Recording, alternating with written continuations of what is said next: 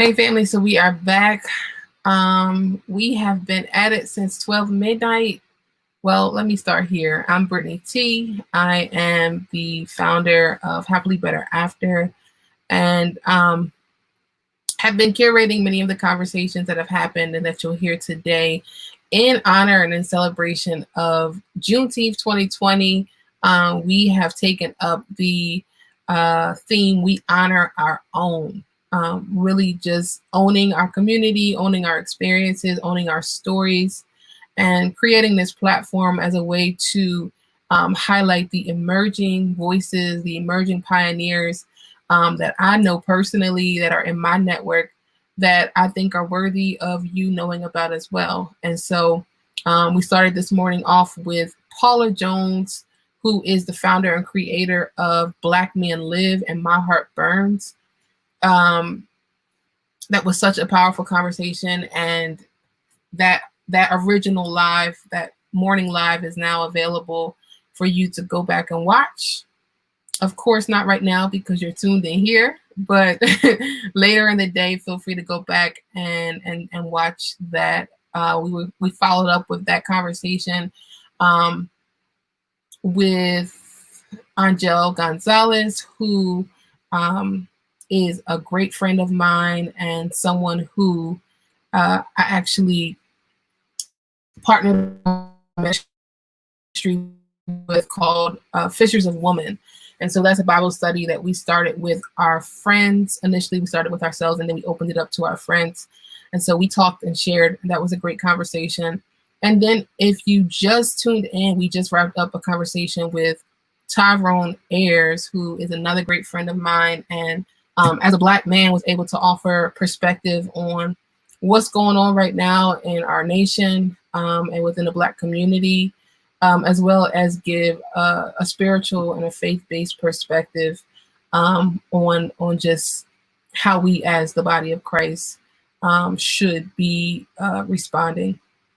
And so now we are moving out of our faith segment and into our family segment for the day, which really just highlights different individuals who are doing things around the themes of family, or just who happens to be family to me, or maybe a combination of both. And so I'm really excited to share this first guest in this segment, who is my sister, is my very own sister. I don't think it's necessary to say sister-in-law. This is my family.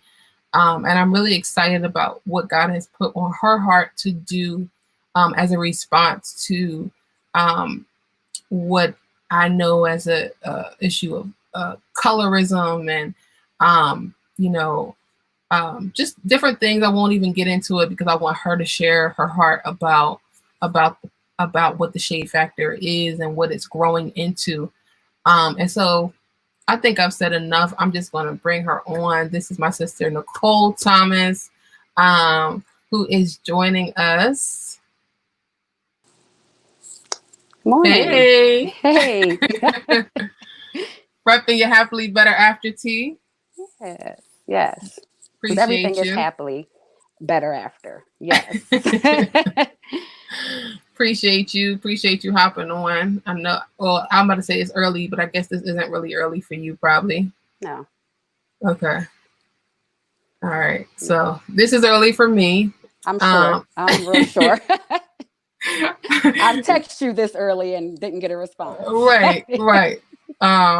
So no, but I'm glad that you were able to come on and just share one, before we even really get into any real dialogue about shade factor, and learn more about what that's about, what you're working on. I just want to open up this segment in terms of talking about family, to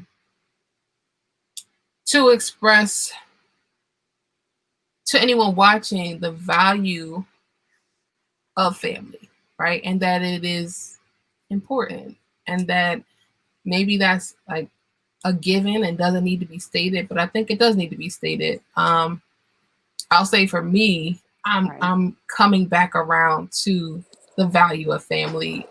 Of course, knowing it, right? But in Right. terms of truly valuing it and truly just being patient and suffering long and making reconciliation a priority and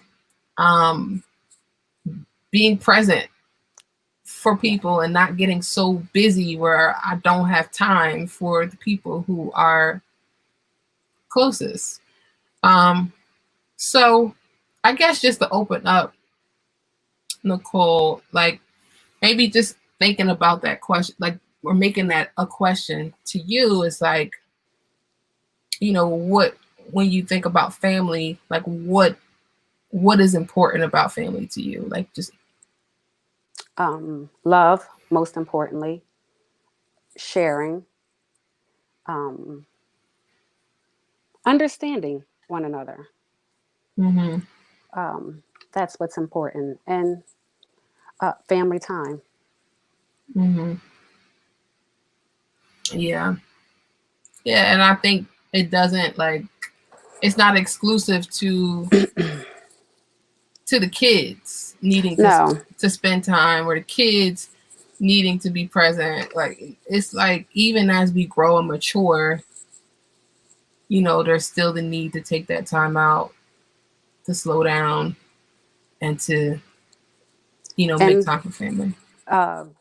some people talk about coronavirus as being unfortunate, but fortunately for me and my home, we were able to really come together. It made us sit down.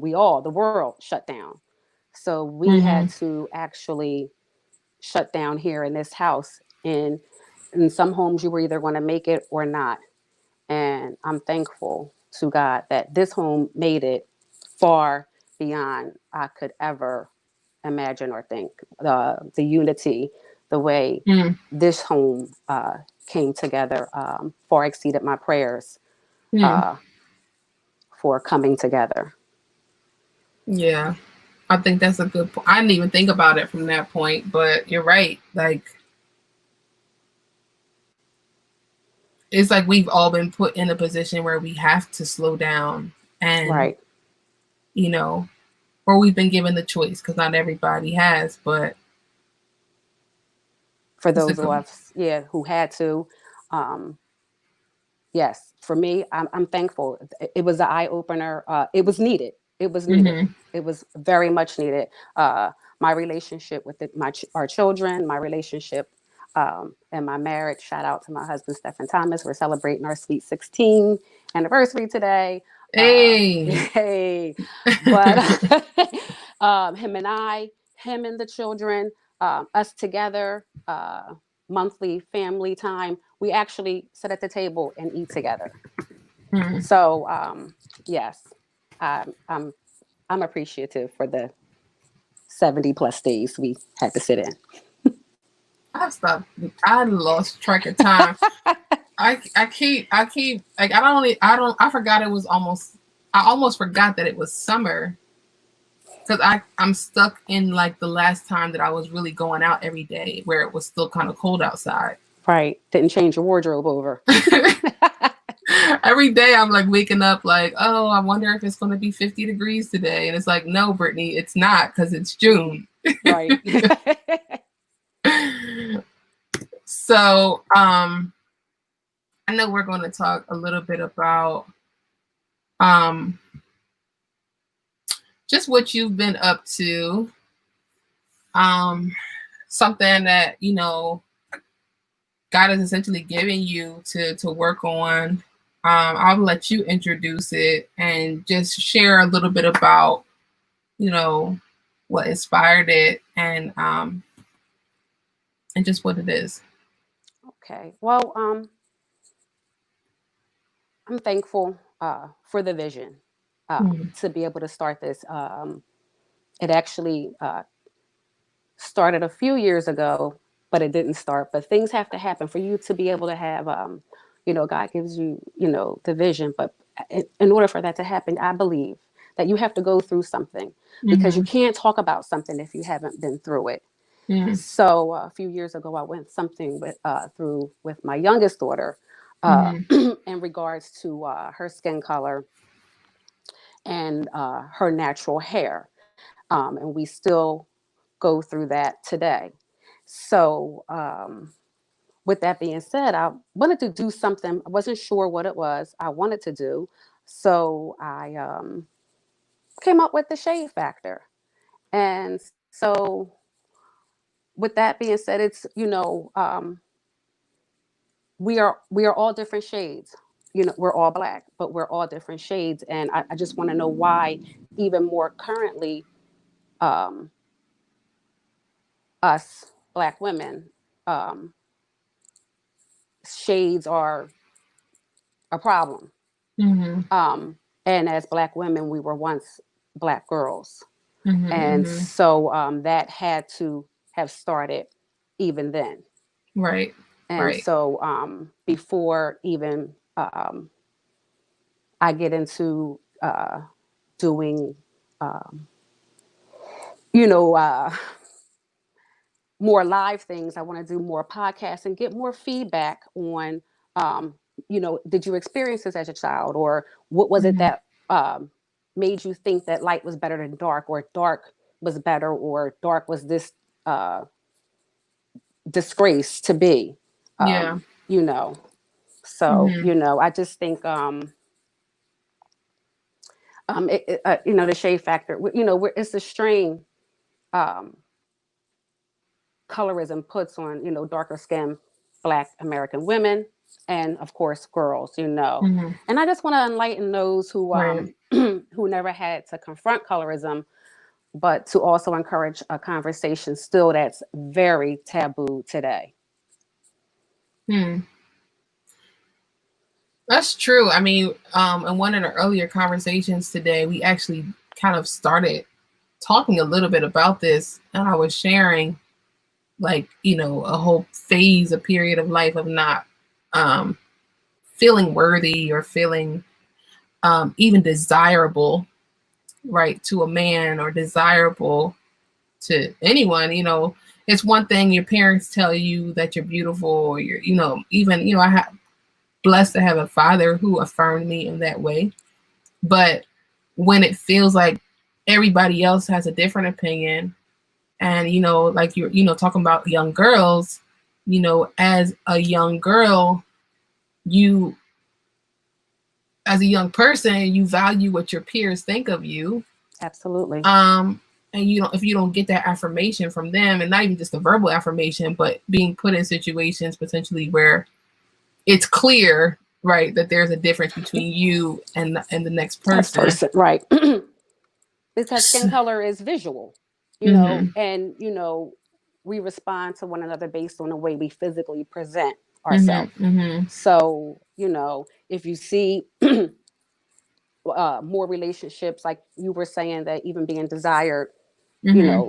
besides dad telling you something, but Mm-hmm. by someone else, it's hard to see that the lighter skinned girl gets the boyfriend, and, well, what's wrong with me? Mm-hmm. you know and um I didn't experience this too much, and maybe it was hidden with the my other two girls, but definitely with the younger one. um Mm-hmm. it was I have to stand up. I have to Mm-hmm. shut up and do something. Shameless plug. We appreciate the plug. uh no, that's good. I think that's powerful. It's definitely a conversation that is worth having. And I mean, starting it, like you said, with girls, young girls, which is where, like, these things start, like these Right. insecurities start building, um is really powerful. So I'm looking forward to hearing more, seeing more, and supporting however Yeah. can keep pushing you in that. I guess just what are some, maybe just some of the things that you've been able to do, or just as a part of your strategy in parenting, like what's some things that you've been doing yourself to make sure your daughter, my niece, um, feels affirmed in that way. Um, as dad did with you, my dad did with me, you know, affirming her, letting her know you're beautiful. You know, it's just not with me, good morning, but it's good morning, beautiful. You know, you are a queen, you know, Mm-hmm. and it's not about your skin color or the way you wear your hair. And actually, everything about you, um, uh, other races try to be like. They lay out in the sun to get your complexion. They're getting Botox injections and lips and butts done and things like that. I want you to know that you are beautiful just the way you are, and Mm-hmm. I can't help but keep telling her that so that it can instill in her that the next time someone comes to her with um, your afro puff or your skin color or uh, your body is built like a man, and sidebar, you know, I had to show her Serena Williams and thus for Gabby Douglas and Mm-hmm. other women that whose bodies are amazing. Right. That I can I have their body? Your Mm-hmm. body is amazing. You know, and trying to let her know that in this 12-year-old's mind, it's, you know, for me, you know, 50 and full grown, you have to, I'm trying to see it out of her eyes Right. because, you know, I'm not, sometimes I don't get it. And some, you know, she'll say, Mom, you just don't understand. Mm-hmm. And so you know, help me, make me understand. I have to ask the questions. And so, you know, that's one of the things that I want to start with my very first podcast, um, is how, as Black mothers, to talk to those, you know, to talk to our daughters about skin tone.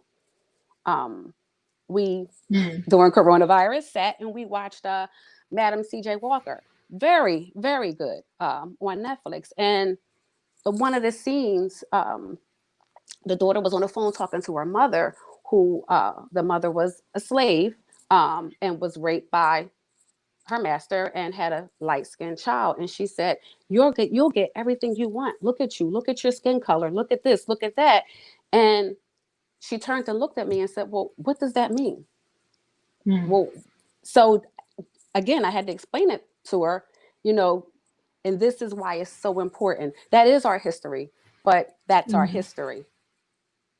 So moving forward, I want to make a change that you too have that right to make it, to do it. You can own a business, you can run your own, you don't have to work for anyone. Mm-hmm. Yeah.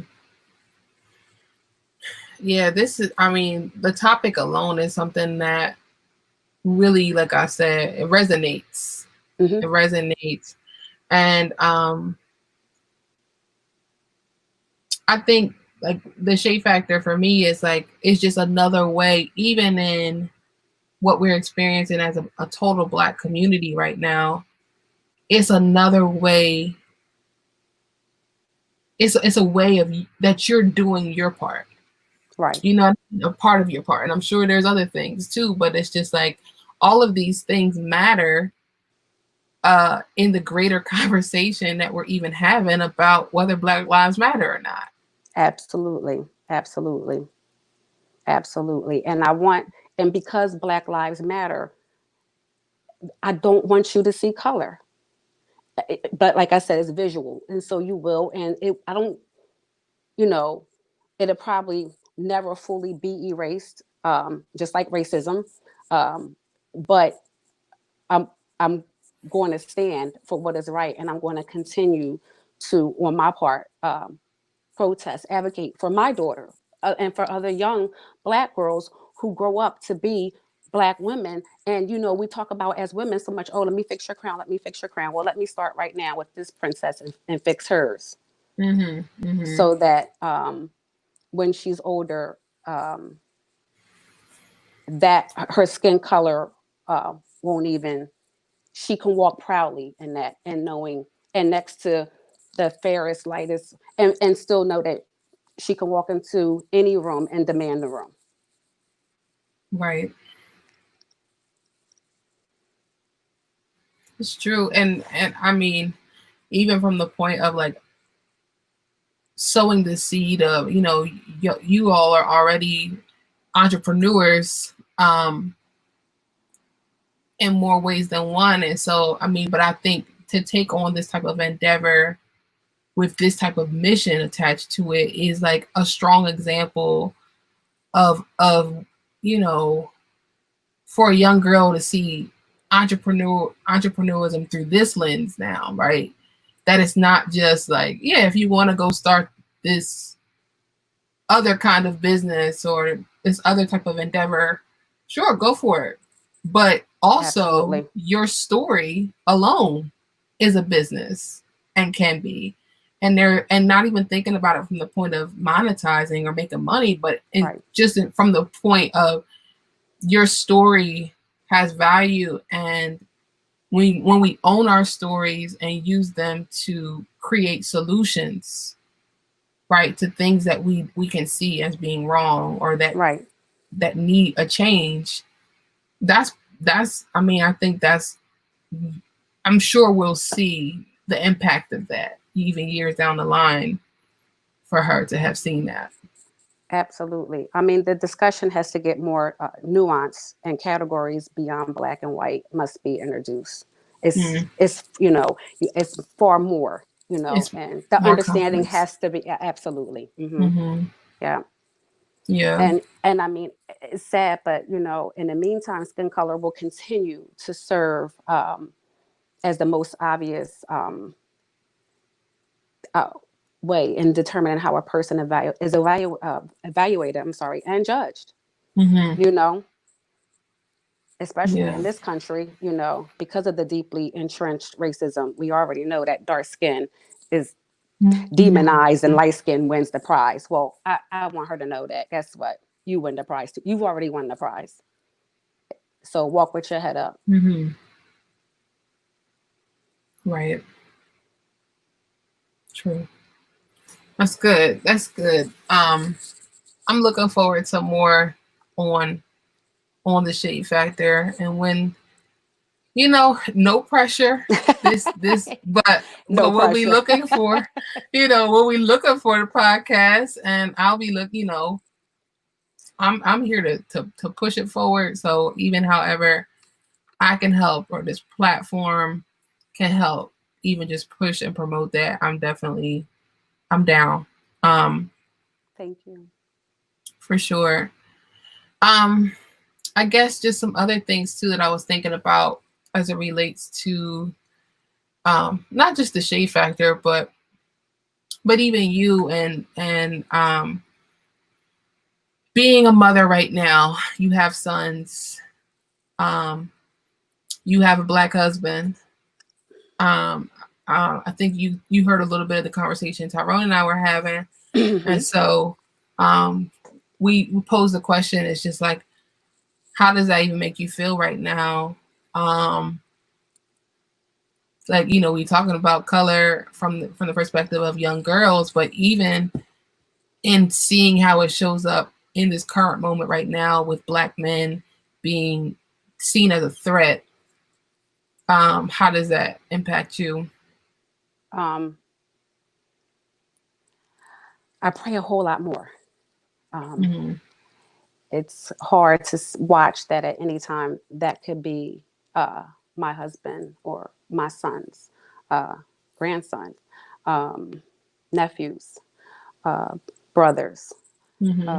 It's very hard owning um, your own business, and with him being on the road, first of all, you're looked at like, you know you're not even supposed to be driving what you're driving, as far as his work Mm-hmm. vehicle goes. And Mm-hmm. at any time, because he is black, he can be pulled over. Right Mm-hmm. in the midst of everything that was happening, we were actually on the road. We went to work with him, my nephew, and the two younger ones went, and the road was blocked off on 676, and he got out, and I automatically started recording, and the kids were like, "Why are you recording?" And Mm-hmm. I'm like, "Because if something happens, no one will believe us." Wow. And they just look, well, why wouldn't they? We were telling the truth. And that kind of hit home, like, because they're 13, 12, and 7, in the back of the trailer, wondering why I'm taping Daddy or Uncle Stephen, why he gets up to talk to a police officer to see if there's another way, a route he could go, because that's Mhm. the route he could go, considering the cargo he was carrying. And, he was like, I'm gonna be fine. But, even it was more so the fear of him approaching the officer when he got out of the truck, because now Mm. you're walking too. Yeah. And I knew his motive. But anybody who was watching the tape, or and we see thousands of videos out here now, on social media, on the news, that it could have been that he was provoking when all he was getting was an answer, a Mm. solution, a way to go. To teach my sons, especially the 23-year-old, when he was getting his license, because this is not new. Mhm. Okay, stereotype, you know, DWB, driving while black. uh, I'm telling them, because you don't find this in the DMV handbook. Turn on your headlight, turn on your overlight if you get stopped. Put your phone on record. Go live on Facebook. I teach them respect, but I have to go over and beyond. Yes, officer. No, officer. Don't. What was I Mhm. doing? Don't do that. Mm. That's something that you can't find in a DMV handbook. This is something that, I'm sorry, white America would never understand. Mm. What I have to teach them, not just how to parallel park, but how to come home alive. Mm. So yeah, it hits home really, hard. And no matter what the time of day is, if you're out, call me, let me know what's going on. And it's just sad because I don't think any other race has to teach their children other than how to parallel park or use your turn signal um, in driving. Right. It's the truth. It's the truth. I literally remember one time that my tire blew on the highway on 95, and I was on the left, like the left side of the highway in the left lane. So when my tire blew, I had to get over on the left. I couldn't get Go all to the the way right. back to the right. And the left shoulder was like half the size of a real shoulder. So half of my car is still in the lane. Bottom line is that a cop pulls up, noticing that my tire blew, and I've never experienced anything like that, especially not on the highway where I'm going like 65, 70 miles an hour. I've never experienced that. So I was frantic. I was crying. I was just like in a panic. And this officer comes to the window and is like pounding on my window, and That was scary in itself. then is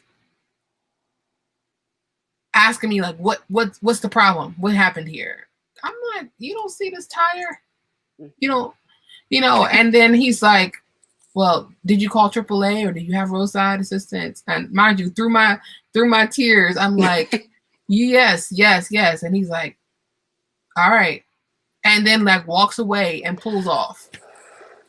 And I was just thinking, like, well, if I would have been someone else, Someone else, would you would have there have been stayed a and little waited? bit more empathy? Would you have stayed? Kindness. Would you have approached the car Differently. just differently, like seeing that I just lost a tire on the middle of the highway? So it's fresh. It can be, like you said, it's like having to learn how to not take that frustration that you legitimately are feeling, because you are aware of the difference in how you're being treated.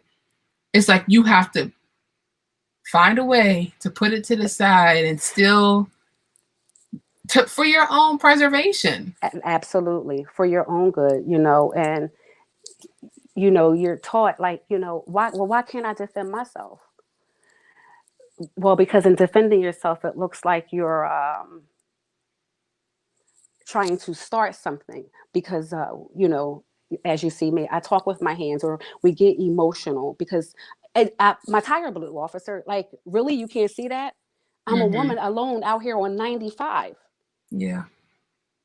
You know, what, officer? I don't. Which way to go? Because this truck route is the way I need to go. Yeah. So I guess just to anyone watching, I don't know. I feel like even and then sometimes it's like even when you feel like you're on point, saying the right things is still not enough. But It's not. It's not. It's not good enough. because this is the Happily Better After channel, I want to encourage everyone to stay encouraged, to stay, you know, as was shared, like to really just find the language to really be prepared, prepare in advance for those types of situations so that as they're happening, you're not shuffling Caught for off guard. words, you're not caught off guard, exactly. And you have something to put forward. Absolutely. And I just, my thing is, I just, mindset is like, you know, Jeremiah 31, part B, you know, have I drawn thee with love and kindness? Like, you know, you got to give love to get love. And then explaining it to 7 and 12-year-olds that sometimes you may not get it back, but you must show love. You must show respect. And it will come back. You know, you may not see it today. You may not see it tomorrow, but because you're accountable for you. So, you know, you can't change anyone but yourself. Yeah. You know, and what do you say then when the 23-year-old says, well, he didn't do anything wrong, Mom. He had a $20 bill and they were on his neck.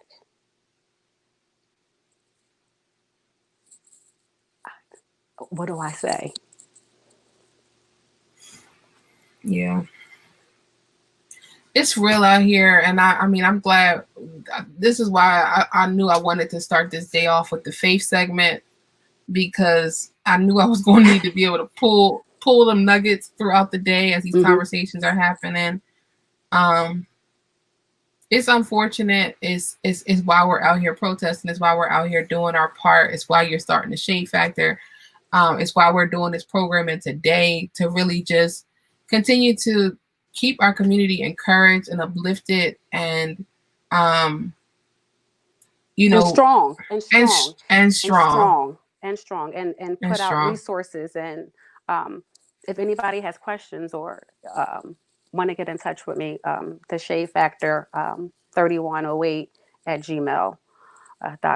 But it's so imperative that we come together, you know, as a unit together, because we can't do it by ourselves. You know, we all need each other, and that's why, you know, drawing you with love and kindness, because I can't draw you with tension and rage. And what am I? You know, we have to show the younger generation. You know, Martin Luther King. You know, I'm sure there were plenty of days there was rage. Plenty of days he felt angered and wanted to display that, but calm, peaceful. And we can, you know, we just can't let a year from now let it die down. We have to keep striving. I heard Tyrone say that his job yesterday told him that he would be off today. Yes, and we need more jobs, and you know, more employers to give their employees off for today. You know, we're off Columbus Day, which don't mean a thing. That's why I mentioned it. I'm just, this is real talk. And so you have to be real with everything that you're saying. And that's just what I believe. And, you know, the most I told, you know, my 7-year-old, he's not going to remember so much of what's going on right now. But I want you to know that you were a part of this, and you will remember at least what I'm telling you to be a part of. And you know, I remember Rodney King. You know, you understand what I'm saying? So there will be things that will trigger back to him, you know, more than anything. He'll remember the coronavirus and how he had to spend the last 4 months of school at home. And, you know, I tried my best. Along with getting to know each other and us being in this home, it's a lot, hey, how are you? Not only how are you, but how are you? How's your mental? Yeah. And then this, then the racism, and no, we have to continue to fight. We have to continue to educate. Right. Um, I appreciate everything you share. I'm like I said, I'm really excited and looking forward to more and to hear more. I'm really curious to hear more of what young girls have to say. Um, I, a lot of times, like the conversations are steered around the adults and steered around what the research says, but the best way to know what's going on is to ask people. And I really think we need to inquire more with our children in terms Absolutely. of knowing how they're doing, not just going along with what they say, um, and being willing to create spaces for them to Be open. be Let them open. talk. I was one where my older set would say, you never listen. So in learning and parenting, and nothing's the same, and everything changes, and there's no perfect parent handbook. Now I listen. You know, I hear. I heard you, but I wasn't listening. So now I'm actually listening, because what you have to say matters. Because I can't take. I can't not listen to you here in my home, but listen to someone outside. Mm-hmm. So everything has to start here in the home. I'm not looking for the world to tell my daughter she's beautiful. She's going to hear it right here in this home. Mm-hmm. She's going to be affirmed every day on how beautiful she is. Her hair, her skin color, her body shape, her athletic ability, everything about you is a win. So it starts. I believe it starts here in your home. Love and hate is taught at home. Mm-hmm. And so, in order to then um, to help our community, then we can go outside of our home with that love and instill that, because we already see what hate does. Right. Absolutely. Well, we have your email at the bottom. So for anyone, who's interested in more on this, if you maybe even have young girls or children um, that you think benefit from these conversations, and maybe you don't feel like you're the person to have that conversation and just need the camaraderie and the support and of another parent who is also walking and has walked through this with their own child. I think it's powerful that we start forming more community, and not like community, right? So parents coming together, Black parents coming together, Black girls coming together, Absolutely, Black absolutely. educators coming together, really supporting one another in the ways that we connect. And It takes a village. it does. It takes a village. So if you've been through this, um, share with me how points, or what you may have done, words you may have said of affirmation to your daughter. um, I'm open for everything. As I'm living and going through this, I'm learning as I'm going. Yeah. But I'm once I'm learning never stops, and I'm going to keep educated, and I'm going to keep more than ever now, you know um, no stress. But the podcast will be up and running, and I want to try. My goal is to every 19th of every month moving forward do something, Mm. and put that out there, and eventually maybe you know share a stage or so. Um, but it's very important that we teach our young girls to love themselves first, because so many women look for it outside of their home, and find it in the wrong places. And I don't want that to be for my child or Yeah. anyone else's. Facts only. Facts only. Safa says, thank you for this educational segment. We are destroyed for the lack of knowledge. I'm looking forward to hearing more from the Shade Factor. Love you both. We love you too. I love you. I speak for me. Absolutely. Yes. She already knows. Yes. I love you. Yes, definitely looking forward to more. Sherry White, who is an educator, says active listen creates a space for vulnerability to know what to affirm and to enforce. Absolutely. Thank you. Just creating the space, that is huge in of itself, just creating that space. So again, Nicole, thank you so much for coming on. I want to personally just tell you that, like I said, I will be following up. I know to make sure this is that. progressing, and to, you know, make sure that if you need any help or anything, that you're raising the flag and not feel like you have to do it all on your own. But I also want to just say, one, because the theme is centered around honor, every person who's come on, I've really been just intentional about highlighting a personal point that I appreciate and honor regarding them. So for you, I just want to say that I honor you for your commitment to family.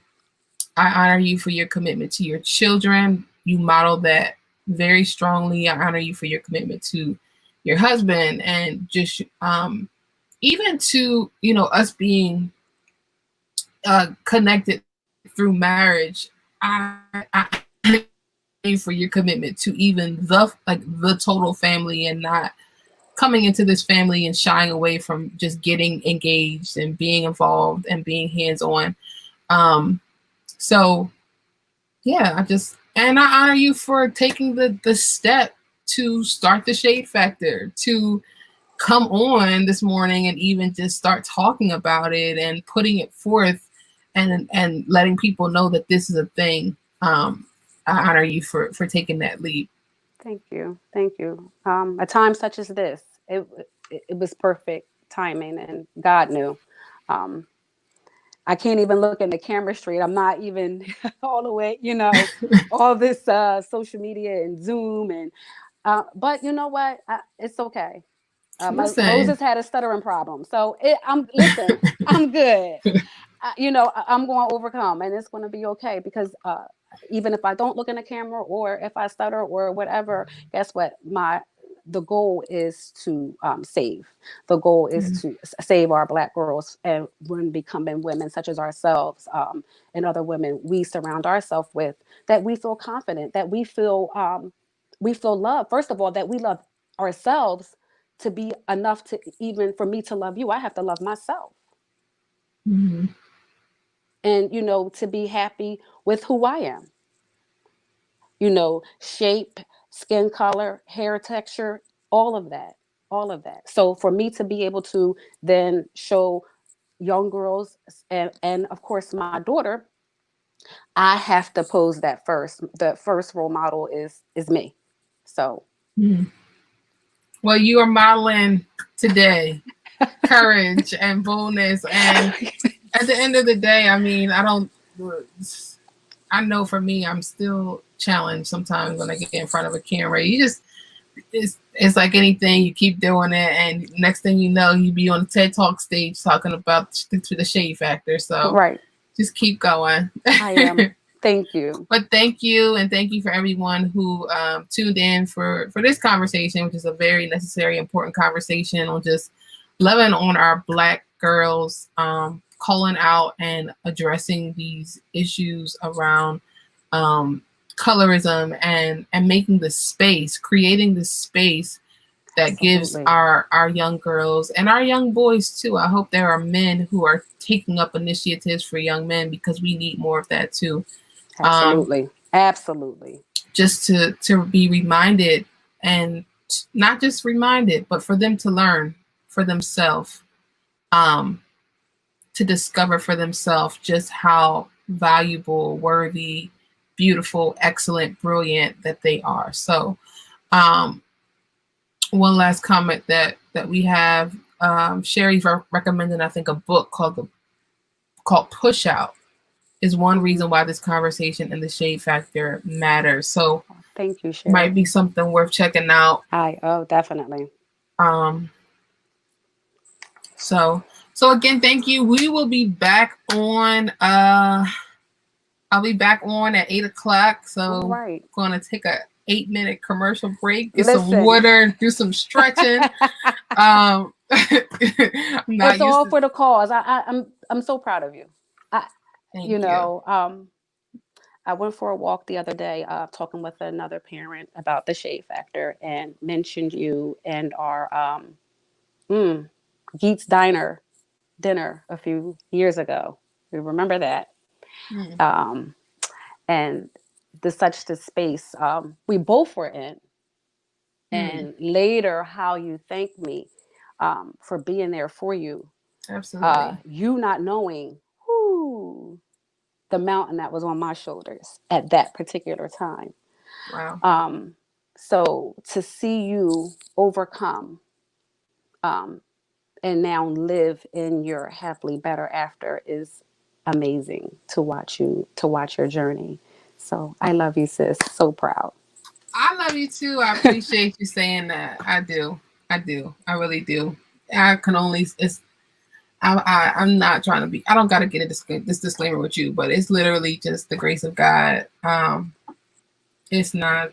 It's not even Brittany Thomas. So, thank you. Thank you. All right. Thank you, everyone, and we'll see you in a few.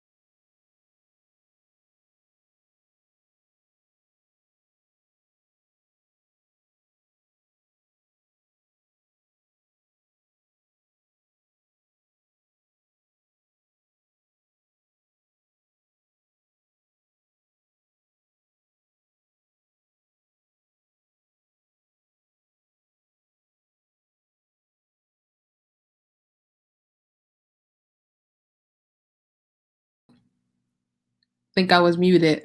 Good morning. Good morning. Thank you to everyone who came back in, those who stayed in. Thank you for being here. Happy Juneteenth. Uh, I'm excited to just take the space today to celebrate this day and all that it signifies for the Black community, especially right now. And every year, Juneteenth has always been a thing. So to everyone who's tuning in, everyone who had the day off of work, who took the day off of work, even if you didn't have it, shout out to you. You deserve it. Um, the day so far has been pretty action packed. We've been going since midnight, and at midnight we had Paula Jones, who is the founder and creator of a ministry called My Heart Burns and also Black Men Live. She was on with us for 3 hours, and we were just talking and dialoguing about from the theme "Let the Woman Roar," and really talking about Black women and what we believe is the moment and the time for the Black woman to roar.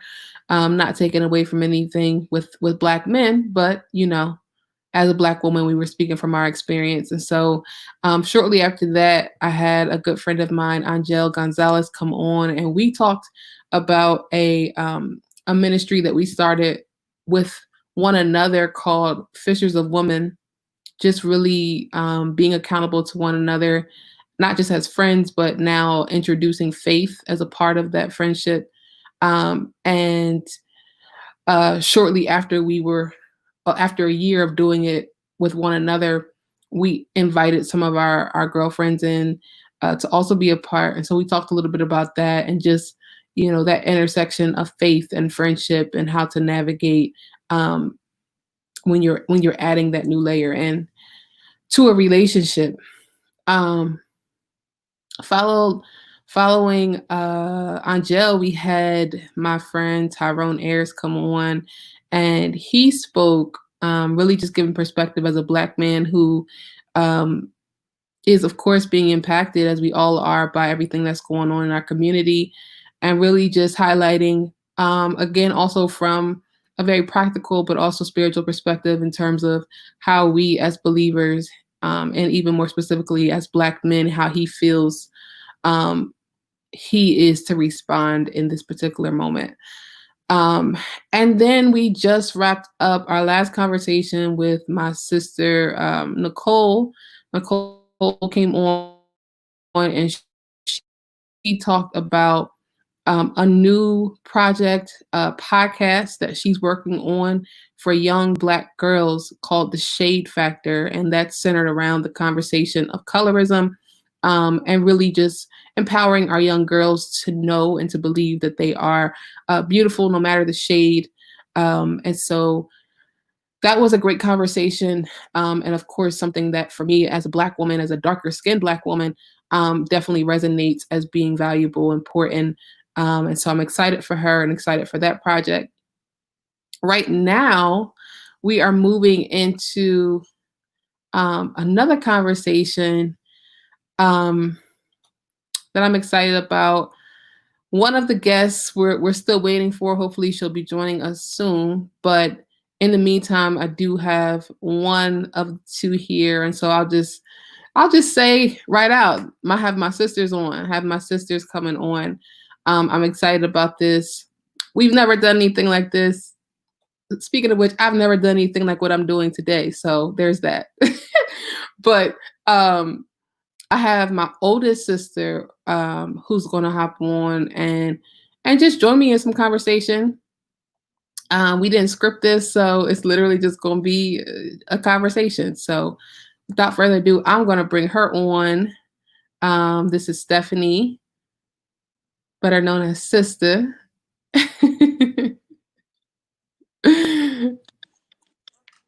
Good morning. Good morning.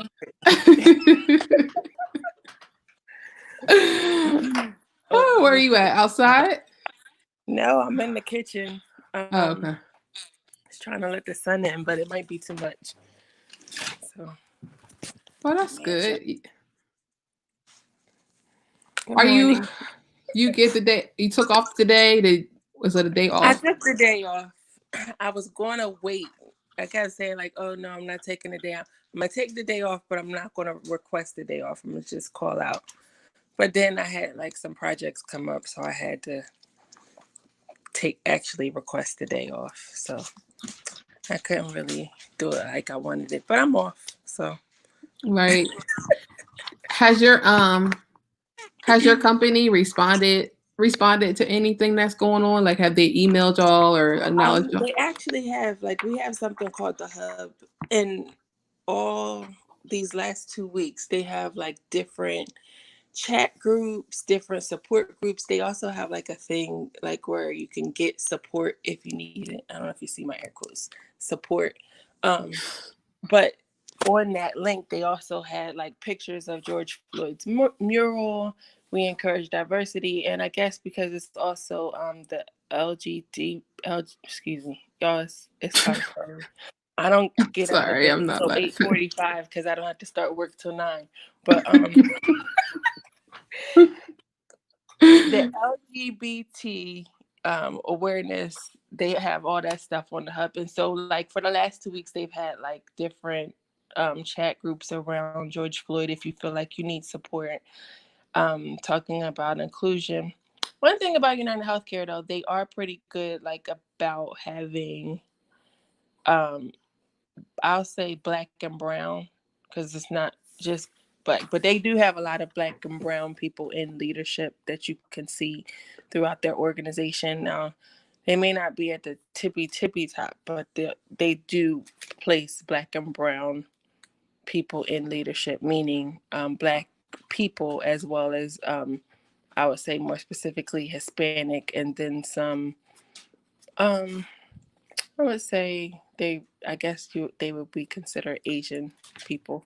Because I want to be specific. Like when I say black and brown, I don't mean to say like just Like black people. shade. But like, yeah, I mean Mhm. actual black people, and then other people that have some color, but they're not black. They don't consider themselves black. Mhm. So they've been good about it. Now, on a more local level, I don't know that my organization has really responded in the way that I appreciate. Just from conversations I've had, like with, my manager and the team that I'm on. I don't know if their response is actually reflective of the company at large, but I think that's more that's more of the issue that a lot of people deal with, is like these companies come out with these different emails and posts and stuff, but then on a local level or the actual people that you work with, the response may not actually be as um, appropriate, in my opinion. Right. Yeah. I mean, it's a lot of people I feel like who are out here giving lip service in terms of, I mean, not saying that's your company, but I'm just saying like It could be. feels like, they're saying and doing what they need to do to make sure they acknowledge it, but not necessarily like really, I don't know. Yeah. And you know what? I mean, that's good. And I think that we should only support companies that at least will come out with some type of statement to say they're in support of Black Lives Matter and that they will support, the protesting. I think that's important because I don't want to just keep spending money with these companies that are, sending money to support Trump or supporting things that I don't believe in. But also, I don't think that we can rely heavily on these companies to save us, or this government or these people. Like, people keep talking about allies, and I think allies are important to shift the conversation. But I don't need a white person to save me or to save my community. I feel like we need to do that for us. Mm-hmm. So. Yeah, that's been the reoccurring theme this morning. Just like that very thing. And I don't know. I guess that's that's the inspiration today behind, or even this weekend, just with um like where does that start? Where does that start with us doing it amongst one another, for one another? Um and and really even the point of this family segment, because I think a lot of it starts within the family unit. Mhm. I know we've been talking a lot about or alluding to like family wealth, generational wealth and legacy, Mhm. and like family savings, and just, you know, making it a priority for us as family to have more of these conversations and plans in place, um, to make sure that we're building wealth. Right. And up until now, like, you know, I think we've seen mommy and daddy, you know, have businesses and continue to progress in their careers. But I think this is like the first time, at least that I can recall, is like really making it a conversation. Right. Yeah, I think money is a sensitive subject because for us growing up, it just kind of seemed more like, you don't really ask your parents how much money they make or what they're doing with their money because that's not your place. Mm-hmm. But a part of building wealth is making sure your kids know how to use money, how to handle money, respect money in the sense that, you're not just spending frivolously. And then also you respect, the time it took for you to earn that money. And then also understanding the tool of money, or the how the money system is set up. Like even with credit, like at first, when I first when I first got my credit cards, even though people said don't do it, don't get them, don't get credit cards, I got credit cards and I just was balling out. I went on vacation. I got my first cell phone. I was shopping, and it was stupid. But if you can recognize that credit is a tool, it's a tool that can be used for wealth. It's a tool that you can use to build wealth. It's a tool you can use to build your children's wealth. It's I won't go into it, but there's several Black business owners that give a lot of free content around credit and in building your credit, building business credit, using business credit as opposed to personal credit, setting businesses up so that you can then give those businesses to your children when they become, a certain age, when they become of age 18 or 21, whatever you feel like is appropriate, so that they're in a position to, inherit that wealth. And then it's kind of sad because a lot of us, our wealth is tied to our home, right? Like that's our biggest asset. But if you don't own a home and then you don't have insurance, then when you die, what are you really leaving your kids? And that's another thing. I mean, I'm not here to bash us. I love us and I think we're amazing in so many ways. But we have to get some life insurance, because this Cash App frenzy is crazy and it's not okay. I'm not When laughing you at have it, but children, if you have a child walking this earth, call, and I'm plugging them because that's the only people that I know. But you can get Select Quote will give you a $25 a month term life policy that you can pay for by the year, by the month, by the quarter, whatever you need to do. Tell them I got a budget of $25 a month. Now, maybe that'll only give you $5,000. Maybe that'll get you $10,000 term policy. I don't know what your age and your health is, but you need to get some life insurance. Like that's a part of wealth. That's a part of making sure that your children are okay and making sure that you're not burdening them with your death, even if you're not leaving them a lot. It is expensive to bury people. It's expensive. It's expensive to bury someone, and that is a cost that sets a lot of us back. Whereas in other cultures, when somebody dies, that's a come up for them. I mean, it's not talked about, but when someone dies in another community or another group, another race, I'll say, not just like race, because I don't know. I think there is a distinction between Black Africans, descendants of slaves, and Black Caribbeans, because it just seems, I don't know, some of the different thought processes and ideals we have about around money are different. But when somebody dies in those other groups, they have a life insurance policy in place, they have a will in place, they have will and testament to say who gets what within there. There isn't this struggle around finances after the death. There may be, internal struggle, but it's not around money. So I would say, like, in building wealth, that is one of the key things that everybody can do. Everybody's gonna die. Everyone. We all have an appointment. We're all gonna die. So if this is something that's meaningful to you, wealth, family wealth, building generational wealth, you can't build generational wealth and then not have a life insurance policy. Why? Because unless you got millions and millions of dollars that you're leaving your family when you die, they're going to need something to bury you. And I'm not talking about your insurance through your job that two times your salary, because you never know, what's going to happen with that. I'm talking about actual life insurance policy you could put your hands on. Term life policy, probably, because that's going to be the cheapest and most effective, most affordable for a lot of us.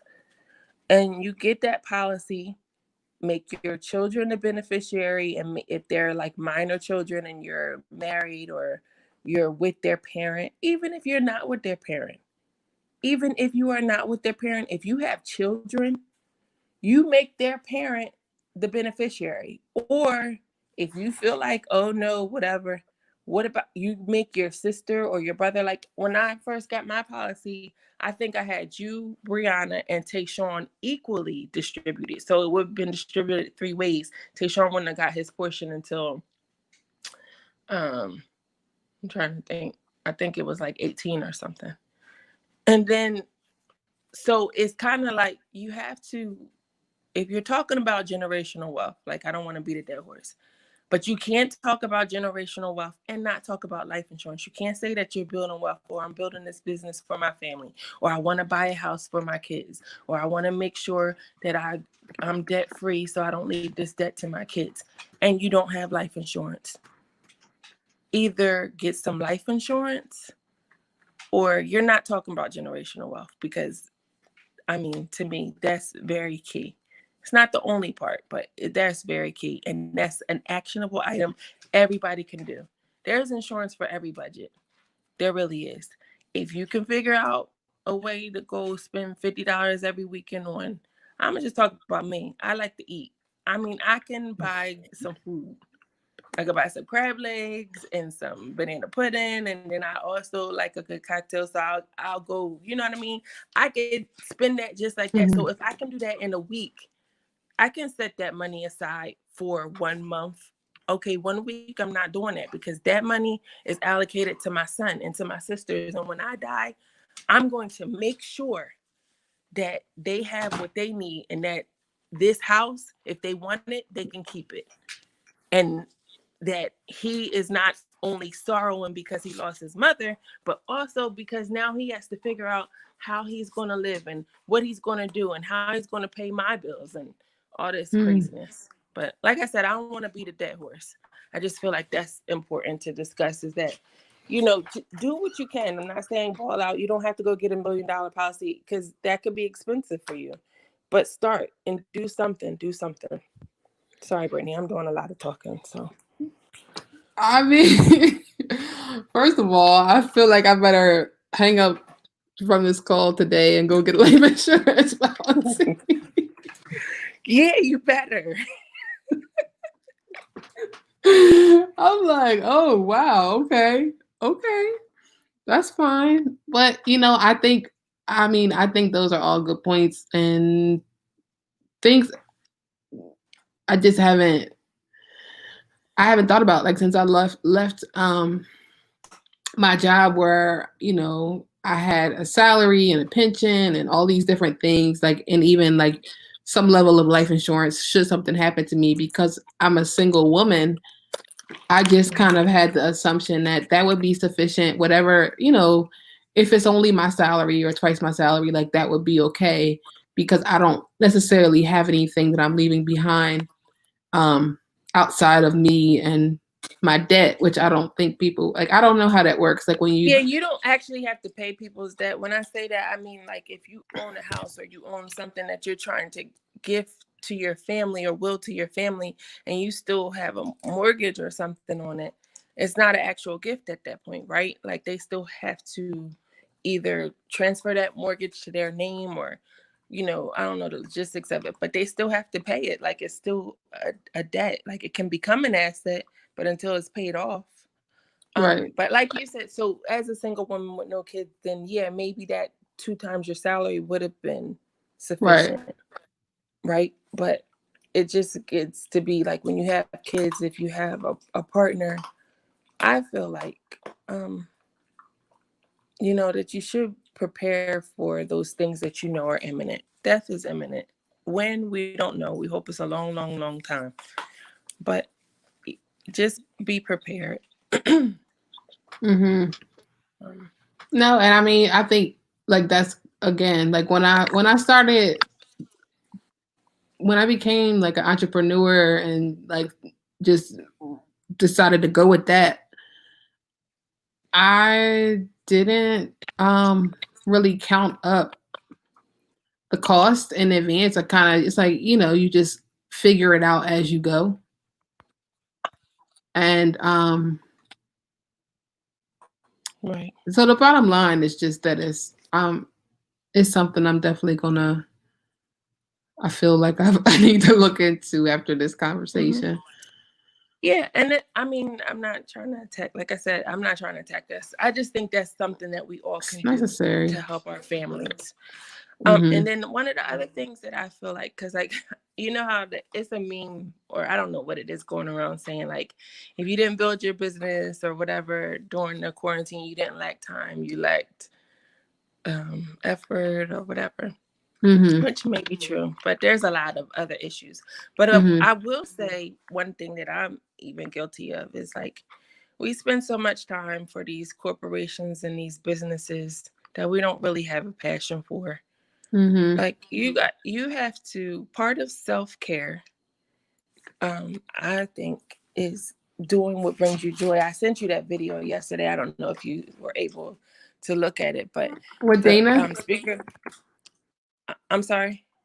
Dana What'd you say? Chanel, the one with her. Yeah, and she was just Mhm. saying about how Black joy really is the answer to you know, a lot of what ails us. Like even just the fact that we've been able to persevere all these years and get through oppression and systemic racism, it's been Black joy that only not only has healed us, but healed, you know, basically the nation has really just created this whole American culture.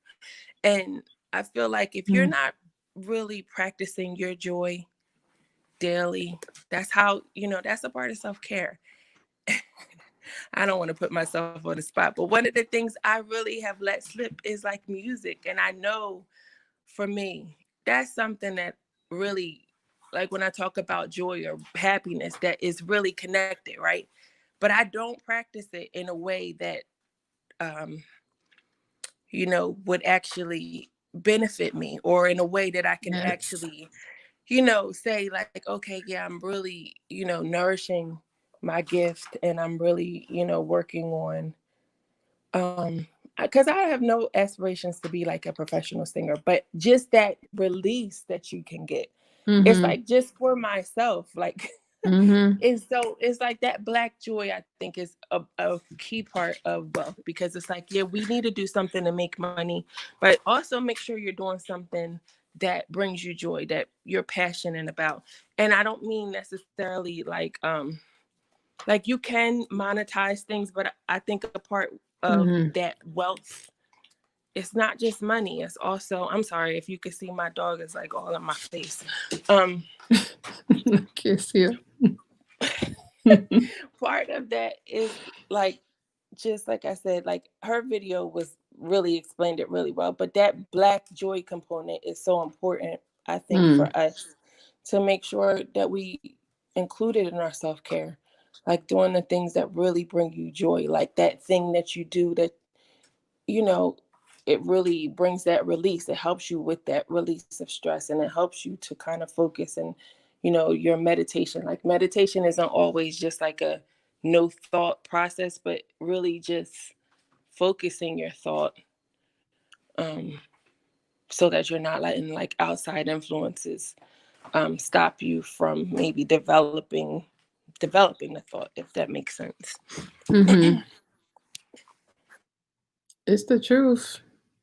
It's the truth anyhow. And just because I can, I'm just going to give a plug, a shameless plug. It's not shameless. Well, it is shameless. Yes, that's what shameless means. It's not. No shame involved. Happily Better After. That is exactly why, part of why we exist is to promote, coach, and celebrate progress, the concept of better, and really promoting, coaching, and celebrating you into whatever you know for you to be, that, like what Stephanie is talking about, that place of creativity that brings a sense of wellness to your life and to your lifestyle. And so in that spirit, I'll be checking in to make sure that, to see how you're coming along with cultivating that singer voice. Listen, don't start. I'm serious. I'm very, very serious. So Just talk. Yeah, I'm just gonna turn the video off because I gotta take him out. okay. Okay, so for anyone who's maybe recently joined the conversation, I thought I was gonna have both my sisters on this morning, but our one sister, Brianna, she recently just had a baby. So when I went in there to just see if she was joining the call, I think she might have actually just have laid down for the night, or I don't know. But she may or may not join in. But my oldest sister and I, Stephanie, we've been talking, and really so far we've just talked about, you know, as a family, you know, talking about legacy, talking about generational wealth. Stephanie got me together, and maybe some others, about the need for life insurance, and basically just let us know that you cannot talk about generational wealth and not talk about life insurance, that is a part of essentially how people are able to obtain generational wealth. So I challenge anyone who's listening to maybe do some research. Maybe we'll be able to put together some resources and share them out, even as a result of this conversation, to just offer some resources around different life insurance, easy life insurance options, just to get started. And then the last point of conversation, talking about self-care, and a part of that being doing what brings you joy, and finding that place of that creative outlet, really just cultivating the part of you that you know is a God-given part of just who you are, and a part of what brings you, as she said, doing the things that bring you joy. Sherry says joy is an underrated aspect of life and momentum. That's why celebration is a huge aspect of my life and wellness coaching. So yes, that is absolutely true. Let me see, Sherry, if you want to put it in the comments, or I can even find it myself. I want to share out. I think Stephanie might have got booted off, so hopefully she'll join us again in a few minutes. But Sherry White is someone you definitely want to connect with. She is the founder of the Restored Tribe, which is a alternative and holistic health service. It's listed as an alternative and holistic health service. She is a lifestyle and wellness coach, helping women leaders move from overwhelm to overflow. and just amazing spirit, and definitely on point in terms of the educational piece and expertise behind what she's sharing out. So I think Instagram, I know at least I follow on Instagram as the Restored Tribe. So if you are a woman in leadership, or a woman, and leadership could be all kinds of things, mothering in leadership in the sense of in a profession or industry, um, and and just need some support in that area, that's definitely someone to connect with. I think Stephanie just got back in. We have about 10 more minutes in this conversation. Again, this particular conversation is not anything scripted or anything we had any talking points, but really just starting the morning off with just some conversation. All right, she's back.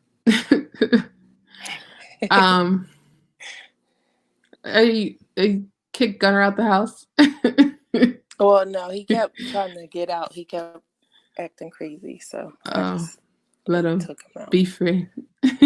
Yeah. Sherry, you are welcome. So we have about 10 minutes left. I guess just I'll ask you something I've been asking a lot of people this morning, just about like having you having a Black son, a Black, partner, and a Black father, brothers. Like how do you feel impacted, if at all, by just everything that's going on right now, or even as a Black woman? Like, how do you feel? At times I feel like it's kind of heavy. So I've been trying to kind of like log off of Facebook, and I don't, I have to preface and say I don't watch the news. I refuse. I feel like it's just feeding negativity, and I can't really internalize that right now. But sometimes it's really heavy. But one thing that I feel hopeful about is this generation that's, rising up and coming up, is that it seemed like, and maybe it was my generation, there was like a period of apathy between Black people, where we felt, we got a good job, we have, white friends that we're cool with, we're integrated, there's biracial children and interracial relationships, so we've crossed that bridge.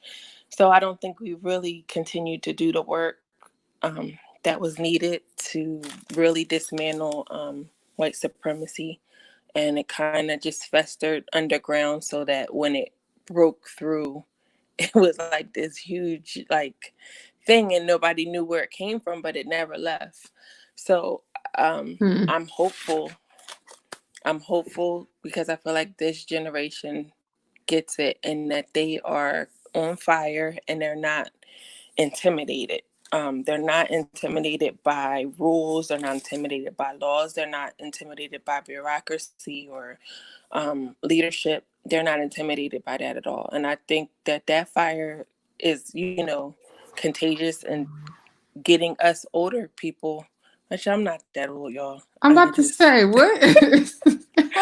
I know I'm probably older than maybe some of your listeners, but I don't consider myself that old. I'm under 40, so I'll just put it that way. But I think that's good, because that fire, I think, is contagious for us, right? Like, they're on fire, they're excited, they're organizing themselves, and I feel like that kind of is really, can be a catalyst for us, for change, to say, all right, we have to get behind these young people, either help them in assisting their movement, or some of these movements that we started, like, right, we have to go back and redo that work and complete the work that we kind of just left because we thought the change had come. So Mm. I feel excited in that sense. Like I said, I will say that sometimes it's heavy. Sometimes, but you know what that is? That's like media. And that's one of the things I've decided. I don't really watch those videos. People send links and I can kind of read the content without watching the video. Because it's something that you internalize.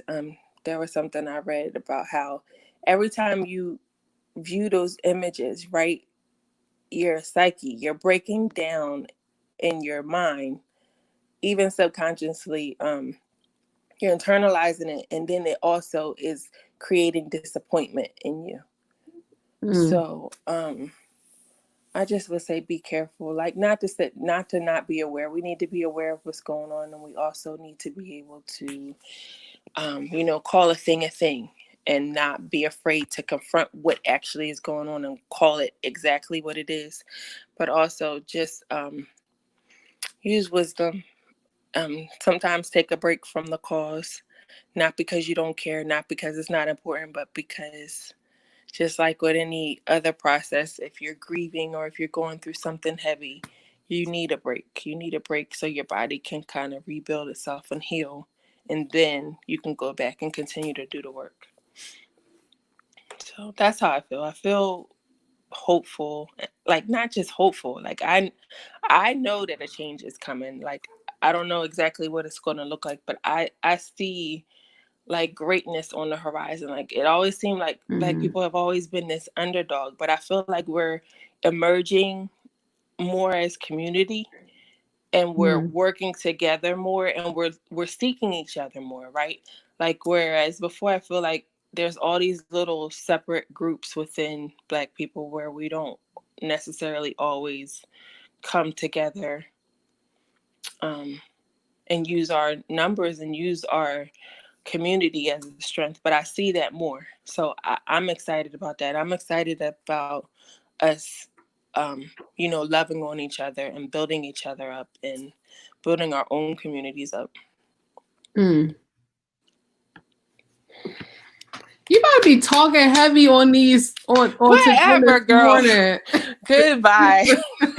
Just coming with it. No, get out of here. I'm not lying. I'm just like, okay, this Well, is good. A long time ago when I went to Rowan University, initially I was a communications major. But then I went to the CAP Center and realized they didn't make no money. So I changed my major. That ain't right. If you are a communications major or here, no, it's cool. I think my path was definitely designed, because I don't think I could have figured out where I was going or what I was going to do. So I'm happy with where it's taking me. But thanks, Brittany. I thank you for letting me on your platform. I think this is awesome what you're doing. I always tell people, like, my sister is so innovative. Like, you hear that word and you think, like, what does it mean? But Brittany is always coming up with the thing. Like, that's her thing. Like, all right, well, what can we do different? How can we improve it? Like, how can we make this new? And I think that's so cool, because people like me just want to, like, skateboard and like, all right, y'all got it. That's cool. But no, Brittany really wants to get to, like, the thing that's going to make it better, that's going to make it new, that's going to make it innovative. Like she really is an innovator. Like when I think of innovation, I definitely think of you, because you definitely like will break down some doors and change some things and make it different. And I like that. I'm proud of you, little girl. Thank you. And I will just wrap this up, because everyone who's come on, okay, true to the theme of honor, which we didn't even talk about, that we honor our own. So Stephanie is actually also a part of the Hoop Council, that we honor our own council that we formed, and actually are hosting our first We Honor Our Own award show virtually tomorrow. So if you want to tune in at 6 p.m., we'll be going live for like a virtual red carpet-ish. I have no idea what that will look like. But at 7 o'clock, we'll be actually going through and honoring some just worthy pioneering people in our family. So tune in for that. But the other thing I was going to say is that everyone who's come on, to the theme of honor, have just been able to say something that I honor and respect and appreciate about them. And so after this conversation, I mean, I had some things planned I was going to say ahead of time, but after this particular conversation and finding out that you are Don't do it. versed in life insurance, generational wealth, credit, credit. What else were you? Let me see. Let me go back to my notes. Credit and there was another piece that went along with the credit. The life insurance piece, very educational and informative. Even just in terms of like when you were talking about the like making the connection from a historical context back to like the gap that apathy, I think you used was the word, within the generations. I'm just over here taking notes like I'm in class. Whatever. I had no idea you knew all of this stuff. I'm serious. Like where have you been hoarded? Please, Brittany, stop it. I'm serious. I'm hanging up today and going to get some life insurance. I was very inspired by what you had to say about it. Well, I'm glad. So, you To know, God be the glory. you know what? I can't. Hey, she's a comedian. That's what I was going to start with. Don't start. Comedian. But no, but thank you. This has been good. I think I needed this to wake up this morning. So thank you, Stephanie. Thank you for coming Thank you, on. Brittany. Love you. Love you too. You're doing a good job. Thank you so much. All right. All right. See ya. Bye. So that felt more like not a comedy hour because it was really informational. Like it was incredibly informational. I'm just so impressed and not even being sarcastic. Like I'm genuinely just, you never know what the gifts are that are right within your own family, within your own home. And that's exactly what today is about. Honoring the pioneers right within our own families, right within our own communities. In putting together something like this, it was kind of tempting at first to like reach out to some big name people and have them a part of this. But then I kind of went back to the theme. We honor our own. I really believe that there's a work that starts in our home, that starts with the people who are closest to us. And even in honoring one another, there's a healing that's being exchanged. Even just in affirming someone that you would have otherwise maybe not have, that conversation me and my sister just had, we've never done anything like that. We've never really been that. We've never even really been like a mushy type of family, or I won't say family. My dad is he's our leader in the sense of affection. But this in of itself is a process of healing and reconciliation and all of these different things that are unfolding just simply by coming into each other's spaces, lending the space for each other to share and exchange, and ultimately walking away from the space better than they came by just affirming them of their brilliance, of their creativity, of whatever it is. We all have something. There's good news in every story. There is an element of good news in every single story.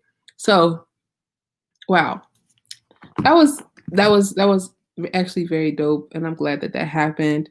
I have just in time. I'm going to actually get some water very quick. And I'll say it's 8:51. Literally at 8:55, I will be right back. I want to make sure that I get some water. I want to make sure that I keep getting up and stretching throughout the day. And most importantly, I want to give you a chance, an opportunity to share this video. If you're watching from Facebook, feel free to share. If you're watching from YouTube, feel free to engage in the comments. We would love your questions as we're talking to different individuals. If there's questions or things you want us to engage as a part of the dialogue, I welcome that. I'm so grateful that y'all have tuned in. This has been such an amazing day, amazing morning. Happy Juneteenth. And like I said, we will be back in less than 4 minutes.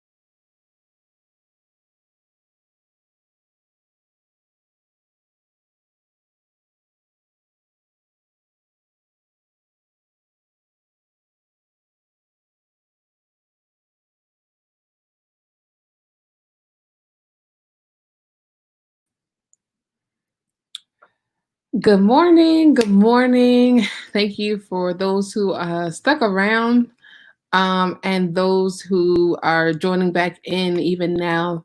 So grateful that you are spending your Juneteenth, happy Juneteenth, by the way, um, with us here at Happily Better After. My name is Brittany T. If you are new to the page, new to this conversation, and I am the founder and creator of Happily Better After. We are a creative wellness organization centered in promoting coaching and celebrating progress.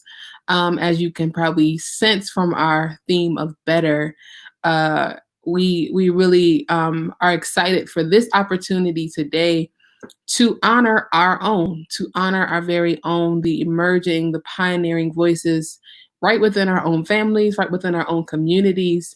Um, it's such a necessary time, I believe, to just let people know that they're valued, and to just not take for granted what people contribute as a part of our everyday lives. So I'm grateful for this segment that we are now in our second conversation, um, which is our family segment. And so before I introduce our next guest for today, um, I do want to encourage you and remind you that it is a good thing. It is encouraged to share this video. Um, Feel free to like as well as to engage us in the comments if you have questions, or even if you just want to co-sign something that's been said, a amen, a hallelujah, or however it is you feel led to just affirm what's being said. We would love that engagement. And also, just to give you a couple announcements in terms of what's coming up, even still in the day, after this conversation that we have now, we're going to have Serena Joy come on. She is a poet, um, uh, and a teacher, I believe, educator. So she'll be on at the 10 o'clock hour, followed by a really uh, exciting conversation with these two beautiful ladies on mentorship, motherhood, and ministry. And I won't give you all too much in advance.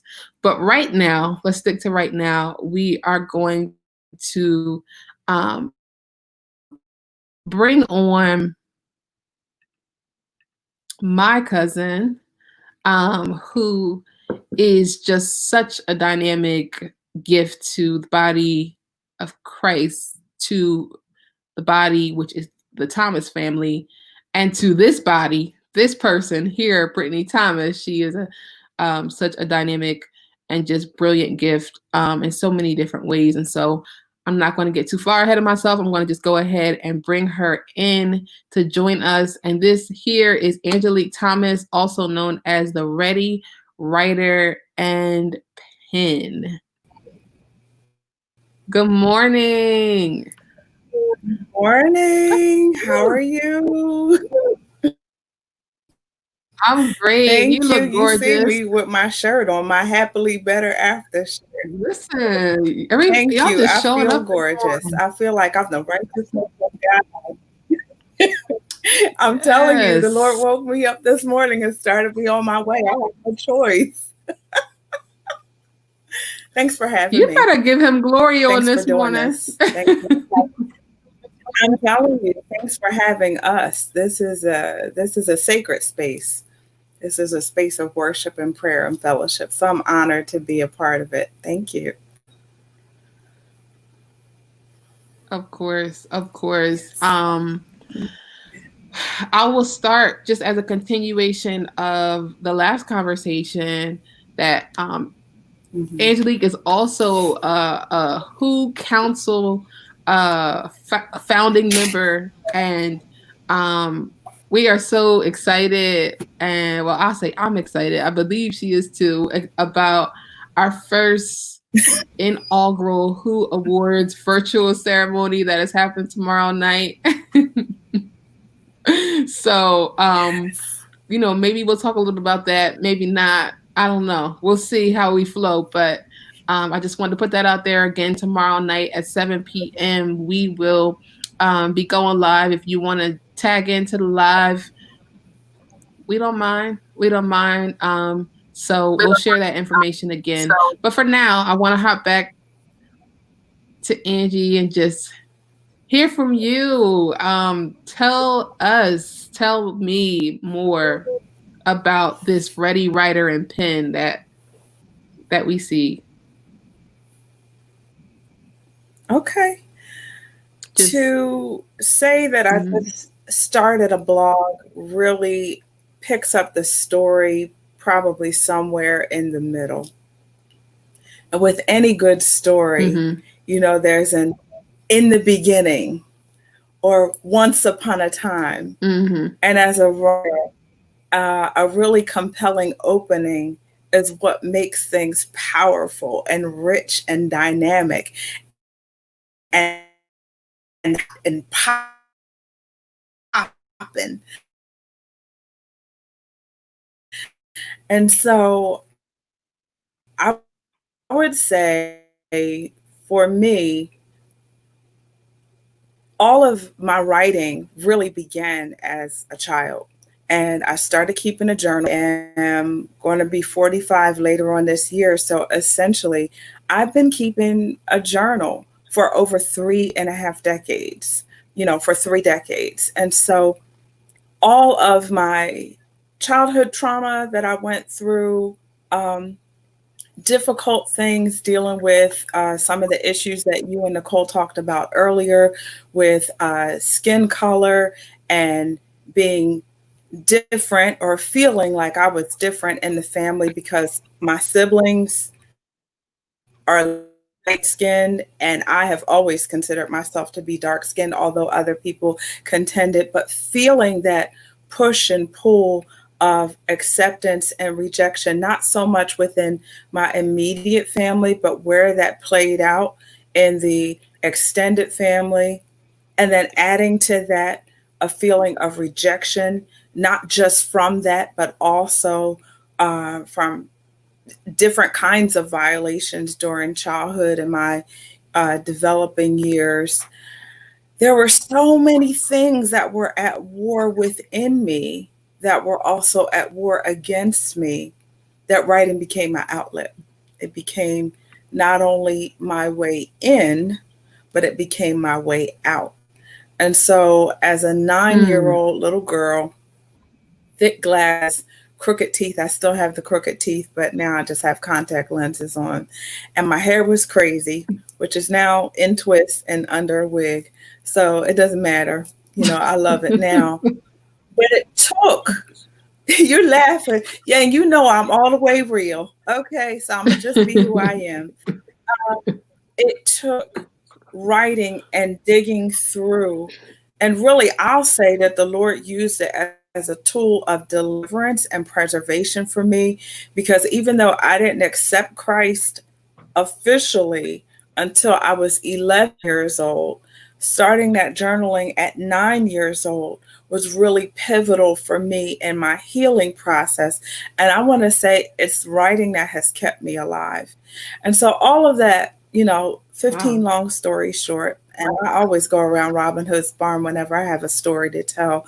But really, throughout the course of my life, writing is a staple. It's as essential as breathing. And if I do not write, then I am not alive. And so through all of my up, downs, and ins and outs, and somewhere in betweens, writing has been my mainstay. And so after a while, my mother harassed me about starting a blog. Even before that, just for the viewers' sake, we had a first cousin, who was a really powerful man of God, anointed musician, gifted, funny, charismatic. And it wasn't until he wrote a song based on Psalm 45:1 that I even knew that this whole script, the Ready Writer, being in the Bible. And when he was in his transition between saying, I'm going to lay down this life and take up eternal life, that I had written a devotional, and I submitted it for publication. And I had just gotten the information that it was accepted for publication in a publication called A Cup of Comfort for Women. It's like an anthology of sorts. And this was, quite a few years ago, 2005. And so I was writing him a letter to tell him, you inspired this particular devotional. You inspired the name of my writing ministry and business, The Ready Writer. And because you sang this song and you spoke so much into me, look at all of that's happening. We thought we were going to have a turnaround in a couple days because he was having some lucid moments where he was feeling energetic, but we didn't know that the Lord was giving us one last, glimpse of glory with our cousin on this side. And then he was transitioning to be with Jesus forever. And so in the midst of all that, I wanted to communicate to him, the Ready Writer, what you spoke into my life, what you sang over us as a family and as a body of Christ about make my tongue to be the pen of a ready writer, to write upon men's hearts those things that you say, that inspired me. And because of the inspiration of that particular cousin and how God used him in such a transformative way, not only in his living, but also in his transition. And I'll say even now, his enduring legacy has really given some courage, because it was those prophetic words that gave life to me at times when I felt like I was lifeless and like I didn't matter and like I didn't have anything to give. And when I felt lost and thrown away, I could kind of remember not only the words of the Lord, but the words of the Lord through our cousin Kurt that really inspired and just kind of resuscitated me and resurrected me and allowed me to go forward again into what God has called me to be. So there are some other little detours and so forth, but essentially, my mother had been on me. You need to write a blog. You need to write a blog. Mommy, leave me alone. I don't feel like that. This is between me and Jesus. And so about 2 years ago, I want to say it was November. November 2018, I put my first blog post out there on my nephew's birthday, Caleb, November 14th. And that was a time after much turbulence, but also much deliverance had come about through my life, even through some sisters that I had come into fellowship with through a ministry that I'm definitely loved on, supported, and encouraged by. How one of our sisters, as a part of this fellowship, really just began to kind of speak some of the same things that Kurt had spoken, things she didn't even know about 13 years prior. And so when I began to hear the word of the Lord and the wind of the Lord rustling and stirring up, the dry bones that I had let die in the valley of my own despair, I knew that I had to respond to what God was saying. And he was saying that this journaling, and I'll just bring up on camera one of the journals that I'm using right now. This journaling is no longer just for you and me.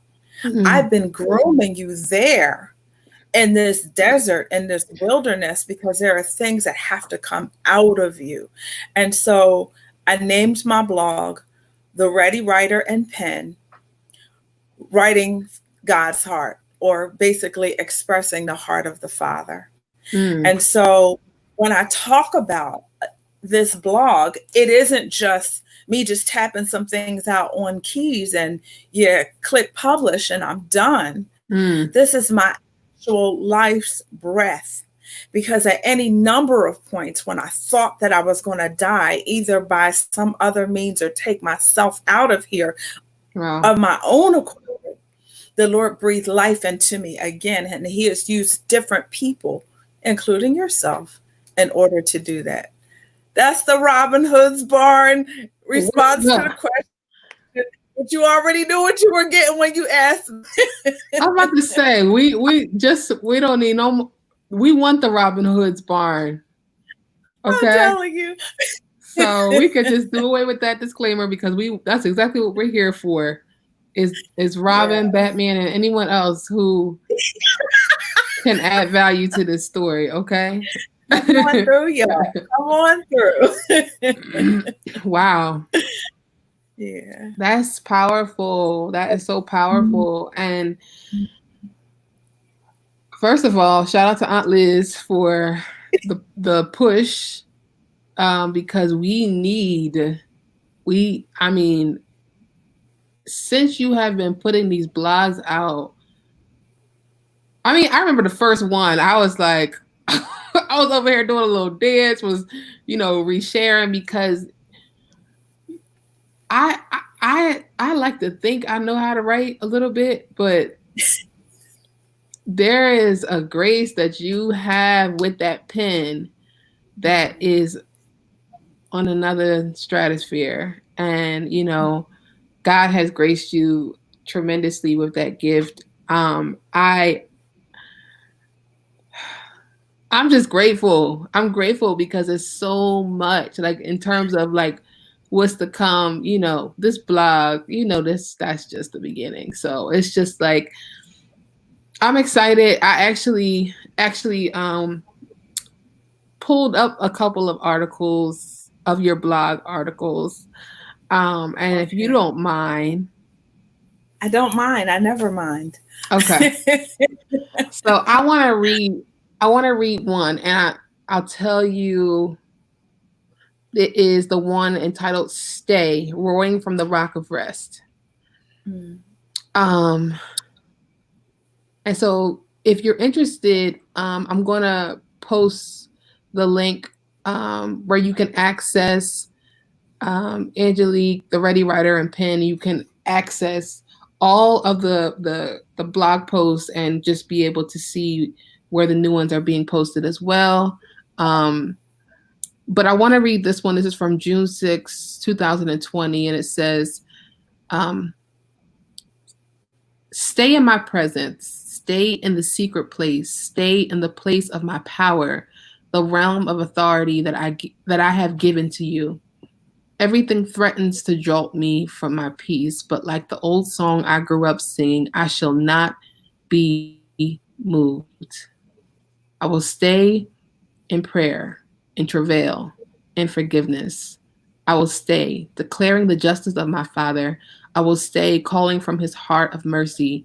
I will stay walking with him in humility and in the fullness of who he has called me to be. I will stay rooted in him as the kingdom woman, the Black woman, the rejoicing woman, the vocal woman, the unapologetically created, wonderfully and fearfully made woman, the righteous woman who is as bold as a lion. That is the truth that I declare and live, the truth that has made me free. Now, that's just a little piece. Sis, I was just over here like, yes. I was over here like just snapping and like, like having a whole moment, and not even just like as a cheerleader, but just to resonating with that voice and that affirmation that you were putting forth is so powerful and relevant and necessary. And so thank you. And then even, this concept of roar, which at this point I think has come up like 5 different times today, or even not just today, but just recently. And I told you, in the month of May, God had given me permission to roar, and he didn't give it to me, he gave it to me, I'll say it this way, he gave it to me based on a recommendation you gave to me to watch something. and I heard someone else minister it as a part of just a sentence, and I was like, that's something. And then we were talking about this morning with Paula, we were talking about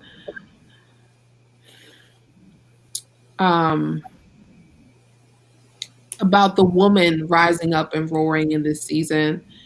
And then this article. And so it's just this reiterative message that I believe that God has just constantly been just piercing throughout the day about taking up our roar. And as you have told me, roaring from a place of rest. And even what I'm hearing you express in this piece. So I'm gonna just wrap that up with that. But I wanted to hear from you, like what was even like some of the inspiration behind writing that particular piece. Well, I belong to a handful of different online writers groups, and the blessing of being in community. And we know this from, having been raised in a huge family. And I mean, our family is huge, but also being in a spiritual community, that iron sharpens iron. And without that other iron present, how can we sharpen one another? And the rest of that scripture does say that so does a man strengthen another or sharpen another.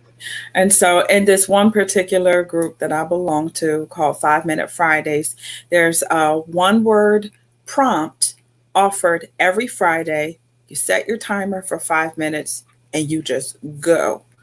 Then you furnish it to the rest of the group for us to critique our neighbor and what we call a link party. And in the link party, basically, you read somebody else's blog, you comment on theirs, somebody reads yours, they comment on yours. And really, you can go around and read it. But the point is that sometimes a writing prompt can definitely be a way to kind of prime the pump to get things started. And that's what happened with me for that, because of my affiliation with this 5 Minute Fridays group.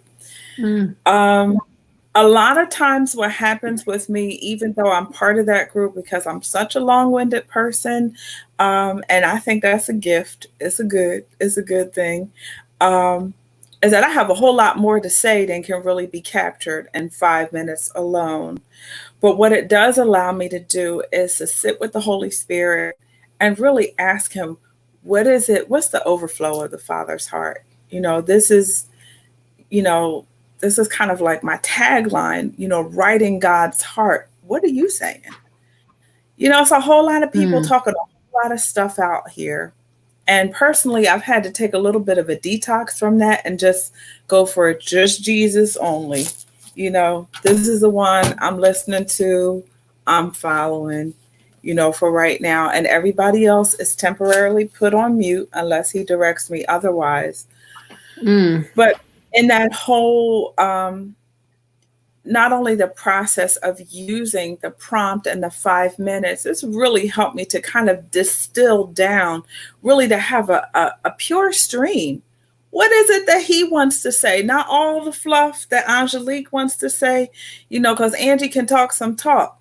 We all know this.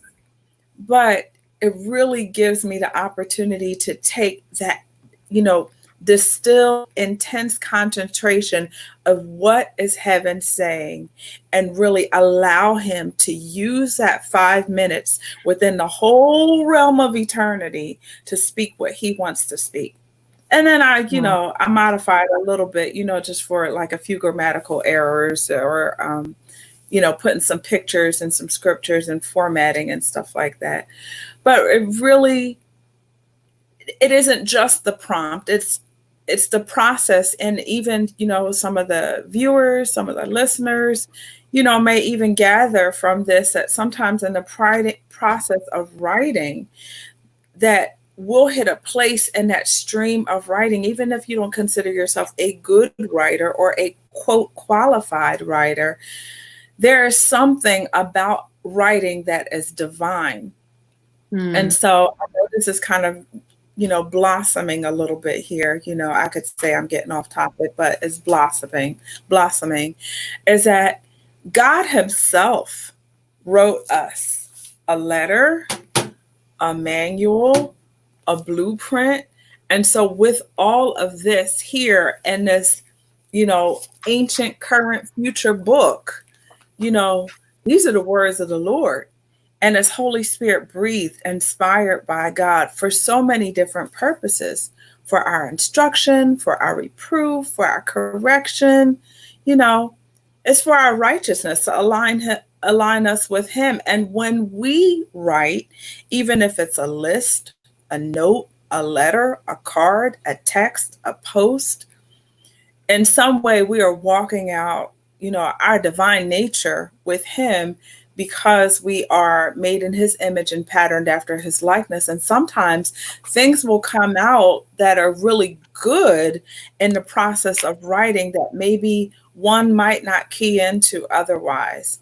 And so the idea of stay, roaring from the rock of rest, is number one, the rock being Christ, and rest because all of the finished work that needed to be done has already been done by Him. He's done the heavy lifting.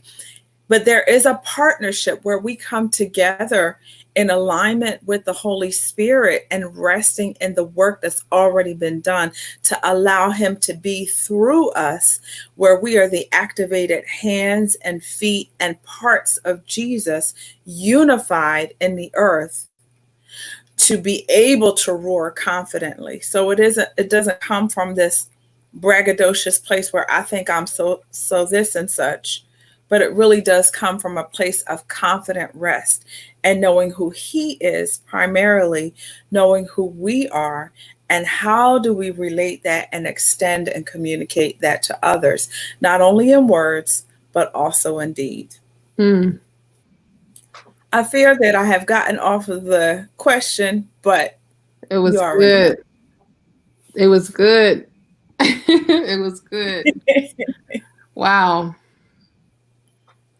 No, that was really good. So who spoke to you about that particular article? I know you have a couple others that you want to talk about. What spoke to you? I think again, like going back to coming out of this month of May, where literally the whole entire every day was a reflection and a prompt and a moment to pray into and to just continue to push into this concept of permission to roar. And then, like I said, at some point throughout that month, you spoke the words of like roaring from a place of rest. And so when I saw this, I think it just connected because it was like almost a continuation and a building upon what had already been planted. And I really, in terms of even just the roar, right? That word itself, we were talking about this a little bit earlier. I think with Paula, I was talking about,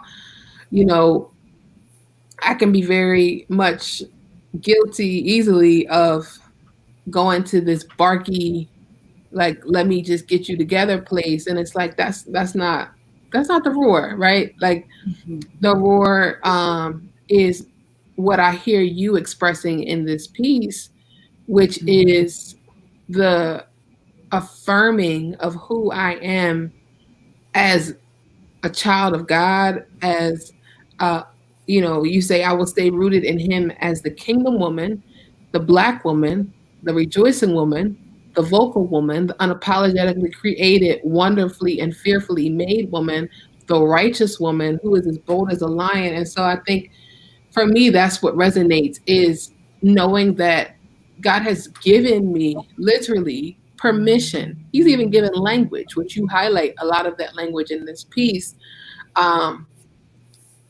to, in fact, walk in authority, walk in a boldness, walk in, to live out that roar. So it was right on time for me. Yay. Praise God. That's good. I'm glad. It's I'm right on glad to time. hear it. So I'm glad. the other thing I know we had wanted to just talk into today was just the generally the concept of faith and family. Mhm. And this is the family segment. And so I want to start by just sharing a little bit. I told Angie this offline, and I'm gonna tell the story again. So um, I'm calling you Angie. The right. How should I address you in this moment? I want to make sure I'm getting it right. How you normally address me? Okay. Look, we're here highlighting the Ready Writer and Pen. That doesn't change anything. Go ahead and see yourself, sis. Okay. All right. So my cousin Angie, and she has been such a voice in my life. Such a voice in the sense of a spiritual voice, in the sense of being the big cousin, the older cousin that you look up to. And even I was reflecting with her on her at a point where she was teaching me and teaching some of our other cousins Sunday school. And it was different with Angie because there was a strong and a true conviction for what she was talking about, for what she was teaching about. It wasn't like she had just, put together something on her way to church or in the car on the way. Like, she was prepared. And, for me as a young, I'm trying to think about the age range this was, but however old I was, maybe a teenager, I think for me, the biggest thing was seeing a young person, a young adult, someone who is older than me, but not so far removed that I can't see myself reflected in them and in their experience, seeing them confidently and boldly show up with the conviction to represent Christ in that way, with that authority and with that conviction. I think it was just like so impactful. Um, I can't compare it to any other experience in terms of, you know, the way that, my experience growing up in church. And so from again, another younger cousin, that was so powerful, and it's something that I know has shaped and impacted my life today. So in the spirit of in the spirit of honor, and the spirit of honoring our own, I just want to honor you for, no matter what part of the journey, um, or no matter how the journey has shaped, what has remained true as it relates to your impact on my life has been your consistency, your fervency, and just the conviction and the reverence and the submission and the fear of God that you demonstrate, and that is evident and speaks to it being evident that your life, your prayer life, um, is intact. And it's not just something that is turning on and off. So I just wanted to just say that. I know like you say, all around Robin's been, but I've been talking officially now for about 9 hours. So all I got is Robin's been.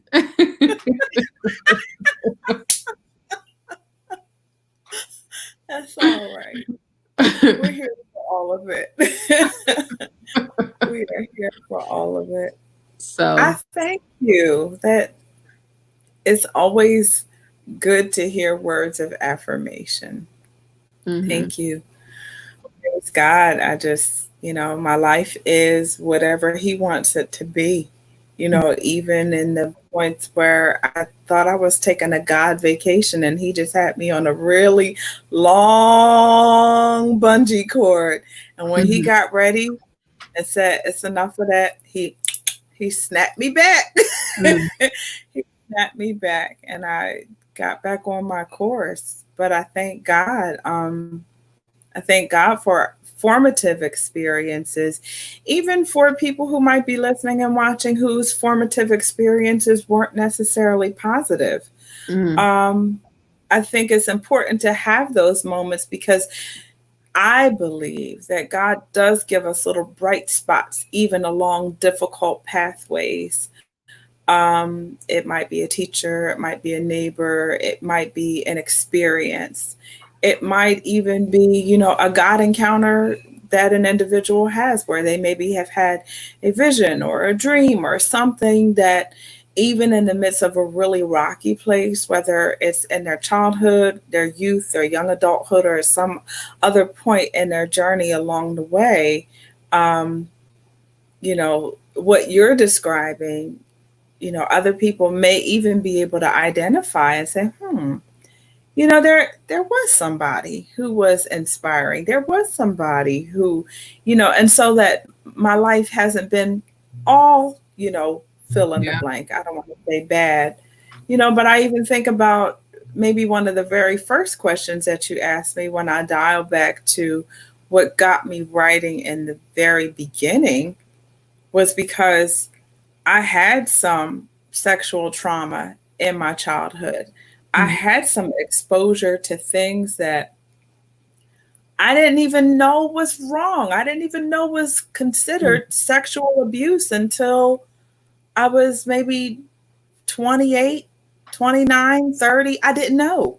Wow. And so things that had marred some of my early experiences and the way that I perceived myself actually gave rise to the very thing that God has not only used to deliver me, but used to deliver others. Mm. And thank God that you have been a recipient of that. And I pray that, through what you're doing here, that will actually catalyze deliverance for somebody else who needs to have the God encounter that will be like that long bungee cord that I mentioned a moment ago to help kind of bring them back to the arms of a loving father, a caring father, an endearing father, a father that never considered them lost because his eye was on them the whole time. And so, what I see you doing here with Who and We Honor Our Own is you are, making preparations to receive the one, but also making tracks to go get the one and bring the one back so that that one can be celebrated and honored. So, I want to honor you and thank you for what you're doing. I appreciate you. Mhm. That's all I can say about that. Um, Mhm. I do want to read another one of my faves. Yeah, fave. Oh, of Yes, and I believe everyone. I did go ahead and post in the chat. If you can't see it, let me know and I'll reshare. But I did go ahead and post the Ready Writer and Pen.wordpress.com where you can take a look and be blessed by these blog posts yourself. So there is one you wrote on May 19th called Loaves, Fragments, and Crumbs, Blessings of Being the Broken Bread. Um, I don't want to read it all because I think some of it was, I mean, you published it, so I guess it's not anything that couldn't be read, but I really just wanted to okay.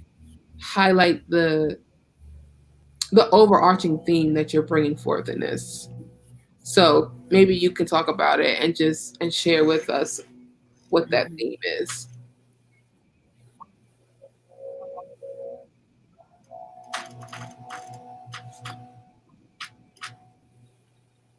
Okay. I don't know which part really struck you, but still in the whole vein of the writing prompt, which I had written something else and then something else on top of that. A friend of mine who is not a believer in Christ, I've been friends with her. We've been friends for probably about 20 years now, and she has just Jesus has not been what she wanted.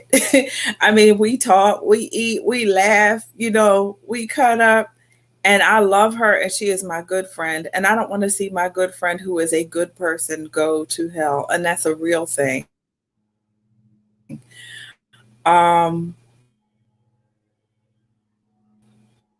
Told me stay in the relationship, stay in the friendship. This is not really about you curating your circle. This is about me doing something that I want to do, not only for her. I just need you to be a friend to her. But I'm also doing something in your heart, that everything isn't about running down behind somebody, clocking them over the head with the Bible. You're a living epistle to be read among men. So let people read your life. Sometimes you have to shut up. And then there are some times when you have to speak up. So trust me to let me navigate and to curate your circle. I know who to put in here, and I know why I put them in here. Yes, Lord. It's a partnership with him. And so sometimes we have to realize that the value of the whole loaf isn't just in getting the biggest piece right in the middle. Sometimes it's all of the crumbs. Anytime my mom or one of my sisters makes a cake, I can just eat those crumbs, just pinch them together. Sometimes that's the best experience. Or that little hot crust layer right on the top, right when it's coming out. It doesn't take a whole lot, because everything that's in the crumbs is in the cake. Wow. And so I think it's important for us to remember, sometimes the Lord is going to break our lives in ways that are not convenient, not pleasant. It's not cute. It's not glossed over, filtered, or touched up. But the same goodness that's in those crumbs that could just fall to the dogs are still part of that entire restorative nature of the loaf. Wow. That's so good. Praise God, because he just gave me that just now. Listen. He's so good like that. He's Wow. so good. He takes that same bread of life, that same bread of heaven, and he keeps serving. It's not like stale bread. And I think I talked a couple articles before that about the hot bread that Elijah was served, as we say, on the run from Jezebel. But how about he was on the run toward the next part of his purpose? Angel woke him up. Come on, man, get up, get up, get up. Hot bread sitting there in the middle of the desert. Dude is taking a nap under the juniper bush. Oh, I'm ready to die. I'm ready to die. I'm done. Hello, did you not just deal with 400 prophets of Baal on Mount Carmel and call down fire from heaven that not only that licked up everything? Did you not recognize that you just helped to facilitate that through your yes? So sometimes I think that we miss the value of the part of the loaf that we play when we kind of turn our focus in again on us and stop looking toward the one who sent the fire, the one who made himself the enduring fresh hot loaf and the enduring living water for our consumption, but also for our extension to share that with others, to be that to others, to be that for others. And they're not going to pull up the tape to the table and say, hey, y'all, I'm hungry, feed me. But we're going to see it in the ways that we're seeing all of the ugliness of humanity play out right now, that there is living bread and living water being served. And as it's being served, we're seeing these moments of lucidity. We're seeing these moments of repentance. We're seeing these moments of restoration. We're seeing these moments of people coming together and aligning around their kingdom identity. But then we're also seeing moments within the people that share our same, spectrum of culture, and race, seeing us come into agreement with what the Father's identity is and what his design is for us, and really developing his heart for us. So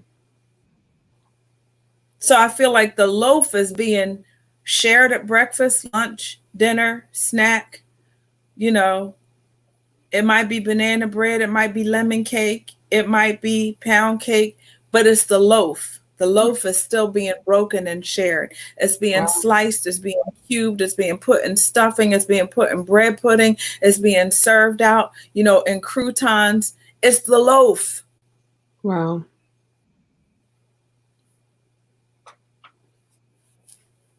Once again, Robin Hood's barn. You don't get to make that disclaimer no more.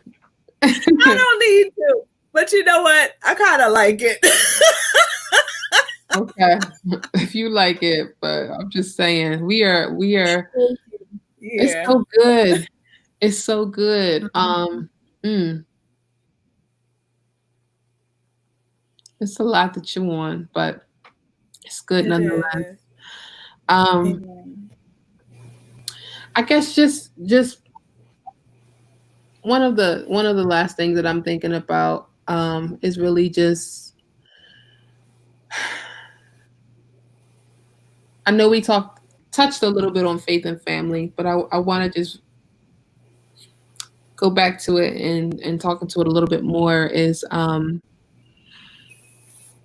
what do you see? What do you think? What do you feel as being some of the strategies, some of the kingdom strategies that God is using right now to unite family, to reconcile family, to lift up I'm gonna say the Black family because we're celebrating Juneteenth, and so I think it's okay to be selfish today. We're talking about Black people, and so to just lift up the Black people, even in the midst of this current moment, that there is a evident exhaustion and fatigue that is also being felt and experienced by a lot of Black people. How do you still see God working this for the good, in the sense of creating, even in this moment, strategies that are kingdom strategies that are almost bringing about a sense of refreshing, and individually and specifically to the Black family? A couple different things, and I might have to ask you to repeat that question before I go off on the trail. But a few things that I'm sensing from the Lord, which all of this comes through, ongoing, enduring prayer, which is a lot of times on my floor. But then it's also a lot of times just walking around the house doing the things that I need to do while I'm writing, I'm worshiping. It is my act of worship. So a lot of times he just gives me things.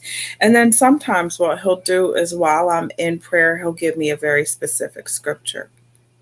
So when he gives me a very specific scripture, whether it's a part of a phrase or like chapter and verse for something I don't even know what it is, I'll see the heart of the Father in that concerning his children, of which we are definitely a part of that family as Black people and as the Black family.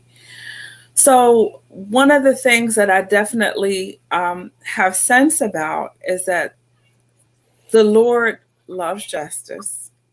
He wants us to do justice. He loves mercy.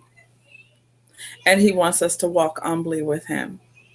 And a lot of times we have this skewed perspective that humble means lowly in the sense that I'm less than and that I'm down talking myself. Um, but humility really is living in righteousness in alignment with what God says about me.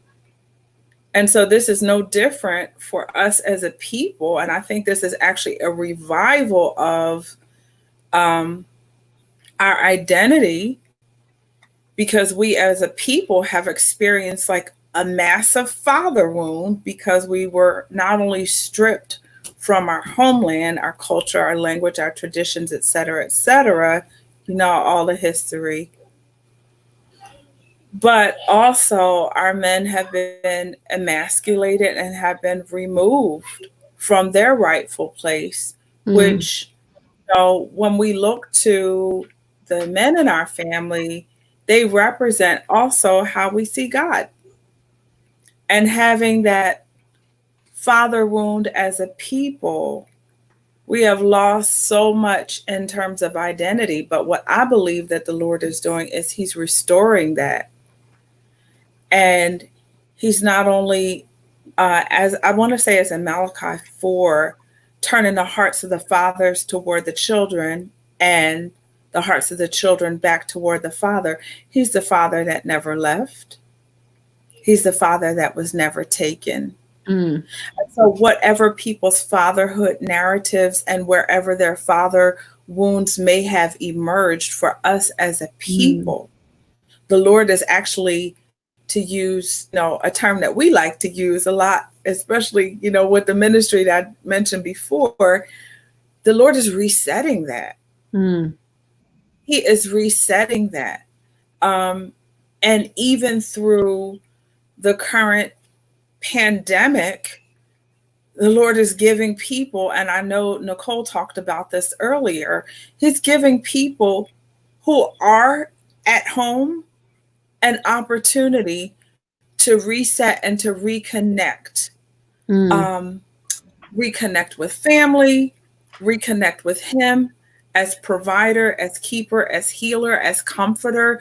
You know, even for those families that have lost someone through the pandemic and even through the violence of injustice. mm. When you don't know that you're coming back home, you handle people a little bit differently before you leave the house. Wow. Mhm. And so, you know, my condolences and my prayers. But as a people, what I believe that God is doing in us is reviving our vision to see His image in us. And as He is reviving that image in us, He's given a right kind of God love, that we have had so much regard for other cultures, other people, other languages, other traditions. It is wonderful. But He is allowing us to begin to cultivate our own garden. And Mm, even in Song of Solomon, you know, the Shulamite bride talks about, you know, I'm black, but I am comely, but I haven't kept my own garden. And so this is wow. where we get to experience the fullness of loving God, not only with our whole mind, soul, and strength, but when we love others as ourselves, we have to love ourselves. And I believe what's happening, even through this, is a revival of identity, a Mm, revival of self-love, and not love that comes from within the self, love that comes from the Father, and beginning to break agreement with the misplaced identity that was projected onto us through slavery, you know, through being ripped from our families, from even monetizing the destruction and destruction and dismantling of the Black family by mm, separating fathers and children. mm, But now the Lord is allowing us to see us even more as He has already seen us. But when we're breaking that agreement, and sometimes the revelation comes about through very difficult, painful, excruciating circumstances, conditions that we don't want.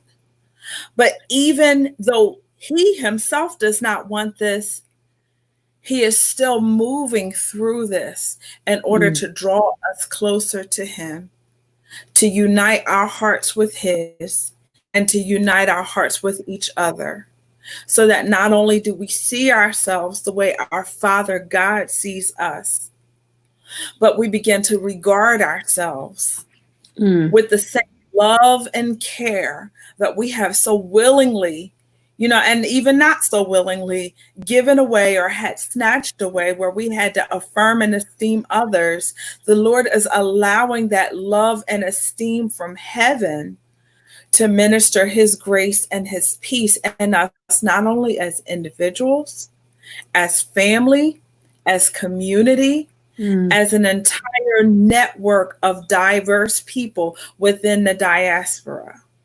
Wow. Does that make sense? Absolutely. So I believe that there's restoration here.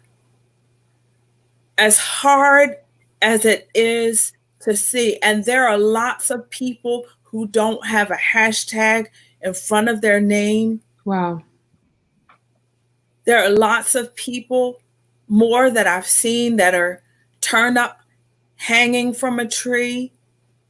All sorts of cases that have gone unresolved, because now people are feeling freer to come forward with their particular story about their cousin or their uncle or their nephew, or there's somebody whose case was not resolved. It was not dealt with.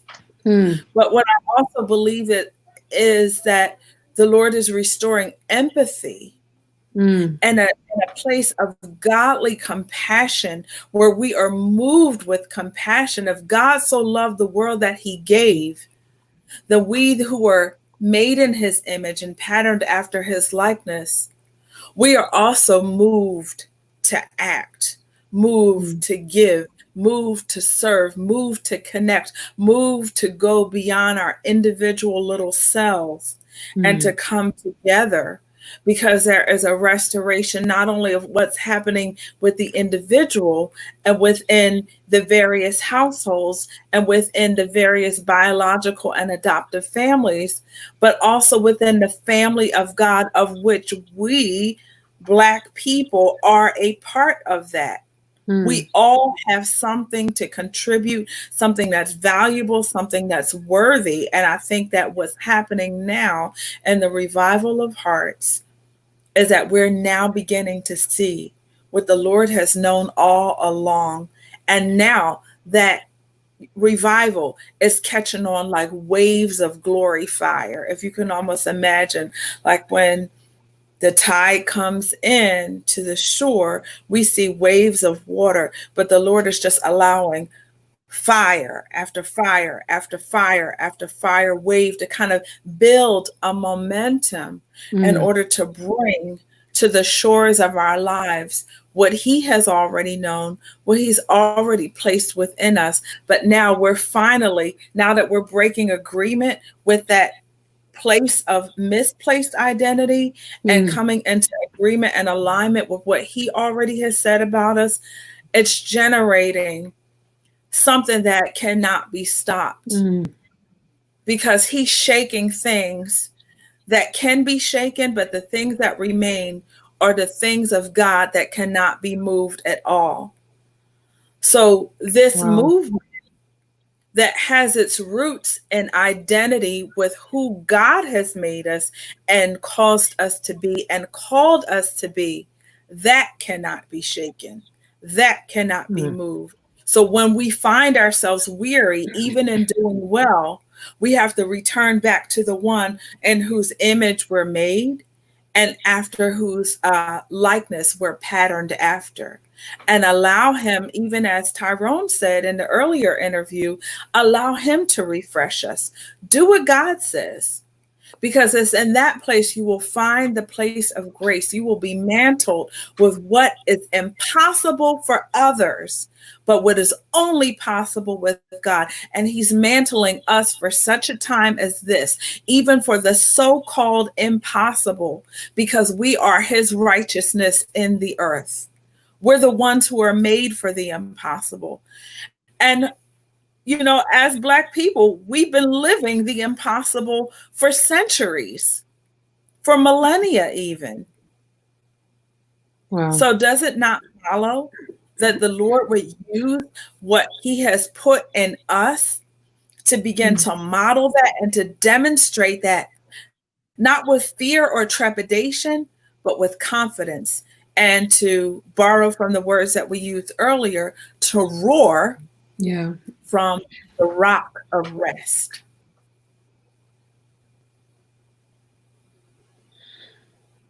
I don't think I answered the first question. What kingdom strategies do you sense? You did. We have to return to a place of prayer. We have to return to a place of fellowship, of looking out for one another, and not just like, oh, she good. No, she's not good. Call her. There's a reason why she popped up in your mind. Whoever the she is, or he, as it were. Wow. I hope those who are tuned in, I really hope y'all are getting this. It's so good. I'm glad we're recording so I can go back and listen again. Me too. I want to know what happened, what came out of my mouth, because sometimes I don't know until somebody else tells me. Listen, you just flowing. Praise God. I want to thank you again for just coming and availing yourself and really just imparting. You just been, definitely flowing even prophetically in different ways you may or may not be aware of just because you're just flowing. But I'm very grateful. I'm so grateful that we had this conversation. This is just the beginning of a conversation. This segment of family and faith is really just the beginning of so much more to come. Family is something that I'm really, really making a priority in this moment, in this season of life. And my faith is absolutely a priority. And so merging those two, intersecting those two, having more dialogue, really, really talking more and speaking more and sharing more on reconciliation as God's body, and why that is all I'm saying is a priority for us all, whether we have made it that or not. And so I don't know. We won't need to wait until Juneteenth again to do this. But I'm looking forward to more. We do this all the time. we do this every week. We do. We just don't have cameras and other people. Right. We don't share, but I think it's so worthy of sharing. It is. So what we're praying about, how we can make something happen soon. But thank you again. Everyone, I did post a link for the Ready Writer and Pen, but just if you want to hear it, it is the readywriterandpen.wordpress.com. You can also follow Angelique Thomas, where she posts those as soon as they're live. You'll see them on her timeline or in her story. And so, of course, do that. And just to you, please keep writing. You said that, writing is not an option. It's a part of your livelihood. So we're grateful for that gift that you have been cultivating so diligently over the years, and just the way that it is really now blessing others. So thank you. And again, one last just plug that Angie is also a part of the WHO Council, and we are hosting our inaugural We Honor Our Own award show, virtual award show tomorrow night at 7 p.m. If you want to join us right here on Facebook, we'll be live from 6 to about 6:45, just getting excited and sharing a little bit about our process as a council and what we've been working on, what you can expect and look forward to. And really, this is something that even now I want to share, that we are going to be working on the framework for what it looks like for you to bring who to your own family, because we already are just seeing a greater vision of what God is going to do, and utilizing the tool and the platform as a way to really reconcile and reunite and celebrate the Black family and families. So please stay tuned, just tuned in. If you want to be on a email list or whatever, feel free to shoot Happily Better After, Brittany Thomas, Angelique, Stephanie, and there's another person who's also on the council, Chuck Nichols. Send any of us a message, and we'll start just making those next steps happen. So thank you again. Thank you for your time. I love you. I appreciate you. And I love you, beloved cousin. Thank you. Thank you for being ready with that pen. Child. Always. All day, every day. Thank you. Thank you so much. All right, blessings to you. Thank you again. Of course. And thank you, Daphne, Walker, and Hawa, and Verba, and everyone who's just been engaging as a part of this conversation. Hawa, this is amazing. Thank you so much. Thank you for tuning in. Happy Juneteenth to everyone who is celebrating. This has been our faith and family segment. So thank you again, Angie. We'll talk. I'll see you very soon, actually. Yeah, very soon. Okay, talk All with right. you later. Bye. All right. So listen, I'm aside from just the supernatural strength that the Lord gives, I am fired up after that conversation.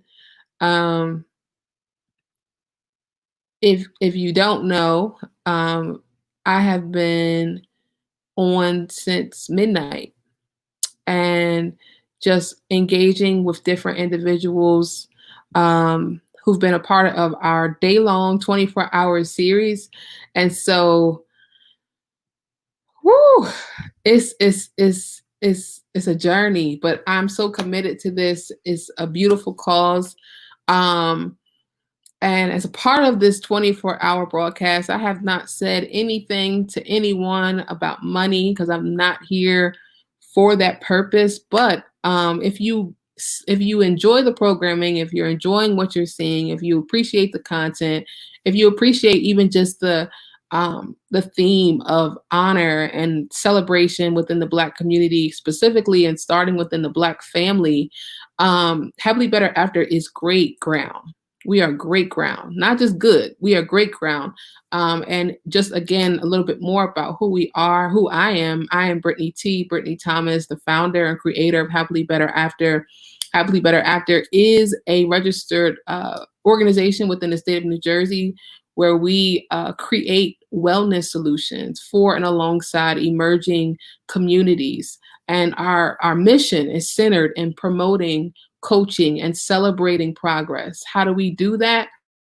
We do that by leveraging creativity within educational spaces on a platform such as this, and in so many other ways. I have been at this for 3 years, and I have no intentions of stopping. My community has always been, or again, within this 3-year time frame of really working Happily Better After, has been the community, the Black community specifically, has been at the center of that work. And so this is not a broadcast by which we are asking you to click anywhere to give donations, but Just in case you're wondering how you can be a part, how you can support, how you can continue to bring this quality, educational, creative, uplifting content to you, you can definitely be a blessing. And our Cash App is just simply $ happily better, if that's what you want to do. For more, of course, you can follow us here on Facebook at Happily Better. You can also check out our website, happilybetter.com. We are also on Instagram, which is where we really, are most active. So that's my commercial about that. Wasn't even planning on it, but you never know. You never know who's feeling led to be a blessing in that way. So no breaks. We are gearing up for what's next. And honestly, I've been looking forward to this. This next young lady who is just coming on is, wow. Well, the first time I met her, just her spirit, like her energy, like just lit the room up. And I've since been just following her on Instagram and have just appreciated the authenticity and the willingness to just be, right? And so I asked her to come on. She's a poet. She is an educator. She is just a beautiful spirit. And so I am excited to bring her on. Before I do, I'll just give you a quick look at our flyer. This is Serena Joy, who is coming up. And we're going to talk a little bit. She's going to do a little performing for us. And yeah, let's get into it. Hey. Can you hear me? Hello? I can't. All right. Oh, here we go. I got bumped out some kind of way, but I'm back. How I was like, Serena? I'm good. How are you? I am good. I'm good. I'm feeling like my second wind coming on me. So Good, good. I saw you at 12, and I was like, dang, she's gonna be on here all day. But that's what's up. Like, you got yeah, this energy. You still got you still got the flow with you. So I'm still here. I'm still yes. here. I tried to prepare. Been preparing to be up and to be on, and I will have a little break throughout the day. So, but for now, I'm here. We're here. Yeah. But thanks for having me. For sure, for sure. Thanks for hopping on. Happy Juneteenth. That's really a part of why we're here today, is just to celebrate and highlight the importance of this day, the day that we honor and recognize as the day in which true independence was given to Black people, Black slaves. And so I'm excited just about the fact that people are waking up to the holiday and caring about the holiday and wanting to see and celebrate one another. So yeah, again, just thank you for coming on. I just want to hop in real quick and just give you the chance to tell people who you are, what you're up to, what you're about, in your own words.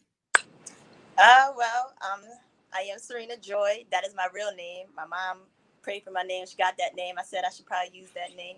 Serena for the peace of the Lord, and joy for Serena for peace and serenity, and joy for the joy of the Lord. So I just hope that that's what I'm always displaying. I know that's even when I felt like I was losing myself, I always felt like that's always going to be at the core of who I am. So I try to display that through poetry, through rap these days. I sing a little bit within the poetry.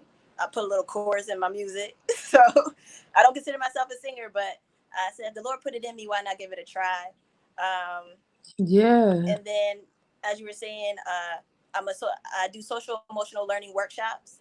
I have a little background. Well, I have a lot of background working with youth. But I didn't want to be a teacher. I was a substitute teacher. I almost went to higher education for teaching. Well, I did, but I was like, oh, I can't do this. It's not for me. Got to do with. I was like, this isn't the capacity in which I want to reach our youth, but I do want to reach them. So, wow. yeah, that is what I'm striving for. You know, I consider myself to be a motivational speaker, poet, sometimes rap artist. I don't know. I'm getting more raps. I'm actually going to rap today, so hopefully this works Hey, out. Hopefully it works out. I'm with it. I'm And with it. yeah, Um, the workshop.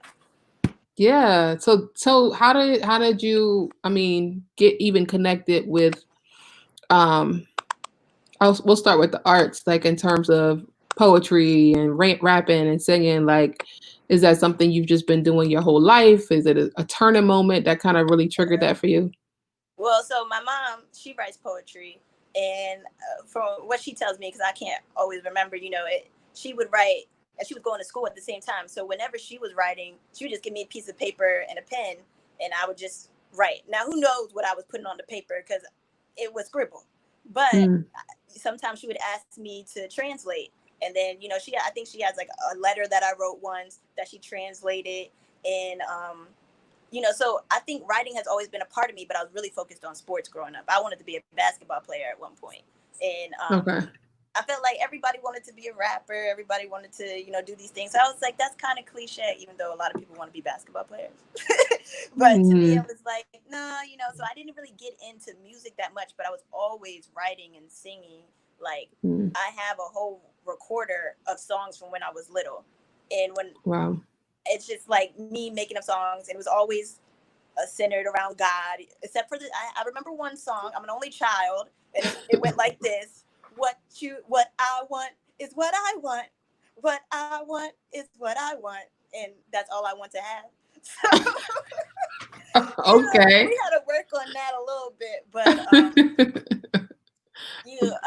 I think it was always something in me, and I wasn't willing to grasp the art of what I was doing. I knew I wanted to be a motivational speaker when I graduated high school, but Mm, I think I was concerned that I wouldn't be good enough to actually pursue the arts. And I can remember freshman year of college, I would then tell people I was making up little songs and I recorded on my phone. But I remember I like shared like this, I made like this gospel song to my friend. I was like, it was on my BlackBerry. I was like, here, you want to listen? Could you listen, please? And she was like, that's nice. And I was like, I've been thinking about writing songs. And she said, that's nice. mm, Right? But like, I wanted somebody to be like, yeah, you got this. But not, that's not, I never had that exactly happen until I actually stepped into it. You know what I mean? Like, yo, that you are kind of like good, you mm. know, but you got Wow. to step into it first. Right? People aren't going to see it. You're hiding your light because you're not really showing it. You know what I mean? You're like peekaboo. You see, they like, I would like to have the sun Wow. all the way out. It ain't really a sunny day if the sun ain't all the way out. So I think that was something I learned, and it was kind of hard to grasp because I was still just trying to call it a hobby. I was like, yeah, it's okay. Something I did in college, you know, something I like to do when I want to write. And now God's just giving me stuff, and I'm like, oh, so you want me to rap a little bit? All right, let's see how this goes. Wow. First of all, um, it was a whole word that just came through. It ain't really a sunny day if the sun ain't all the way out. And just that, like, living out what you know is in you, right? And what you want other people to co-sign and to affirm in you. They can't do it if they not really fully getting it and you're not walking and living that out confidently. So I love that. I love Yeah, that. it's a So lesson.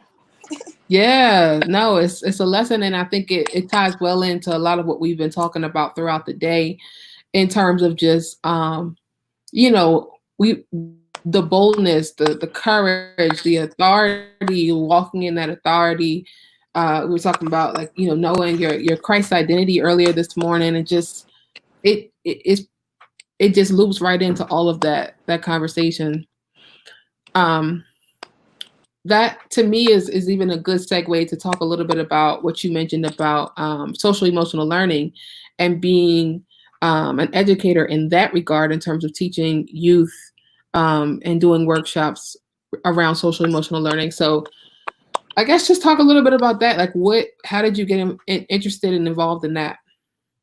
Well, I was in a program called City Year, which is under AmeriCorps. We wear like red jackets. You might have seen us if you're in like a major city like Philly. I happen to have been in Philly. Yeah. And that was one of our core things that we looked at when we worked with our youth. And Okay. I knew people, as a poet, they often are like, oh, you want to do workshops? Why don't you do workshops and teach poetry? But that didn't seem like, I'm a poet, but I didn't study poetry, so I don't know all the forms and everything. So I didn't feel that confident in that area. I was like, oh, I really have to like study and different things. But I just started, one day I came up with one workshop, and then the next day I came up with another workshop, and I realized that they were focusing on social emotional learning.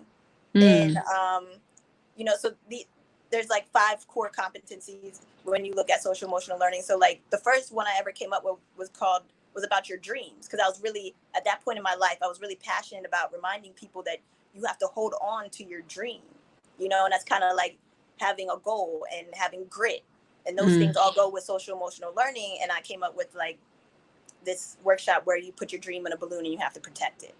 And then we talked, and then we debrief. What happens when you popped your balloon? Did you just throw away your dream? Did you put it in your pocket? Did you save it for later? Did you ask for another balloon? One time I did it with kids, and they were young, and they were like, I need another balloon. I need another balloon. And I said, oh, snap. Nobody's ever asked for another balloon before. I said, that's right. And so you just learn, like, your dream is something, what God puts in you, it's not going to always be full and you're going to just carry it around with you happily. Like, you're going to have to protect it. Sometimes you forget about it. I got to go to the bathroom, and then your balloon gets popped, right? And then, like, did somebody do it on purpose, or was it an accident? It doesn't matter. You got to, how we work through that. So it was just like doing these different types of workshops. I do one called False Proverbs, where we talk about the words that we live by, whether they be in songs or just like idioms or something like that. And then we decide, what do they really mean to you? Because if you're going to decide to live by these words, what do they mean to you? And then like the kids can decide, well, no, I think this means this, or I think this means that. And sometimes they don't get a chance to always because it's a game thing. But I just got into it. I took some of the things I learned from City Year, and then I said, let us do this, because it was some of the stuff we were doing with each other as core members. And I said, let's just like do this with kids and build their social emotional learning, because I feel like sometimes you're not exposed to different ways of thinking. Like in the classroom, you have to teach math right now, right? And you get like 5 minutes to maybe go off on a little tangent, but you got to get these points in because they have a test to take. You know what I mean? So I wanted a space where I didn't have to focus on teaching kids math or literature or science. I wanted to actually just work on their emotional state and thinking. And my thing is, I don't tell a kid what to think or how to think. I just want to give them the opportunity to think and to think differently. Yeah. So I guess City Year was like how I jumped into that. And yeah. I love it. As an educator, I absolutely just connect with the value of social emotional learning, and also the value of it coming from a young Black woman to these youth is powerful in of itself. To add poetry into that, I think is even more dope. So definitely keep doing that. Definitely keep doing that. I know we talked offline, just brainstorming other avenues and opportunities. So I'm looking forward to more with that. But what I want to do right now is hear what you have creatively to share. I know you said it's a rap, whatever it is. I'm ready to just dive right there. How you feeling? I mean, yeah, I'm here for it. Okay. So, all right, cool. So I'm gonna pop out and let you have the screen and do your thing, and then when you're done, I'll pop back in. Okay, cool. Okay. Yeah, I just hope the sound is good, everybody. Before I go into this, I'm just gonna say it's a little rap, and it's called "Write Out," something like maybe you can write out to during this time. And yeah, let's just get into it. How many of y'all ever just got in your car to take a drive with no destination, just bopping your head to the music playing, sharing the vibrations? Don't care who wants to hear what the car's saying, but they will feel the blare from the blast of the human being displaying that their life exists and their life is real. Yeah. If the heartbeat, the bass to the band, then some of y'all music is bland. That's why we blasting 808. You always gonna hear our bass. Karen wanna make complaints. Their music's too loud. They afraid of our sound. Cause we black and we proud. And we riding around with our windows down. Just out here trying to catch a breath of fresh air. Cause it's hard to breathe when society is constantly trying to smother your sound. They said we breathing too loud. So they call the cops to make us stop. But we got it right to our lives, so we continue to ride. No, they ain't killing our vibe. Yeah, we riding slow. Hit them with this blood flow. They gonna hear these speakers speak regardless of the song. Let them hear our pulse so they can check their own. Cause from what I see, some people's pulse is offbeat. Maybe that's why they say, let the speakers bleed. Maybe then we can see the heart's conditioning. Yeah, is you listening? Turn the music up, put your windows down. Let them hear the sound of us out here. Cause we out here, yeah. Cause we out here, yeah. Turn the music up, put your windows down. Let them hear the sound of us out here. Cause we out here, yeah. Cause we out here, yeah. Did I interrupt your peace with my presence? Think it's time to be a self-reflection when my being leaves you threatened and my joy got you annoyed. You will not stifle our laughs. You will for the blasphemous being too loud. Even when the music's turned down, cause our bass it resounds. So unplug your ears and hear that Black Lives Matter. So unplug your ears and hear that Black Lives Matter. If the heartbeat, the bass of the band, then I wanna go deathless and then let the bass cause an earthquake. Let the bass cause world change. Turn the music up, let the windows down. Let them hear the sound of us out here. Cause we out here, yeah. Cause we out here, yeah. Turn the music up, put your windows down. Let them hear the sound of us out here. Cause we out here, yeah. Cause we out here, yeah. It's the heartbeat, the bass of the band, yeah. Then let's all play unison, yeah. If the heartbeat, the bass of the band, then let's all play and join in. If the heartbeat, the bass of the band, then let's play the bass then. Turn the music up, yeah. Turn the music up, yeah. That's it, y'all. Turn the music up. Let them hear your heartbeat. Thank you.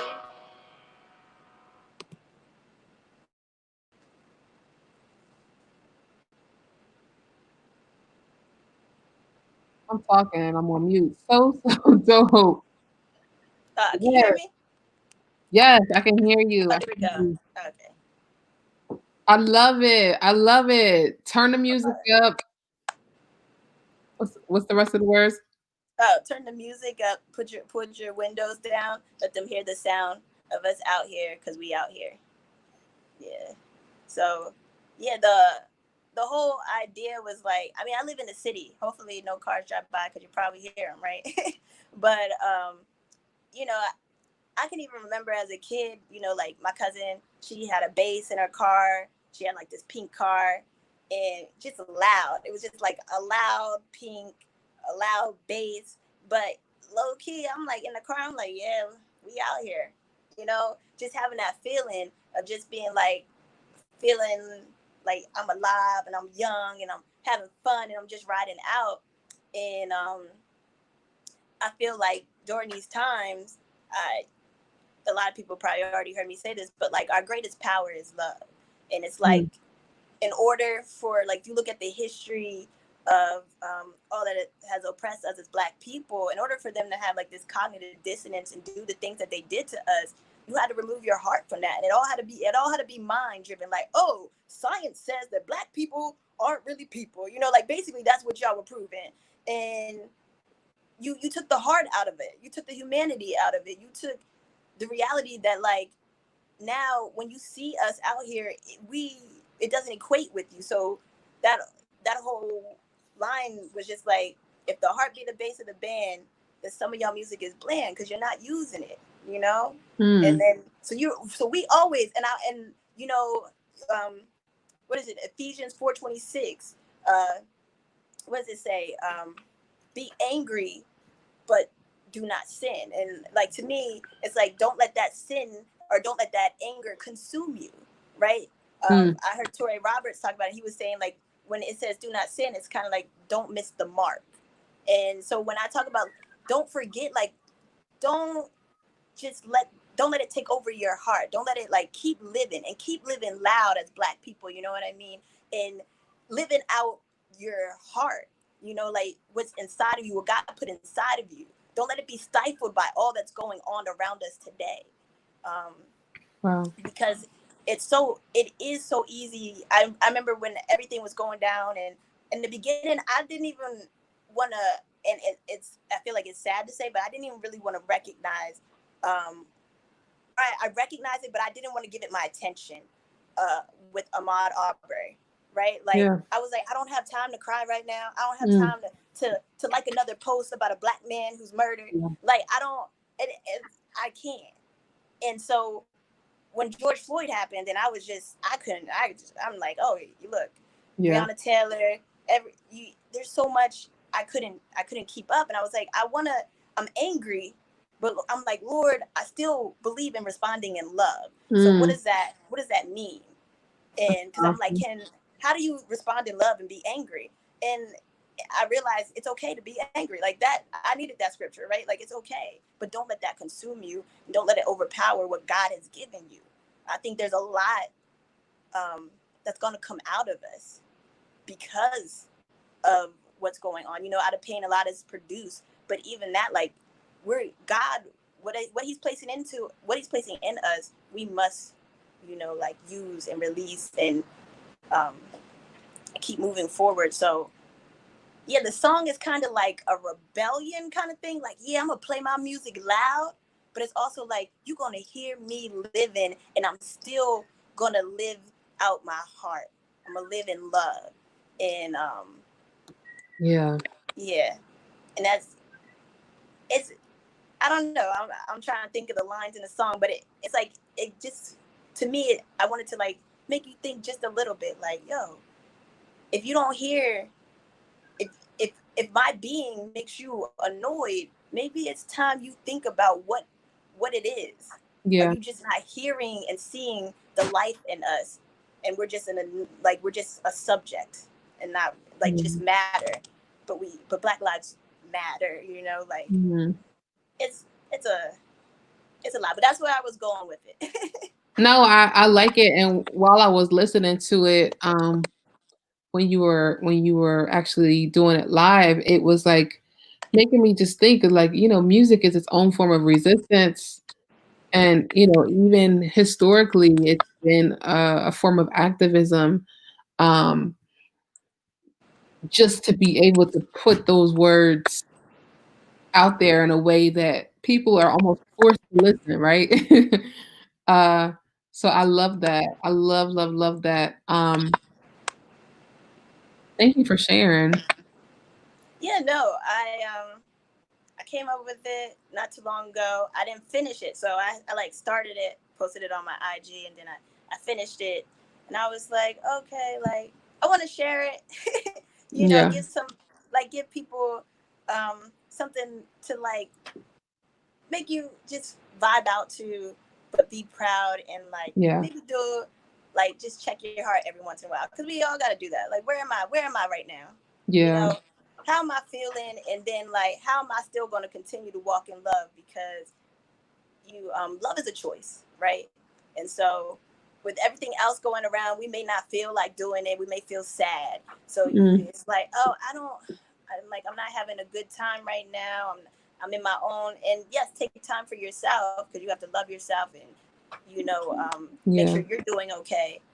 But at the same time, we can't always let our feelings be an excuse. Like, I'm too angry or I'm too upset to show you humanity and love as well.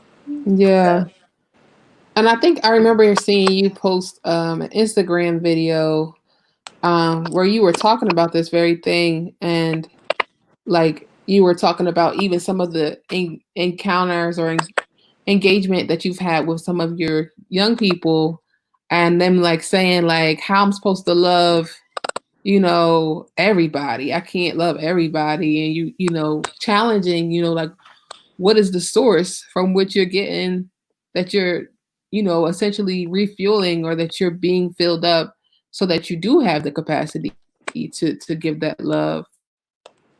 right. Um, Yeah. I'm not sure if No, you so know the video I'm talking about. yeah, no, I do. I started it. It was like Serena's on the mic. I don't know Yeah, why I yeah, started yeah. it That that was way. so dope.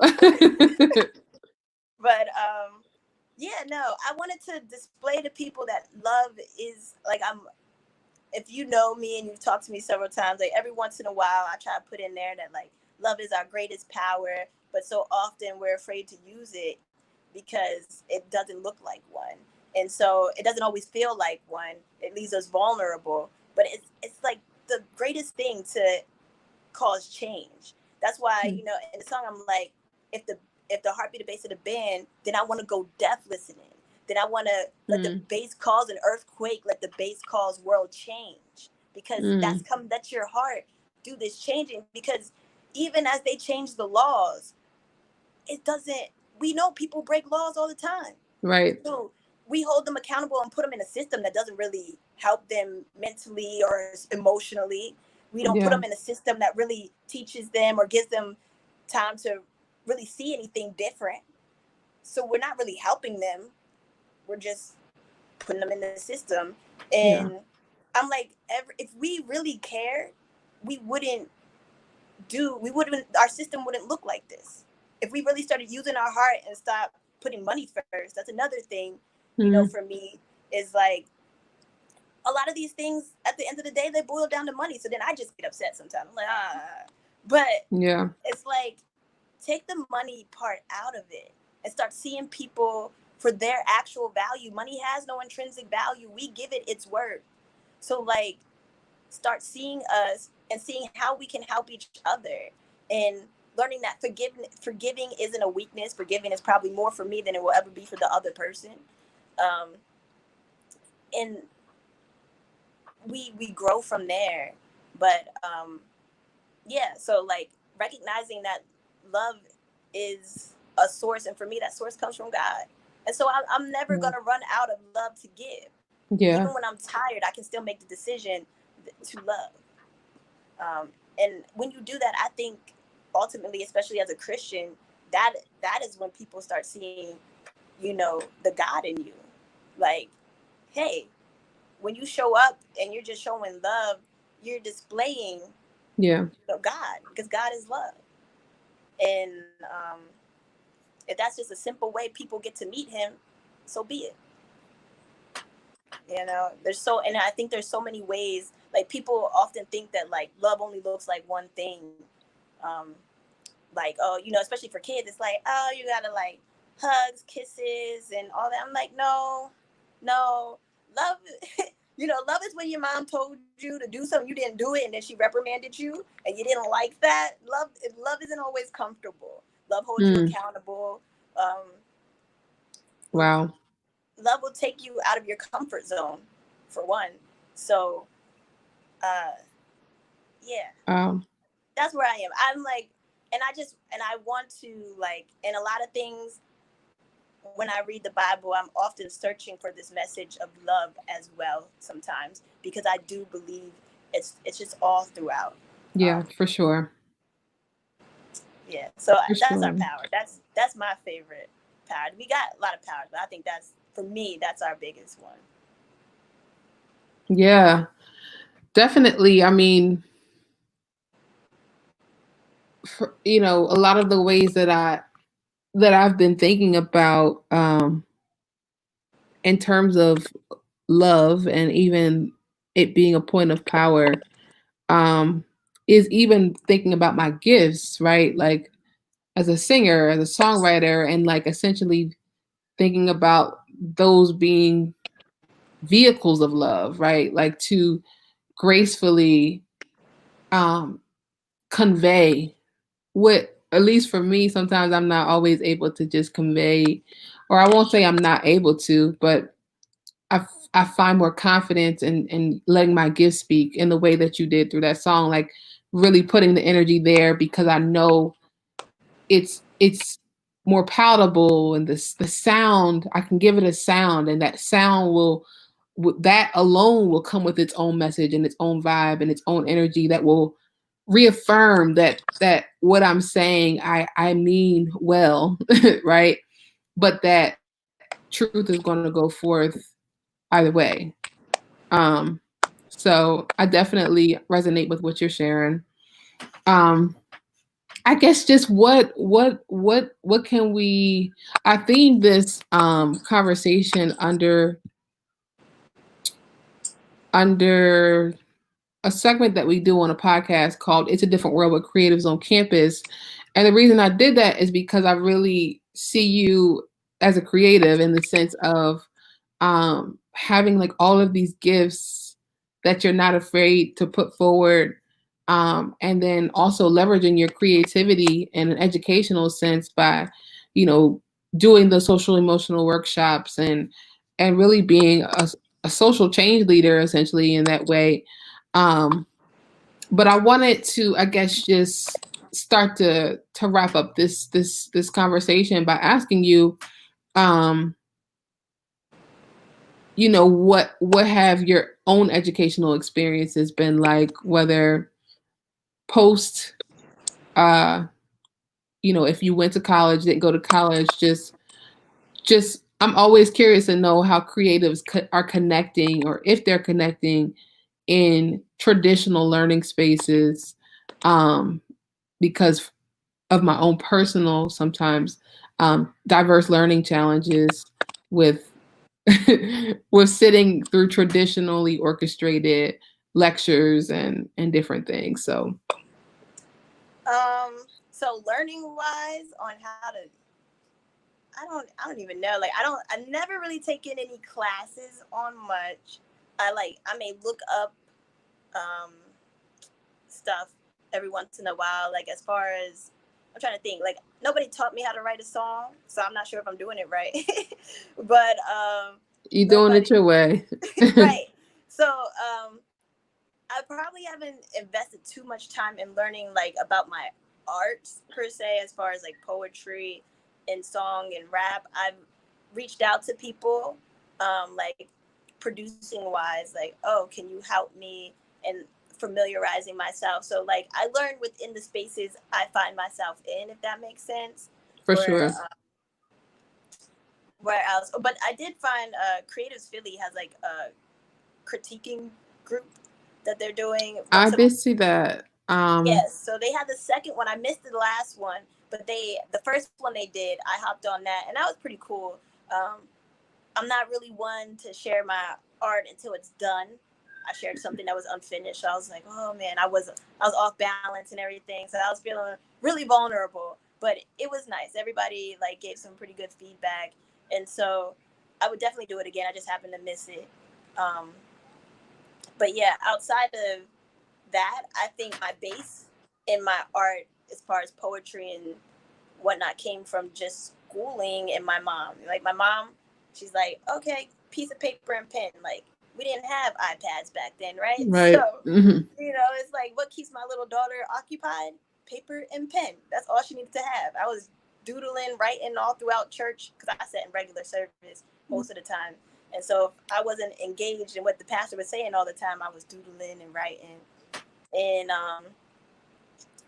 but then I can remember teachers, whenever I learned poetry, I was very engaged. I didn't know I liked it that much, and then I joined a group in college that was helpful. That was a poetry based group. And yeah, so all Yeah. those things really laid a foundation for me. But as far as moving forward, I didn't even. It took me so long to take hold. By the time I got out, I was like, well, where do I go to kind of like learn anything? And I didn't really seek it out like I probably could have. But Mm-hmm. I also, the one thing about poetry for me is I didn't want to make my poetry like the slam poetry. A lot of times when you go to like the different the different like workshops and things, sometimes they like gear you towards like how slam poets do their poetry. Mm-hmm. And I personally just was like, nah, I kind of like the way I want to do my poetry, and I don't want to be Yeah. a slam poet. I'm doing mine for a different reason. So I kind of just went with that. And so I don't Yeah. know, maybe I need to find some spaces. That's a good point. Yeah, no, and I mean, I think even too, and I might have worded that question a little all over the place, but um, in terms of like developing your craft from an educational standpoint, which is what I was hearing you talk about, um, it, I, as someone who is now newly working in like an art space, that engages schools, and at least for me and for what I'm seeing, like I think it is like a part of just that natural gift, the natural like inclination as a part of our culture, as a part of who we are as a people. That I know for me in terms of singing, I didn't take singing lessons, and I didn't like it was just something I did. It was something that I did in the church. It was something that I just naturally grew into. And you know, it just makes me wonder. Seeing the value of that education, but um, also understanding that it's essentially is a part of just who we are. Um, so yeah, I honestly, I'm like my mind is like moving. Like what else is there to discuss? But for me, I really just wanted to get you on and let people experience your light, your voice, your story, as well as just hear what you're up to, and of course to hear you actually perform and give us some of that as well. Is there anything? I'm not putting you on the spot because I don't think I asked you about two performance pieces, but is there anything else that you could just share before you hop off with us? um, I can do. Yeah, I mean, I can. I'm trying to think. Actually, let me ask you a question. Am I allowed to make a request? Is that a thing? Yeah, hopefully I have it memorized. So when I first met you, I met you at a cafe over here in New Jersey at the Perfecting Church, and you did a few pieces. Yeah, I know I did. I did a short one that was like people talk about money, how to get money. Mm-hmm. I did. I can't remember if I did sunrise or sun rays. So I think I did. I said the sun is so Yeah, beautiful. that sounds familiar for sure. Yeah. I Or mean, I and feel then like. Go ahead. the last one I did was survivor's remorse. Oh, that was like about your mom or inspired, Yeah. but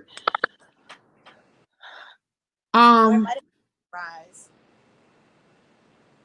I definitely remember the one you started singing about the sun. It's so beautiful. I think any of them. I honestly, any of them. They were all so just amazing. I would just love to hear. Yeah. I'm trying to think. I may do sunrise instead of sun rays, which is I don't know which one I did, but I know I probably have sunrise better memorized than sun rays right now because I perform it more. Okay. So I'll do that one.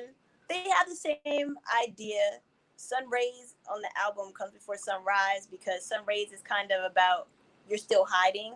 It's Mm, like you're it's about so I even though I'm not going to do this poem, I saw a flower growing like in this weird place in between a crack at an old place I used to live. And I took a picture, and it was like, it was damaged though. It was damaged. It didn't look like much. It wasn't that pretty, but I knew it had the potential to be pretty. And then one day I came out, and it had a whole bouquet of little flowers growing out of this crack, and they looked like the sun had like done something, like they got the water they needed. I don't know what happened. It was so beautiful, and it just translated to me so poetically that like sometimes we feel like we can't grow where we're at, and you're like you're Wow. like in the dirt, and you're just hiding there, and you're like, oh, well, there's like this crack of light, and it's calling me to come out, but I don't. This isn't the right space. I don't look good. I guess I feel better in the dark, and it's about knowing like when the sun calls you, when you know Jesus calls you to live out what you're meant to do, you rise. I think there's a line in the poem that Wow. says, rise now where you are. Even if you roots are in streets, there's room to reroot you, but there's nowhere to take you if you decide not to grow. Right? So that was a little sloppy, but it's but I always like that line. There's nowhere to take you if you decide not to grow. So you got to take that Wow. step. And so the next poem, which I will perform, is Rise. And that's about knowing that when you finally decide to rise, when you finally decide to get out of that dirt and like say, oh, it's meant to be here. Yeah, God put a little something on me. You allow others to recognize that, hey, we're all meant to rise and shine in our own light and be our own flower, you know? So I'll do Rise. Yes.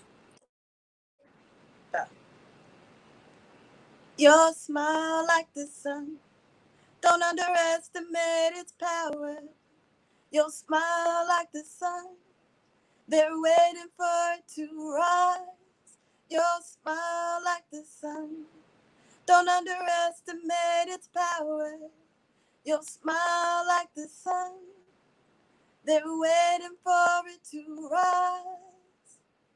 Somebody somewhere is waiting on you to rise like the orange that turns skies to blue. Somebody somewhere is waiting on you to rise like the orange that turns skies to blue.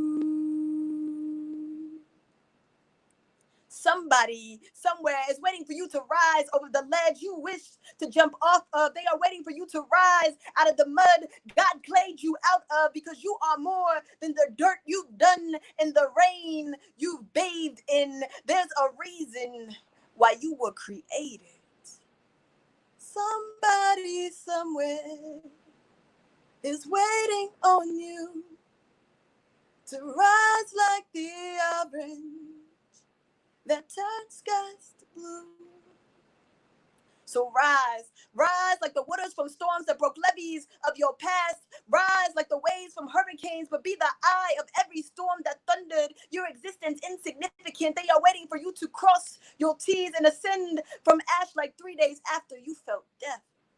Allowing new life to give you breath to speak those things that are not as though they are. This ain't wishing on stars. This is a blind man's walk. While every step may seem like a risk, it can't keep you from purpose. Somebody somewhere is waiting for you to rise with your eyes open. Stop moping around, head down, hold your head up high, because you were meant to rise like hands towards skies that only seek to praise. Rejoice in his name, but that joy be your strength. Your smile be a gift. Yet I heard you say, why they waiting on me, still trying to figure out who you're supposed to be in a world where they rain on your parade. You keep marching. Somebody is watching you stand, knowing you'd rather sit as your calves become springs for their leap as they fight to shine through clouds that only blocked what they could see, but never stole from their ability to be sun, to be star, to be light, to bring life. Our cycle, no different than the sun. Our rise gives others permission to do the same, and somebody is waiting.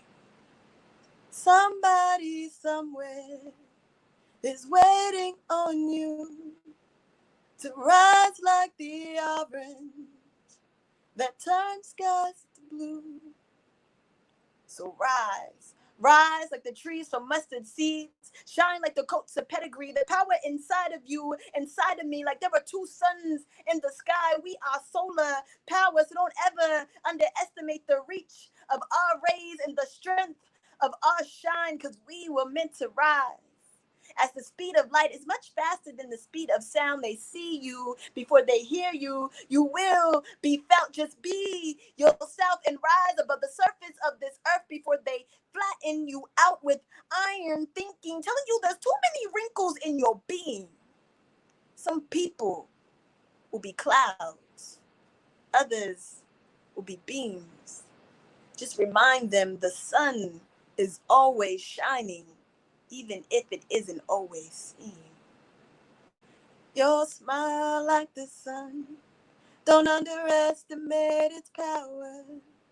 Your smile like the sun, they're waiting for it to rise. Your smile like the sun, don't underestimate its power. Your smile like the sun, they're waiting for it to rise. Somebody somewhere is waiting on you to rise like the orange that turns skies to blue. Somebody somewhere is waiting on you to rise like the orange that turns skies to blue. Thank you. Yes. Thank you so much. Marissa says, I love the symbolism of us being flowers. Oh, thank you. Yeah. Super dope. Yeah, it's just one of those things where I realized that, like, I think, Synovia was kind of like somebody I knew before through City Year, and I had met her, and she's one of the people I can identify as being like, she was unafraid and unashamed of what she knew God placed in her. Mm-hmm. And I graduated high school knowing I wanted to be a motivational speaker, and then by the time I got and I became a communications major because of that, and I was like, by the time I graduated, I'm like, nah, who knows? What am I supposed to do with this? Who's going to listen to me? What do I have to say? No. So I do other things. I end up in City Year. I meet other people and they had platforms for you to like actually get up and speak. And I never utilized it, right? Like, I was like, it's a hobby. I like, what am I going to do? And I never really shared what I felt was my gift. I kind of was like, it's just a gift for fun, didn't take it serious at the time. And one day we were at a poetry thing together, a workshop, I think.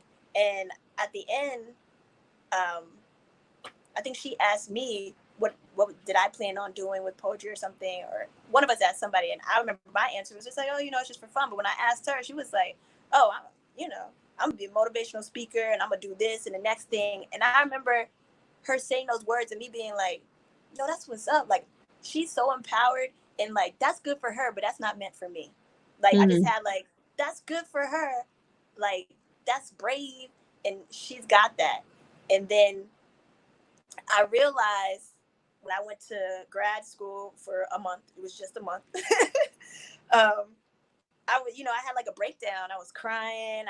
We had to go to we like taught at a summer school, and I called them and I was like, I can't come in today. I'm not feeling well. But it wasn't like it was more so very mental, although I think it did cause me to be like I got a stomach ache, but it was all very mental. And it was because I didn't feel like I was where I was supposed to be.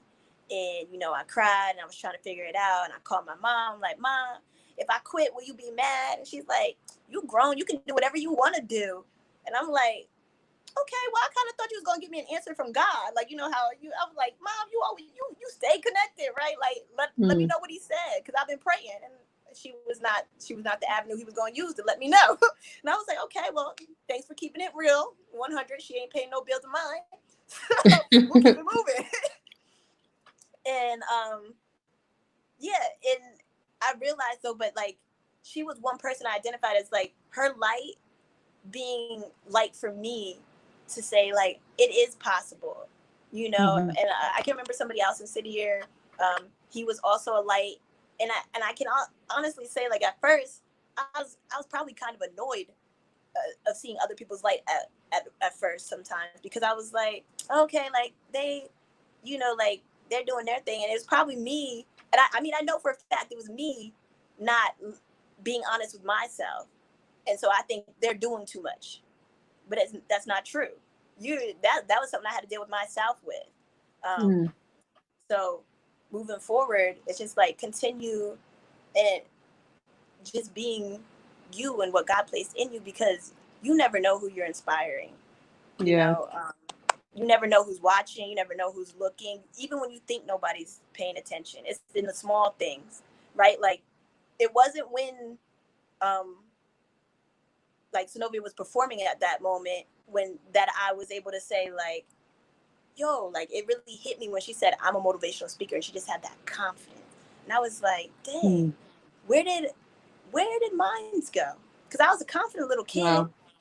You know, when do you lose Wow. that? And then you start trying to figure out, how do I get that back?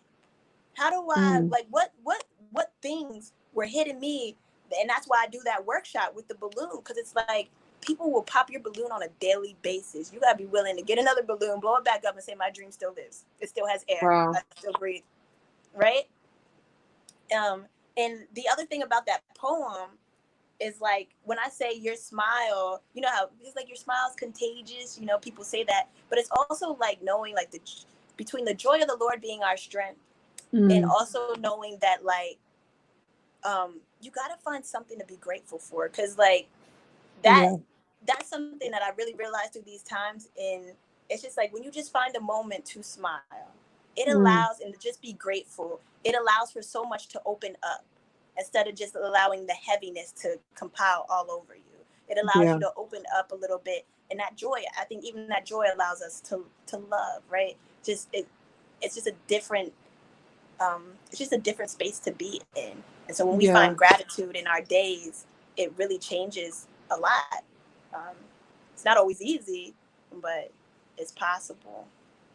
So and that's really the whole gist of the whole poem. It's like, I know you don't feel like rising today.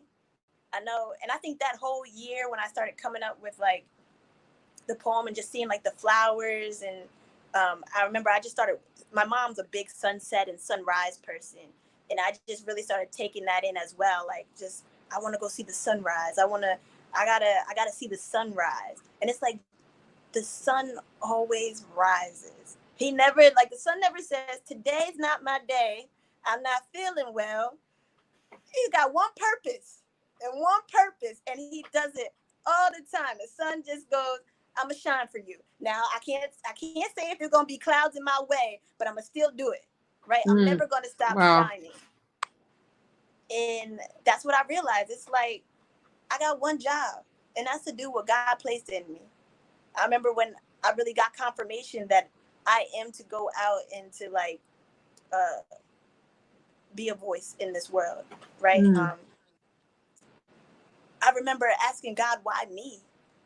Why would you give me what I want? What you placed inside of me? Basically, that's what I'm asking. Well, why would you place this inside of me and then allow me to do it? Why would you let me know you want me to do this, Lord?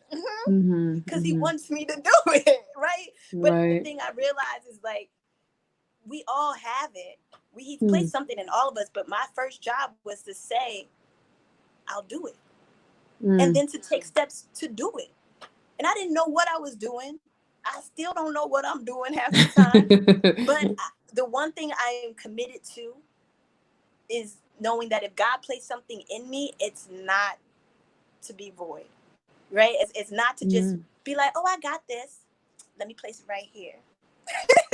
I'll wait. No, it's it's like, if he gave it to you, commit and do it, you know, Wow. and everything. And when you think about that scripture, submit to the Lord and resist the devil and he will flee. It's like, commit to him. When you decide, when he's giving you something, just commit it to him. Resist all those things that are trying to come against you. And you don't even got to worry about the devil. He gonna run anyway, because he knows where you're at. You know, so you just stay with him and what he's placed in you, you know. And I try my best. Obviously, none of us are perfect, so I'm not. But, you know, I'm working on it. And I realized personally, and like this, somebody told me, like, in order to get, like, to do what God has for you, you're going to have to get closer to God. You got to go back to where you were when you were a kid, essentially. And because they used to call me little preacher kid and all these different things. But I had, you know, I went to college and I was like, ooh, party, do my own thing, girl. What you doing? Yeah, turn up for what? I don't know why I was turning up. But with that, I started coming back, and like with the quarantine gave me so much time, and I knew I wanted to turn off things, but I just feel like he's really just been flowing with me, and I'm like, I gotta stay connected, right? Like, and it's just a beautiful place to be in, and to know that, like, and you know, I just, you know, my prayer, you know, is, it's funny when you hit me up the other day that you said you got so much light, because that same exact day you hit me up, I prayed, I said, Lord, I just pray that when people hear me and see me, that they see you, and that they see your light in me. And it was like you used the terminology light, and it was like I was like, she could have said, oh, like you're just like really good, and I love that post you just made or something like that. But it was like, no, you have so much light, and it was like God's like. I was like, I literally just prayed that today. And the fact that you're just like, I'm like, thank you, Lord, that's you. And I have to tell people, like, how everything I come up with, you know, just about everything, when I'm really following him, it's him. I don't, like I said, I didn't go to class for this. I'm just working through what he's given me. And I'm really trying to stay on that path, because I know that's where the power really lies. And that's where the change really comes. And I always wanted to make a difference in this world as a kid. And I don't know how I'm going to do it necessarily, if it's going to be through rap, through poetry, through who knows. But I know that I have purpose. We all have purpose. And that's why I always push for us, you know, not to just follow any old goal, but, you know, find purpose and fulfill purpose. You know, I to make things easier for kids, sometimes I say goal, but it's like you have something in you to tap into that. Yes. Woo, Serena. I'm here for all of it. I love it. I appreciate you, and just flowing and sharing in the way that you have. I want to just encourage you to definitely keep being light. And, you know, you said you don't know how it's going to work out, or what specifically God is going to do to make to bring all of those gifts to the surface to make this change. But honestly, I believe that he's going to do it in the way he's doing it right now. Like the poetry, the rap, the song, like all of it's working for the good as a conglomerate, as a collective. Your gifts, seeing them as a collective, working in harmony, and even giving you the ability to connect with different audiences, and just be diverse in that way. Keep just cultivating all of them. That's I'm an advocate for, you know, like keep cultivating them all and just praying into exactly how God is working them all together. But I appreciate you sharing. Thank you so much for coming on. Thank you for sharing through creatively with the poetry and with the song that you did, the rap that you did. So much good stuff. You know, thanks for having me. Thanks for having this whole day of, you know, different people coming through, speaking, performing. I I think it's really encouraging as a whole. I'm like, I'm here for it. I think my mom started watching last night, and I think she Nice. commented the last one, my aunts and stuff. I was like, but they started talking. I'm like, yo, don't talk to each other during the thing. But it's just great to see something so positive, especially during these times, right? Like we need to be reminded that like there's light in us, and that we live loud and live proud, and don't Mhm. shy away from what God put in us. So Yes. you're doing that right now, and I thank you for following what God puts inside your heart, and thank you for reaching out, because it's great, like, to meet people who are just out here and really seeking to fulfill purpose. So Yes. thank you. Well, for everyone that's watching, if you want to stay connected with Serena, her, at least your Instagram handle, I know, is Serena Joy with 3 Y's. Yeah. So be sure to stay in touch. She's always posting inspirational, uplifting content from what I can tell, and will definitely be an encouragement to you. So again, thank you, Serena. We're going to prepare, for our next conversation. But again, thank you so much for being with us. No problem. Thanks for having me, and thanks everybody. All right. All right. See ya. Have a good day. All right. Wow. I love it. I love it. I love it. Everybody today has just been so powerful in their own way. And again, it makes me excited because that's exactly what this is about, is really giving this platform to those who are emerging and pioneering in their own right, in their own way. And so wow, I want to recap the day. It's been so much. Hopefully, you've had a chance to be with us throughout the day. But we started this morning with 6 hours. Actually, it might have been 7 hours by the time we got done, of talking faith and talking with just various emerging, pioneering individuals in that space. And we recently moved into the family segment at the 7 o'clock hour, and have been talking and connecting with different people who are bringing family-based content, and in Serena's case, just family-friendly content for other young people who are, interested in poetry or looking to cultivate their voice creatively. I hope that Serena was a light to your young people. And right now, we're gearing up for another conversation that I know is going to be incredibly powerful, and is really taking a different turn in talking about mentorship, motherhood, and ministry. So I am so excited for many reasons about these two that are coming on. What I feel like I need to do, just so that I can be here and attentive and present, is take a 2 minute just commercial break, so I can just refresh myself with some water and use the restroom, and I'll be right back.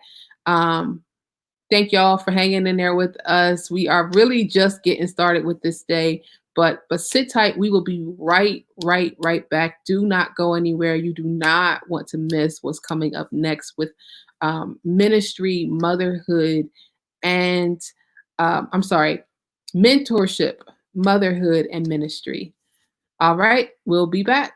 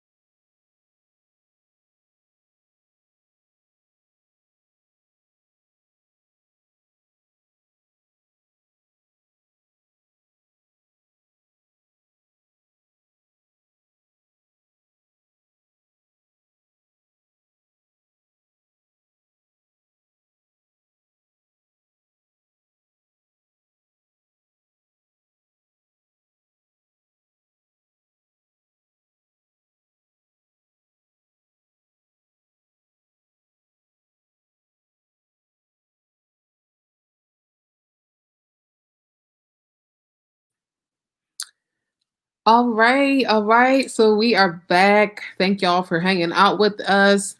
If you have not already, I'm sorry, I know this is not proper etiquette to be chewing gum, but I needed a little burst of some type of sugar.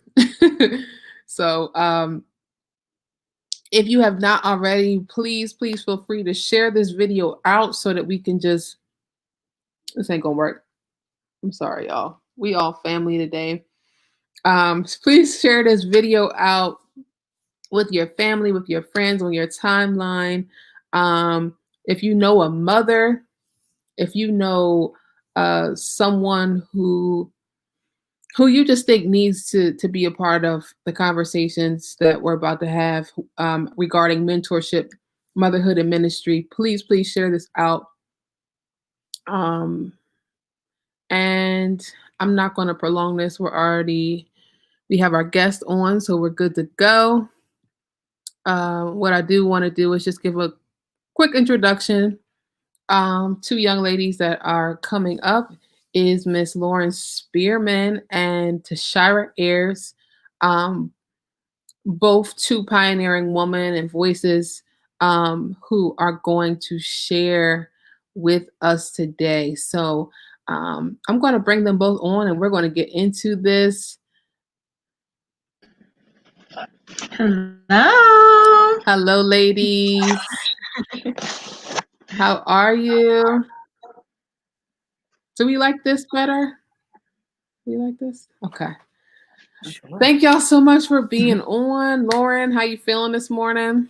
I'm feeling amazing. I was watching before it was my turn, and Serena just has me so empowered. I'm just ready for this conversation. Yes, yes, yes. I think I'm gonna pull us back here. Okay. Tashira, how you feeling today? I am ready. I am feeling really, really good. Like Lauren said, the young lady before us was very inspirational, very passionate too, very passionate about what she's involved in. So kudos to you for this platform. Yes, thank you, ladies, for being a part of it. Happy Juneteenth to you. Oh, yeah. Y'all look fabulous. I was just thinking, I was like, Tashira looks beautiful. We look beautiful. I feel like I need to do a wardrobe change. Well, you know what? I'm gonna say this. So I wore this top specifically for you and your folks. No, not kidding at all. It says "in demand." That's what it says on. I bought this years ago. I think I wore it once, but I want your creatives to know that they are indeed in demand. So this is for you guys. Yes. Y'all hear that? Y'all hear that, right? I have to get my shameless plug in too. I wore my shirt that I have, Love All While You Can. Oh, yeah. That is from one of our Ivy Ink Sora brothers, Mr. Bohannon. So I had to do that today. I've been seeing that. I've been seeing that on Instagram. I didn't know Bo was a part of that. Yes, he's a part of that amazing initiative to give back. Nice, nice. Well, since Lauren had already dropped it, we could just open up with that we all have the shared privilege to be a part of an amazing community known as the Ivy Ink Soars community. And this is led by none other than the amazing Ivy McGregor. If you don't know Ivy, she is just a dynamic, brilliant, talented, poised woman who is just charting a path of her own. I can't even compare it to, I can't compare it to many. It's just a path of her own, and has given us all of the space and the opportunity to just be a part of what she's building and to be empowered by what she's building. So that is our all share connection. And of course, Tashira and I, we go back even a little bit further than that, much further than that. I was like, just a little bit further. So it's a pleasure to have you ladies on and to really just dive right in. I don't need to do too many more formalities. I really just want us to dive right in. And just leading in with the conversation of mentorship, which is something that we all again connected with as being Ivy Ink Soars. and even just rooting it back into the theme of today, which is we honor our own, and really uplifting and honoring the people who are right in our presence, right before us, right in our families, right in our communities. And so, yeah, I'm gonna just throw it out to you both, and maybe Lauren, we'll start with you. Just share a little bit about, before I even ask you about who you are, what you're up to, your brand. Let's just like dive into the conversation of mentorship. What is mentorship to you? What makes a good mentor? And maybe what doesn't? And maybe you could tie that into some of your own story. Absolutely. So I initially was not fully aware of all that mentorship meant and all that it entailed. So by the grace of God, I have connected to one of the absolute best. But for me, mentorship means someone to glean wisdom from, someone who is where I want to be and even beyond, who is pouring into me personally, and who is seeing where I am and also has a vision to see where God is taking me. Her vantage point is so far beyond my own right now. So she's able to show me the forest where I'm looking at the trees. And with mentorship, there comes a point where you have to be humble. You have to submit yourself and your knowledge to that of someone who is more knowledgeable and more well-versed. You have to be able to accept correction, and you have to be able to stretch yourself from your comfort zone and from your box. That is the only way that a mentorship relationship is going to be effective and going to work for you. And I am so blessed that Ivy McGregor has been all of those things to me and much, much more. I tell everybody that I get to sit down with that asks me about the history of the Bounce Back Advocate. Ivy McGregor is such a huge piece of that history, because when I was able to meet her, I knew what God put in me. And I knew that the things that God graced me to come out of, that it was for not only myself, but for other women who were enduring the same things, for me to be a light and for me to let them know that there is deliverance and there is greatness on the other side. However, I wasn't structured. I had no plan. I just knew that God gave me this, and I was purposed and bright-eyed and bushy-tailed and ready to deliver it to the world. However, in anything that you're going to do in greatness, you do need some plan. You do need some structure. You do need some refinement. So just to give you guys a little bit of background, I am a motivational speaker, not because I have any schooling in my background that was specifically geared to that, but because I am a person who had a rough year of loss in 2017. I lost a long-term relationship that was very dear to me, that I thought was going to go to the next level. I lost financially, the home that I was in, the car that I had, and my son was also faced with some challenges as well and was diagnosed with autism. So all throughout that time in 2017, little by little, I was breaking down. And I went through a period of depression. That depression period for me was not a pretty one. It was one where I literally was not taking care of myself. I was not grooming. I was not properly caring for my children as I could have and should have. And I didn't even feel as though I was worthy to wake up and see another day. So I had to go through different processes of therapy, of being loved on by family and friends, of pastoral counseling, to kind of love me back to life and get me to the point where I knew that God had me. Because initially when it happened, I thought that God forgot about me.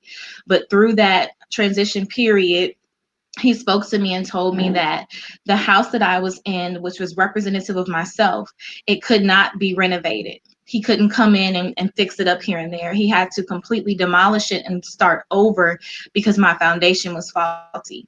So when he started me over, he built me back up to who he would have me to be and to the purpose that he had for my life. And I knew that for myself, and I went to this amazing convention called the Young Leaders Conference in Atlanta, Georgia. And they said that there was a woman named Ivy McGregor who was going to be speaking. All they had to say, honestly, was Beyonce, and that put my antennas up as a Beyonce fan. But as I began to research her and the work that she did as a social impactor and a philanthropist and a brand strategist, and her TED Talk, I was like, I need to be in this session. I have to be there. And when I was in the session, it was powerful. It was moving. A lot of the other SOAR women were in there as well. And she gave an opportunity. She said, whoever is willing to invest a small amount in themselves just to show that they are serious, I have been called to mentor you. And I knew I was one of those women without a doubt. So I jumped at the chance. And once I had that initial conversation with Ivy, my life, my brand, my mission, everything became transformed. So when you see me present myself as the bounce back advocate, that is a result of the genius of Ivy McGregor and her just listening to me through a conversation and saying, you are the comeback advocate. You are the bounce back advocate. You believe that no matter what someone has been through and what they are facing, they can bounce back and they can change their life and they can move forward. Wow. That is an awesome story and testimony to just, again, to the impact of what is possible with good mentorship, right? Thank you for sharing that. Tashara, I would love to hear from you similarly in terms of what you have to say around the topic of mentorship, as well as maybe grouping that in with some of your own story. Yeah, sure. So Lauren really laid a great foundation in terms of what mentorship is and what it has done for her.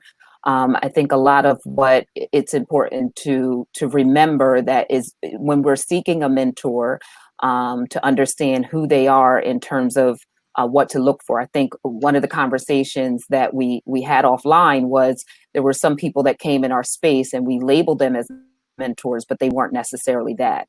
So a mentor, as Lauren had mentioned, is someone who is an experienced expert, someone who is true in their learnings and their teachings. They've been able to apply that which they believe to their own lives. And so they then have evidence of what they're trying to teach you.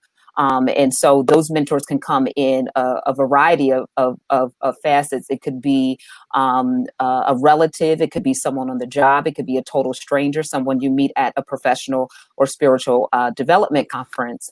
But whatever it is, it's important to understand who and what this person is supposed to be and do in your life. And a lot of that ties into a part of the conversation we'll talk about later in terms of self-identity. But also to understand that if your mentor is someone that is, for example, your pastor, you want to make sure that your mentor has the heart for God, first of all. And Jeremiah 3:15 talks about he will give us pastors after his own heart. So if their heart posture is not in a position to where they're not insecure, they're not afraid to pour into you for fear that you yourself will come beyond where they are. Those are the types of things that you need to look for. And in looking for that, you need to be sure, or we all, I'm going to say we, because some of these lessons I learned through experience, that we manage our own expectations, right? So these mentors are humans. They're not robots. They're not perfect. They are humans. And so in managing the expectation of this individual, you understand that they are great and they're mighty and they're educated and they're profound. But there is something also in them that may or may, you may not like everything they say or do, right? So manage the expectations that they don't become your God. They're your mentor. They're there to guide you. They're there to walk with you and talk with you, but they should not become your God. And so in order for that not to happen, posture and position yourself to say, yes, I do need a mentor and I need someone to help pull something out of me, but don't belittle yourself so much that you don't believe you bring something to the table. Because one thing I believe is that even in a mentor, they're only going to pour into someone that is able and ready to learn, that is able and ready to receive, because they're not going to waste their time. And Lauren mentioned it. You have to be ready to receive and to learn. So your posture needs to be that of a recipient, to be that of a humble person. And the other thing I want to say about mentorship is you can have different mentors. I believe you can have different mentors for different facets of your life, right? So if you may have a professional mentor that speaks specifically to a career, and although some people's career crosses over with their ministry, which I believe is a lot more of us than not, but there may be someone that speaks to a certain area of your life in a specific season or time, and that once that time expires, then we need to be able to move on to the next thing. Sometimes we want to hold on to people and things beyond the expiration date and wonder why we can't matriculate to the next level. So timing is definitely important. So I would say, again, in terms of mentorship, just being sure that your expectations are managed, understand who and what they're supposed to be to you, make sure their heart posture is correct. Remember Jeremiah 3:15, and in their heart posture being correct, we need to make sure our posture is that one of receiving.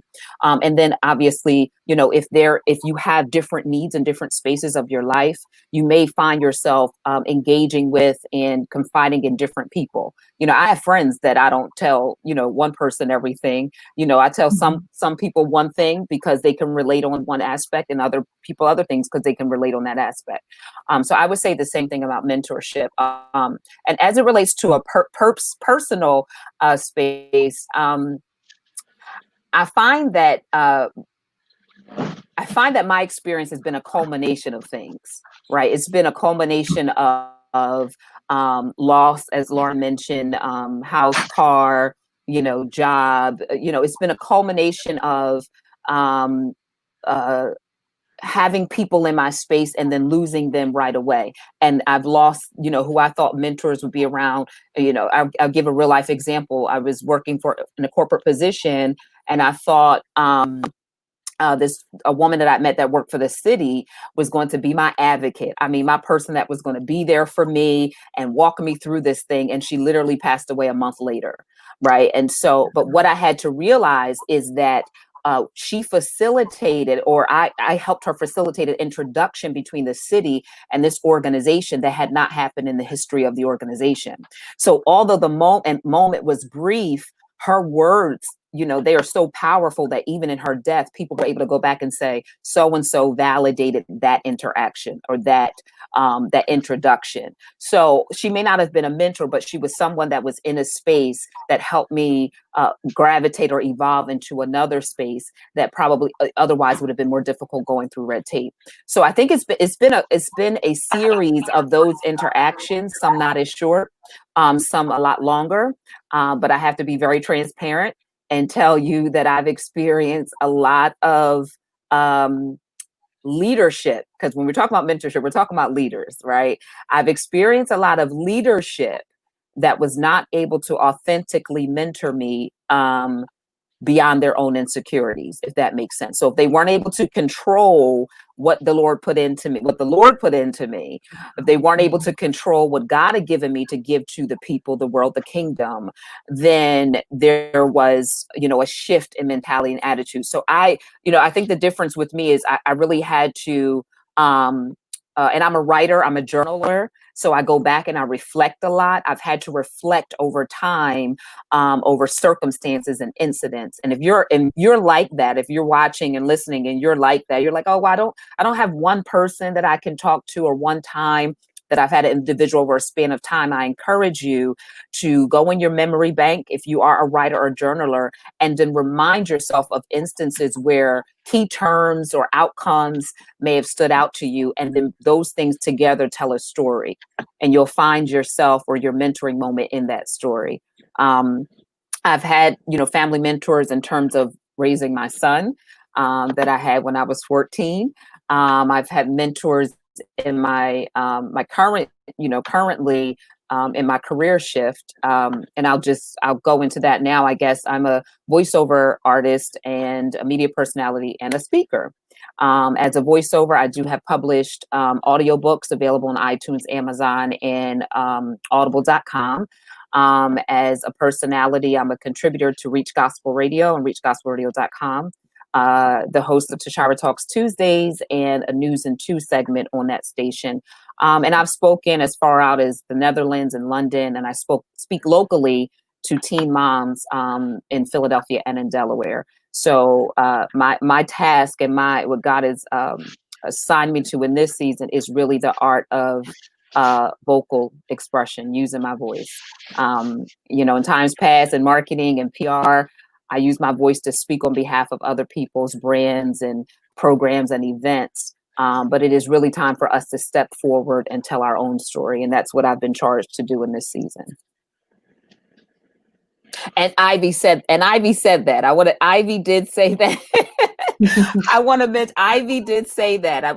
That's our connection. So let me quickly say that during our call, similar to Lauren, the trajectory kind of went the same way, went to the conference, signed up for the one-on-one conversation. And something really key she said to me, she said, Tashara, you're very eclectic, but you've been focusing on your talents and not your gift. And in this season, your gift is storytelling. It's speaking, telling your personal life experiences. So she did confirm that. And she's as amazing as Brittany and Lauren said she is. Y'all both I was like trying to write and like capture some of what you were saying on screen, and you both were just pouring out so much. But one of the things that I think came up, Tashara, and what you said, and even I heard a little bit in what you were saying, Lauren, is about the control piece and about the intimidation piece in terms of showing up and almost potentially falling into the trap of having to dumb down or diminish who you are because you're not dealing with a mentor, you're dealing with an insecure leader.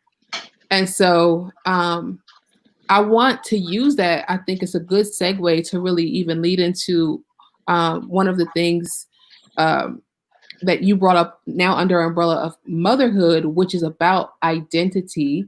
And I'll just share very briefly to say, I also connected with Ivy at YLC, same trajectory, and even now what you may see of me referring to myself as the creative advocate, that was born essentially out of a consultation with Ivy. So I do want to just wrap up that particular piece by just, again, honoring Ivy McGregor, because she is a pioneer for certain who has impacted each of us on this call today.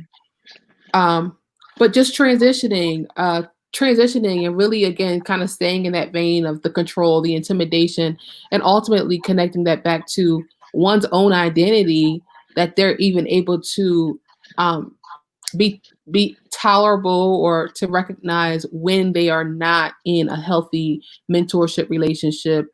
And then we can then escalate from there to the conversation of motherhood. So Tashara, I don't know if you want to start and we can reverse in that way. But sure. So in terms of identity and relating that to mentorship, we have the rarities that are Ivy McGregor, because I'm finding that integrity and that level of servitude is not as common as we would want it to be in terms of genuine, authentically serving Christ and in that serving others. But so someone that is able to pull out things that are right in front of us, extract things that we have been talking about, but she's able to take those words and formulate sentences or titles or labels or structures. And for us that are in the midst of it, it pours out of us like water because it's so natural. But because we're so close to it, we can't see that it is, we've said it. We've been saying it for 10 years. We've been saying it for 5 years. But someone is able to pull that out and say, well, this is what it is. And you don't know that you've been operating in that naturally because it's intrinsic. We were born with it. It's something that spews out some of these stuff we would do without getting paid, because it's such an intrinsic thing for us. But I would say in terms of identity, when you know and understand who you are, and that is not, I think I heard T.D. Jakes say, the longest journey I've ever been on is the road to myself. And the road to coming to yourself is not a sprint. It is not pretty. And so when we ask for things like 2020 vision, we need to be careful what we're asking for. We need to understand that in looking for that perfect vision, that perfect sight, and I believe God is doing this even in the world as we know it. There's a lot of people that said for 2020 that cliche, and that's great, but the way those covers are going to reveal the dirty underneath, the way that God is going to reveal your heart posture or why you're doing things that you're doing, all of that is an attempt to expose the things that you need to get rid of. Right. And as those things are coming out, you'll begin to see the real you, because life causes you to be a certain way, but God has created you to be another. Life causes you to put up a wall. Life causes you to not trust. Life causes you to worry and be concerned, but that's not what God created you to be. That's not the posture he created for you. So once we begin to work through those layers, because it's layers, and we're not going to get through it all in this call, we understand that, okay, and I didn't mention this for mentorship, but who is for you and who is not, who needs to be in your space and who does not. Don't be afraid to interview your mentor. Right? Don't be afraid to interview him or her to find out where he or she is in their space and whether that's going to complement where you are. And the way you can do that is like going to a job interview. I think our posture historically going into a job interview is, I want it so bad, I need to sell myself. But we need to understand if that is that environment where I need to be. Is that where I'm going to be utilized the most? And that's how we should look at our mentor-mentee relationship. That can only happen when you know who you are. Okay, I know I'm in, I'll use myself. I know I'm in my late 30s, I have a grown son. And one of the most difficult things, I'll be transparent with you, would still be in my 30s with a 24-year-old son, is transitioning into the fact that he doesn't need me every day. Right. So as I had him at 14, so I grew with him. Everything I've done and accomplished and pursued was because he needed me.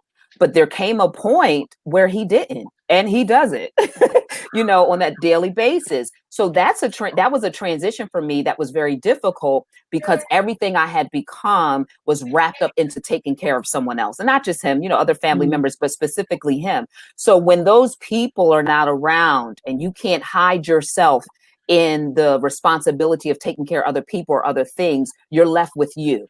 And that's what it took me, honestly, a solid 4 years to get to a place where I was like, who is Tashira outside of Davon's mom? Who is Tashira outside of this person's godmother, outside of this person's sister or cousin? Who are you when they're gone, the kids are gone? And that's a lot of what I try to teach the teen moms I talk to. They're 15 and 16, they may not completely get it, but I don't want them to get to the place where their child is good, grown, and out the house, and they're still they're struggling with self-identity. So just to kind of wrap it up, I think that when we want clarity in who we are, just manage your expectations about what you're going to see regarding yourself. Understand that it is a journey. It's a marathon. It's not a sprint. And it is a long road. It's a process. And the key is to hone in on the process, hone in on what you learned during the process. And just be quite honest, completely honest with yourself. Seeking a mentor while you're trying to find you and you get connected with the wrong person can set you back.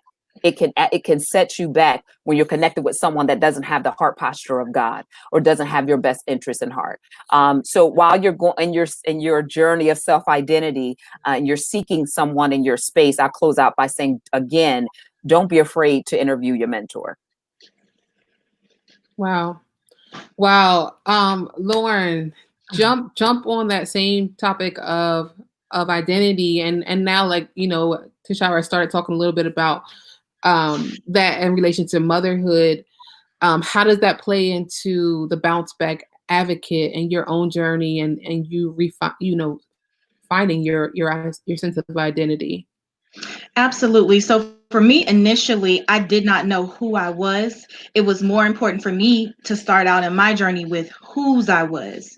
And when I became to understand and embrace whose I was, then I began to understand what I needed for me, what was going to work for me, what wasn't going to work for me, the type of energy I wanted to attract, the type of energy that I wanted to repel. So that when I was in my most vulnerable, insecure moments, I was able to rest in knowing whose I was and what he thought of me. And what he thought of me was that I was beautifully and wonderfully made. And whenever I would get in those moments where I did feel insecure, I would call upon, knowing that he does not call the qualified, he qualifies the called.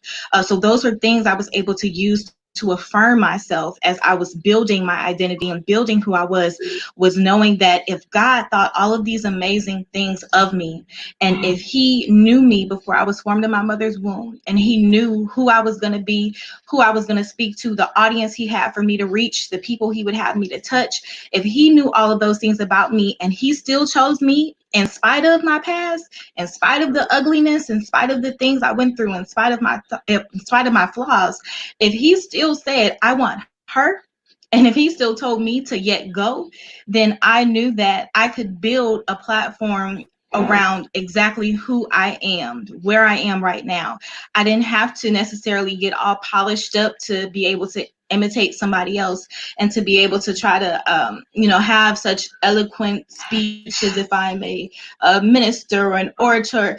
I could literally just be Lauren, and I could still be just as effective and just as relatable, and I could still attract the specific women that he would call me to reach just as I am. And I think that's a hard part for a lot of people starting out, is that identity. Because when you see so many other successful people in the field that you want to go in, you begin to think that your path has to mimic their path. And it absolutely does not. What God has for you is for you. And if he didn't feel like you were worthy just as you are, he wouldn't have called you. So just being confident in the fact that he made me the way that I am for a reason, and he knew how filthy I was when he called me, and he knew that there was still purpose inside of me. So that's how I determined my identity, just rooted in the fact that, okay, I can be flawed, I can be goofy, I can be loving, I can be, everything that is authentically me, and I can still do God's work, and I can still reach people for his glory. So once I found my identity, I began to encounter people who weren't necessarily for me in certain seasons. The difficulty with that is I was talking to one of my very best confidants last night, and one of my good sisters, and we talked about anointing. And we talked about how sometimes when there is an anointing on your life, it attracts certain people, certain things, certain spaces.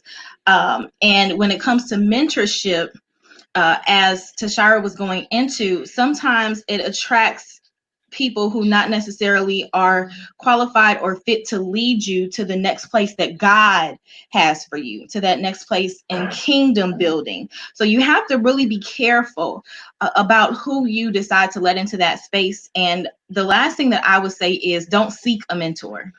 I don't think you should seek a mentor, because when you seek something, you begin to try to color it the way that you think it should be, and you think you found it because you've already given yourself preconceived notions of what you think it should look like.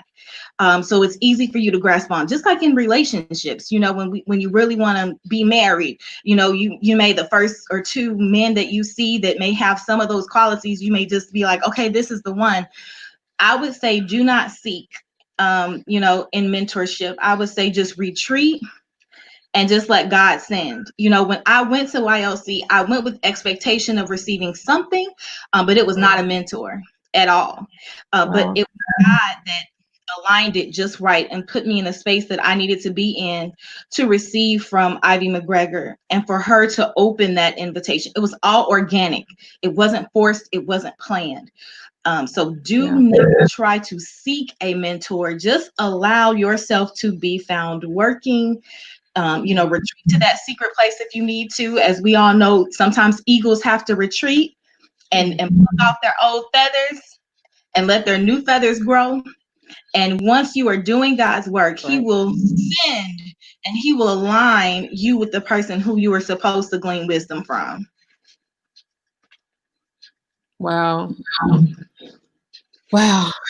That's so good. And it's actually wisdom. I wish I would have had a couple of years ago when I was in the mentor struggle. But I think a lot of it, you know, going back again to that identity piece really was just about wanting to be validated by someone in the field or in the industry, and not even, you know, being sober minded to realize that that's not what those relationships actually were. So thank you both. I know we hinted on it in a few different instances, but Tashara, you a lot of the work that you're doing is around your story with motherhood. I know you're either leading and pioneering a group called the Influential Mom Society.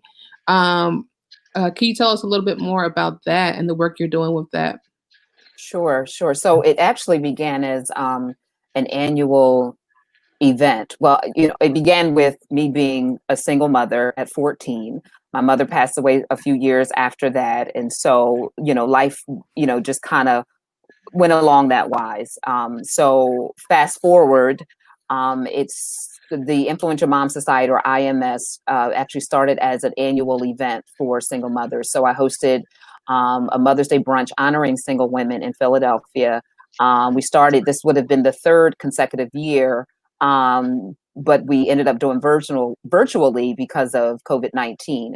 And so that event, it was designed to just really not so much praise, and we don't seek necessarily to be a single mother or teen mom, but to really acknowledge the fact that you know, that we do the work, you know, and that there are women out here that have blown it out the park in terms of accomplishments and steadfastness in raising their child or children, and still been able to serve their communities, build businesses, mentor people, work in their local assemblies. And so I wanted to create a space that honored that, but then also create an opportunity for them to speak. So not just say, oh, you've done a great job and here's an award, but for them to really say what was on their mind. So the event consisted of, it was a brunch. It is a brunch. And you know, we had panel discussion, live band, which Brittany sang on last year, was the last year. And what I really enjoy about it, and several sponsors, corporate sponsors that really came together, because women, especially mothers and single mothers, those are three different, you know, groups in terms of demographic, really make an impact on consumerism and decision making in the household. So we have to understand how important we are, not just to our children, but in terms of consumerism and economics, in terms of us really deciding, you know, what product or services will come into our homes. We really have that power. And I really want women and mothers to understand that we do have that influence, which is one of the reasons where the name came from. So that event morphed into something where I said to our team, I said, I really want to do something during the course of the year. I want it to be ongoing, but there are frankly several organizations that target women, that target single mothers. But what can we do that would be innovative but necessary, right? Sometimes we want to be so different, but we're not relevant. So I took some time to think about it. And the Influential Mom Society is a womb. We are a womb. We are a nurturing space. We take the physicality of motherhood and birthing children and apply it to the organization. So it's made up of educators and executives and entrepreneurs. It's a space for us to come breathe. It's a space for us to come let our hair down. So all through COVID-19, we had girls' night in, virtual parties, you know, where we came together, let our hair down. One time was a pajama theme. Then we had a 90s theme. We had some, you know, we just come together and really talk about things that are bothering us, you know, People were homeschooling, so we were exchanging tips and stories amongst the group. So it's really a way, for men to not just be a one-time a year thing, but for us to, throughout the year, provide networking opportunities, professional and personal development in the form of mentorship. Last year, we were able to give away 10 scholarships to teen moms that were graduating high school, going into college. We were also able to give away 10 laptops to those teen moms. And so, like I said, it's a womb. And one of the things I love to compare the organization with motherhood is literally, this is how important we are, ladies. Like, this is how important we are. Every human life that is walking the face of this earth has come through the womb of a mother. Amen. There is not, I mean, I know science is playing around with how to, mature a child in an artificial womb. But according to what we know, Genesis says, and what we know right now to be true, every living being has come through the womb of a mother. That is a covenant that God has created with us for life. Like, we are the portals of life. We are the gateway into the world. And so IMS has taken on that identity and that platform. But I found that, and I did a census. I found that we didn't need nothing else to do. A lot of these mothers are already leaders in local government. They have businesses, they have their own nonprofits. I went that way, but then they were like, we just don't have a space to rest. And so that's what we are. We're a womb, we are grooming, we're a resting place for those mothers throughout the year. So. Wow, that's great. That's great. At the end, when we get all your information, just definitely make sure you let us know, the viewers know, where we can follow and get more information about being connected. But Lauren, same to you. Just what trying to remember where we were with the questions. Oh, in terms of motherhood, you started. I want to hear more about just the Bounce Back Advocate and how that ties into. You shared a little bit, but I would love to hear a little bit more about your journey, including along the lines of the conversation of motherhood. Absolutely. So I have an event which is called the Mental Snapback, and it's the Pampering, Push, and Purpose event. And for me, when I think about a snapback after pregnancy, every woman wants to snap back into her physical shape. But I wanted women to focus on how to snap back into their mental shape and their mental wellness after having a baby, because it's certainly a transition. I mean, your whole life changes, and it's a beautiful thing to have to care about another person, nurture another person, and be charged for the care of another person. But it can be emotionally damaging and draining and mentally draining to a woman who has now been shifted to being her only priority, to now being, second in command to the child. And if she has multiple children, to be pulled in different ways. And if she has a partner, it is a lot on women. Women I've been talking to lately, something new that I figured out was we talk about postpartum depression, but there was a young lady who enlightened me to the fact that there is also I believe she called it perineal depression, which is even at the start of finding out that you're pregnant. So this transition that takes place when we are carrying, nurturing, and birthing a child is very real, and it shifts a woman's mind in a lot of ways. And the group that I'm specifically called to reach are the women who were just like me where I was. And it was those women who were stuck in the middle. They weren't necessarily receiving financial assistance from the government because, as government standards go, they made too much. However, in reality, their paychecks were stretched. They were literally living paycheck to paycheck, one paycheck away from financial disparity. And so I wanted to hone in on that group, because I'm like, who has programs and grants for that group of women who really need it? They're trying to work hard. They're doing their best. They deserve assistance more than anyone. And so I created that retreat style event because I knew that one thing that a good mother does is she doesn't think about herself first.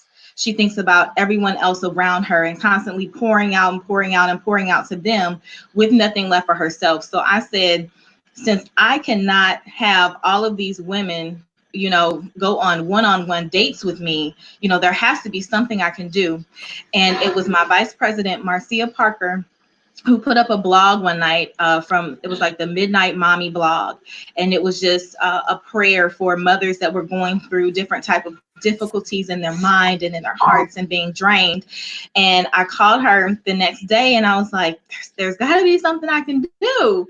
And we were able to, from that collective vision, form that event. And that event was such a success. We brought together mothers who were mothers of special needs children, mothers who were overworked, underpaid, underappreciated, stressed out, just all types of mothers. Stepmothers were in the room, aunties were in the room who care for their kids or for their nieces and nephews as their own kids. So all of those women who have a mother figure type of role, we were able to pour into them with powerful empowerment and activities and games and a gourmet meal.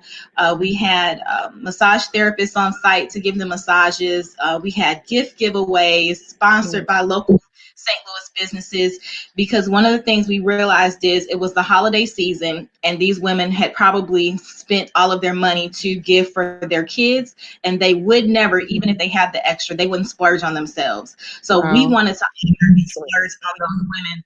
And so that has become an initiative of the outreach of the Bounce Back Advocate, is to give back to those women who are in that mother role. Wow. I just honor you both for the work that you're doing with mothers, single mothers, and just mothers in the general sense. It's so true. And I think it speaks to the comment that we got in from Tyrone, who said rest is an important but oftentimes dismissed part of the grind. So when I hear you talking about, wanting to kind of fill that gap of the bounce back, not just being about a physical thing, but really us as people, as women. I'm not a mother, so I won't say as a mother, but that's very powerful. That's powerful. I want to actually we have a question also from Tyrone, and he says, what are some of the ways that men can understand the shift in a woman and assist them during pregnancy? And then he also said, and after. So I don't know if either one of you wanna hop on that, but just that's Lauren, a great you can question. take that one. Awesome. So what I would say, Tyrone, is that the first thing you have to understand is that every woman is different. So there is no cookie cutter across the board way that every woman is during pregnancy. The experience and the effects on the body and the mind are completely individualized and customized. So the best thing you can do is talk to that woman. Ask that woman, what can I do for you, to make this an easier process? If you see there are certain loads that she is carrying, certain chores, certain tasks that you could take off her hands, without her even having to ask you to, just to kind of lighten her load so that she can focus her priorities on keeping her body and her temple safe and sane to bring life into the world. So if you see that, she's in the kitchen trying to cook breakfast and wash dishes and do laundry, if you could just take one or a couple of those tasks off of her plate. If you could just, kind of watch her, see what her needs are, take initiative, give where you can. We always joke about pregnancy cravings. If she wants ice cream in the middle of the night, just being considerate, compassionate, and taking initiative. But most important of them all is listening to her, because what works for one woman may not work for another. In fact, the hormones are so crazy during pregnancy that what works for one woman might set another woman off, and she's just, an emotional wreck. Like, why did you? So, just listening and talking and asking those questions to your specific mate as to, honey, what can I do for you throughout this time to make this a comfortable, easy transition for you, and giving her compliments. You look beautiful, rubbing those stretch marks that we get insecure about, letting us know that, wow, thank you for carrying life for me. Thank you for doing this for us and for our child. And lastly, a push present never hurts. I know part. That's right. That part. I know that's right. Go ahead. You have a comment? Yeah, so I want to piggyback. I think it's so what Lauren said is so important in terms of every woman is different. But if men and just people in general really take this thing down to its most simplistic form and really think about this thing, this woman is carrying a human being. Like literally, her body has adjusted itself to grow and to nurture a child that's living on the inside. So if not simplify it, but if we take it for what it actually is, and you can understand or imagine, you can't understand, but if you could just empathize and say, okay, you as a person, as a man, I was once that which is inside this woman's belly, and really, okay, look how how old you are, how big you are, how grown you are, but you began as a an egg, a fetus, et cetera, and really just really bring it to its simplest form. This woman is carrying a human life, and her body has had to go through instant transformation to adjust itself for the life that's growing inside. And then once she has this child, that's a whole nother piece that I think Lauren's organization speaks to in terms of the bounce back mentally, physically. So this woman went from, just herself, 9 months of carrying a life, and then suddenly that life is gone. So there is a separation anxiety that begins to happen, not just with the person, but with the body, right? So the body is accustomed to carrying a life. That body has to go back as best as possible. Some people never bounce back. And even that is an emotional, mental self-esteem issue. You 36, 24, 36, now you 38, 32, 48, that's an issue that we really have to deal with. And it's real. These are very real emotions. They're not made up. They're not exasperated. They're not exaggerated. The chemical imbalance that we have to deal with is very much real. And I'll say for the after part, connect that woman to Lauren's organization to help them bounce back mentally and emotionally. There you go. I love the plug. Yes. We did have, I think we have time for one more question. So we need to be fluid in our interactions with them. Okay, so we had another question that I'll share on the screen on my end that started with this statement that every child is not born out of love, so there is a need for mental help. Seems like there's a need for mental help for the mother. There are so many different scenarios that are not always apparent still that is needed for them. And so the question is, those mothers who are often not sought out, and there is no mental help provided while it's still affecting them, or while it's affecting their child as well, how do you seek out those women and provide help? So for the woman who the help is not apparent that it's needed, Awesome. Well, a lot of women don't look like what they've been through. That's number one. And that is the premise of most of the women that I work with. If you were to see them on the outside, they look like they have it all together. They don't look broken or look like they're falling apart because they've been conditioned to be strong and to function even throughout. So I would say if you're looking to reach them, number one, they have to be open and willing to receive help. So that has to be a mindset of theirs already. Number two, speak their language. Whether you want to say, hey, I'm having a happy hour for mothers, just to have some wine and sip and relax and vent and talk about, different issues. Or if you want to say, take the infomercial route. Have you ever been overworked, underpaid, underappreciated? You're stretched in all different directions. Well, hey, just for you. But yeah, just basically tailoring your program around what you feel like their needs are, and using your marketing to draw them in with what you think would attract them. I actually, for my first event, I was watching people all throughout the year on social media. Some people were supporters of mine already who would, engage with me. And some people were women I just saw from afar. And just throughout the different things they would post, you could just see like, wow, they are going through a lot, but they are persevering. They are, There was one woman that I used to work with, and her child has cancer.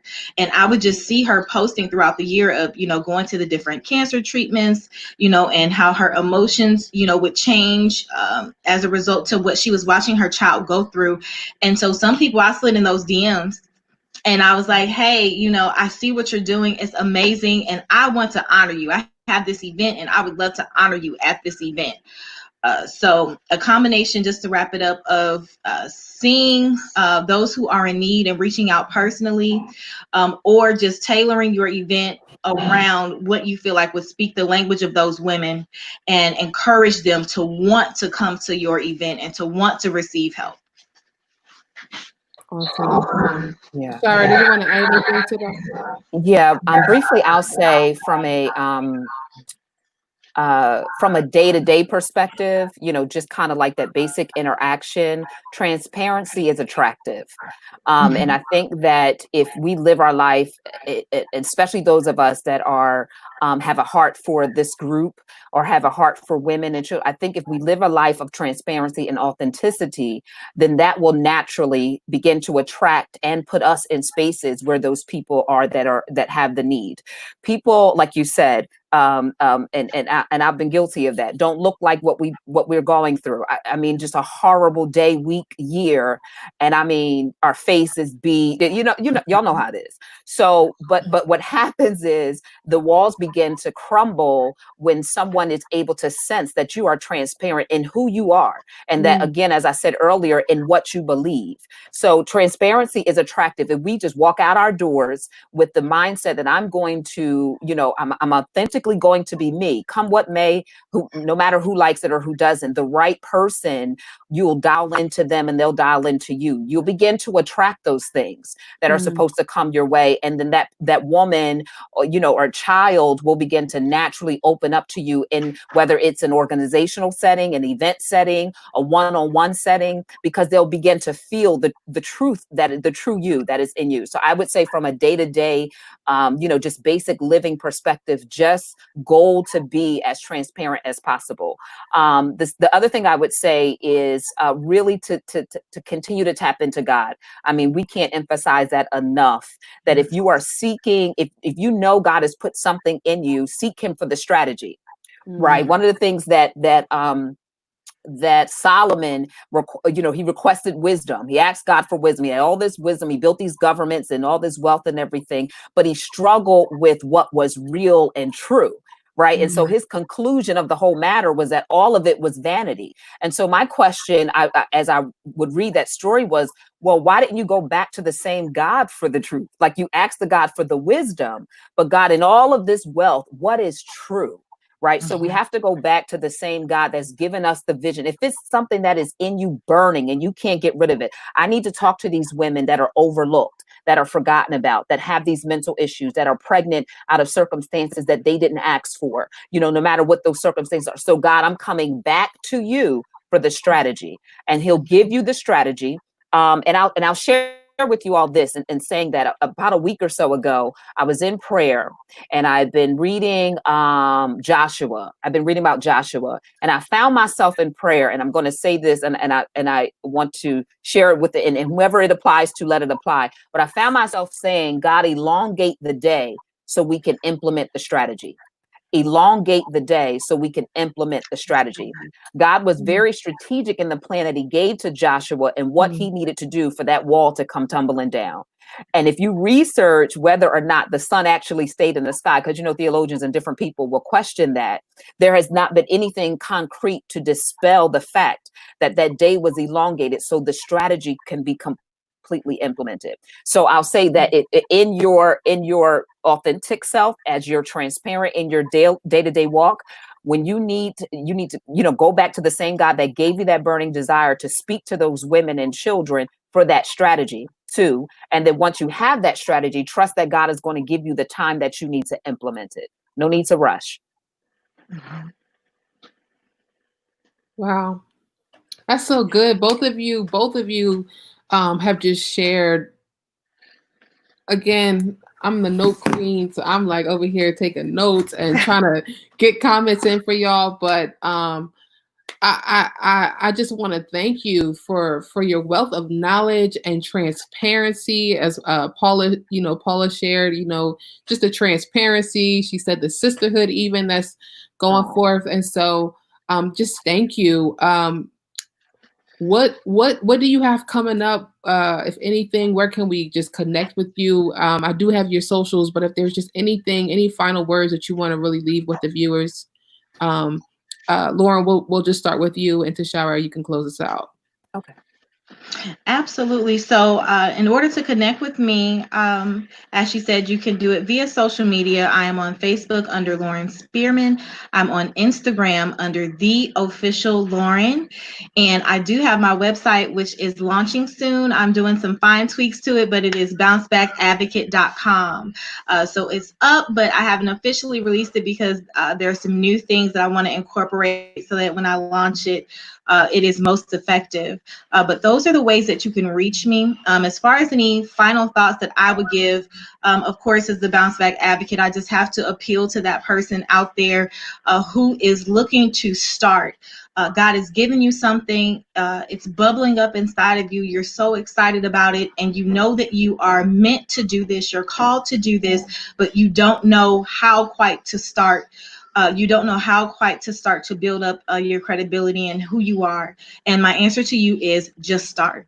Just start. Give God your yes. And I promise you, as Tashara said, he will begin to unleash strategies, divine connections, and people who will help you for free. Just reach out of nowhere. It'll blow your mind. So just give God your yes. And I promise you, you will be able to reach the levels that you wanted to reach and above and beyond. Yes. We can go into a whole nother part about that. Give God your yes. Yes. It's a whole nother part. We had to do that later. But viewers can reach me on Instagram and on Twitter at Tashira's Voice, and I put it in my banner there. You can also visit my website, tashirasvoice.com. I am July 1st going to be relaunching my voiceover services, and because it is Juneteenth, if you have any authors, if you have any social entrepreneurs, and any media or entertainment folks that are watching or listening, send me a DM on Instagram or Twitter at Tashira's Voice. Just send me a DM, tell me who you are. And July 1st, when I relaunch the voiceover services, I'll give we'll do some consulting, but I'll give a Juneteenth discount. I'll honor that on July 1st. And that is for voiceover services. If you're a social entrepreneur, you have ebooks, you have how-to guides, how to invest money, how to invest in real estate, how to start a t-shirt line. If you created those ebooks and you're looking to convert them into audiobooks, which will deepen your product mix, it'll give you a value add for your clients or customers. I am able to do those things. And again, I will offer a Juneteenth discount on July 1st when that opens up. If you're a creative, that's a musician, an artist, an entertainment, you're looking for some overdubs, you want to add some speaking portions of your, to your EP or whatever the case may be, I do that as well. So just hit me up on Instagram and on Twitter at Tashira's Voice. Send me a DM. We'll talk, and I'll honor a Juneteenth discount on July 1st. In closing, I'll say this. 2020 is the year that we needed. I know a lot of people are uncomfortable. I know a lot of people are saying, can we skip to 2021? I know a lot of people with this 2020 vision were not expecting this, but I need you all that say you are believers and that are tapped into the Spirit of God to understand that a reset is happening. There is a cleansing that is going on. So when you ask God for that 2020 vision, that perfect vision, what he is showing to all of us is leaders that are undercover racists, with these Black praise and worship teams, with these Black musicians and artists, with these Black pastors in their churches. God is showing us leaders that he has attempted to get right before this time, and because he's going to remove them. And it's those of us that are part of this broadcast and participating in Brittany and Happily Ever After panel that he wants to raise up, because there will be gaps that need to be filled. So stop trying to rush to 2021. Stop saying that this year is not the year you asked for. It is the year you needed. So hopefully the lesson is that when you go ask God for your new year, when you go to your new year, hopefully you won't have a New Year's resolution. But if you do next year, 2021, that you're careful and prayerful with what you're asking God for. And if should it be that, you want what you're asking, ask God to, again, going back to posture, prepare you to receive it in the way that he's going to deliver. No one thought our eyes would be open in the way that it's being open right now. No one thought about a virus, thought about civil unrest, thought about the president that we're now the United Nations is getting involved because it's like, this is ridiculous. But this is what this nation needs. It is our job to be ready for the other side of this. 2020 is what we need. Hello? Is there a mic to drop? I'm like, hello? I'm still here. Wow. Okay. She's just gonna end up with this word, prophetess on the line. No, I'm overseeing. Together. I'm just tired of seeing 2020 is not what I hear you, I feel you, and I pay amen. attention. Yes, and amen. People of God. Wow. So good, ladies. Thank you so much. Everyone who's tuned in, thank you for being here. Thank you for your comments. Thank you for your questions. Thank you for engaging. It's not too late to share this video. Be sure to follow Tashira at Tashira's Voice. Be sure to follow Lauren at the official Lauren. And just stay connected. Stay connected to these both powerful, dynamic, brilliant women.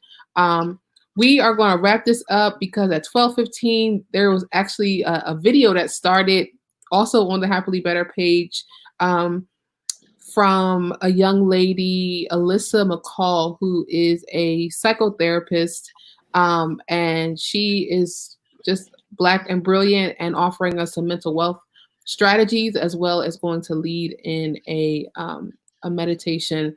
And so that's 30 minutes with Alyssa McCall. Be sure that when this broadcast ends that you go stay on the Happily Better After page, click on and check out this 30 minutes with Alyssa McCall. After that, you're going to have another dynamic conversation that's already been pre-recorded, and that is an educator roundtable with 2 assistant principals, three educators, powerful, Black, brilliant educators who just have a wealth of knowledge to share with you regarding education. And after that, I will be back later in the day. But for now, please feel free to check out the content that is going to be streaming, pre-recorded, premiering on the Happily Better page. And again, thank you both. Thank you, ladies. I appreciate you. Thank you for having us. Thank you. Of course. All right, everyone, enjoy your afternoon, and don't forget to tune in to Alyssa. Bye-bye. Bye-bye.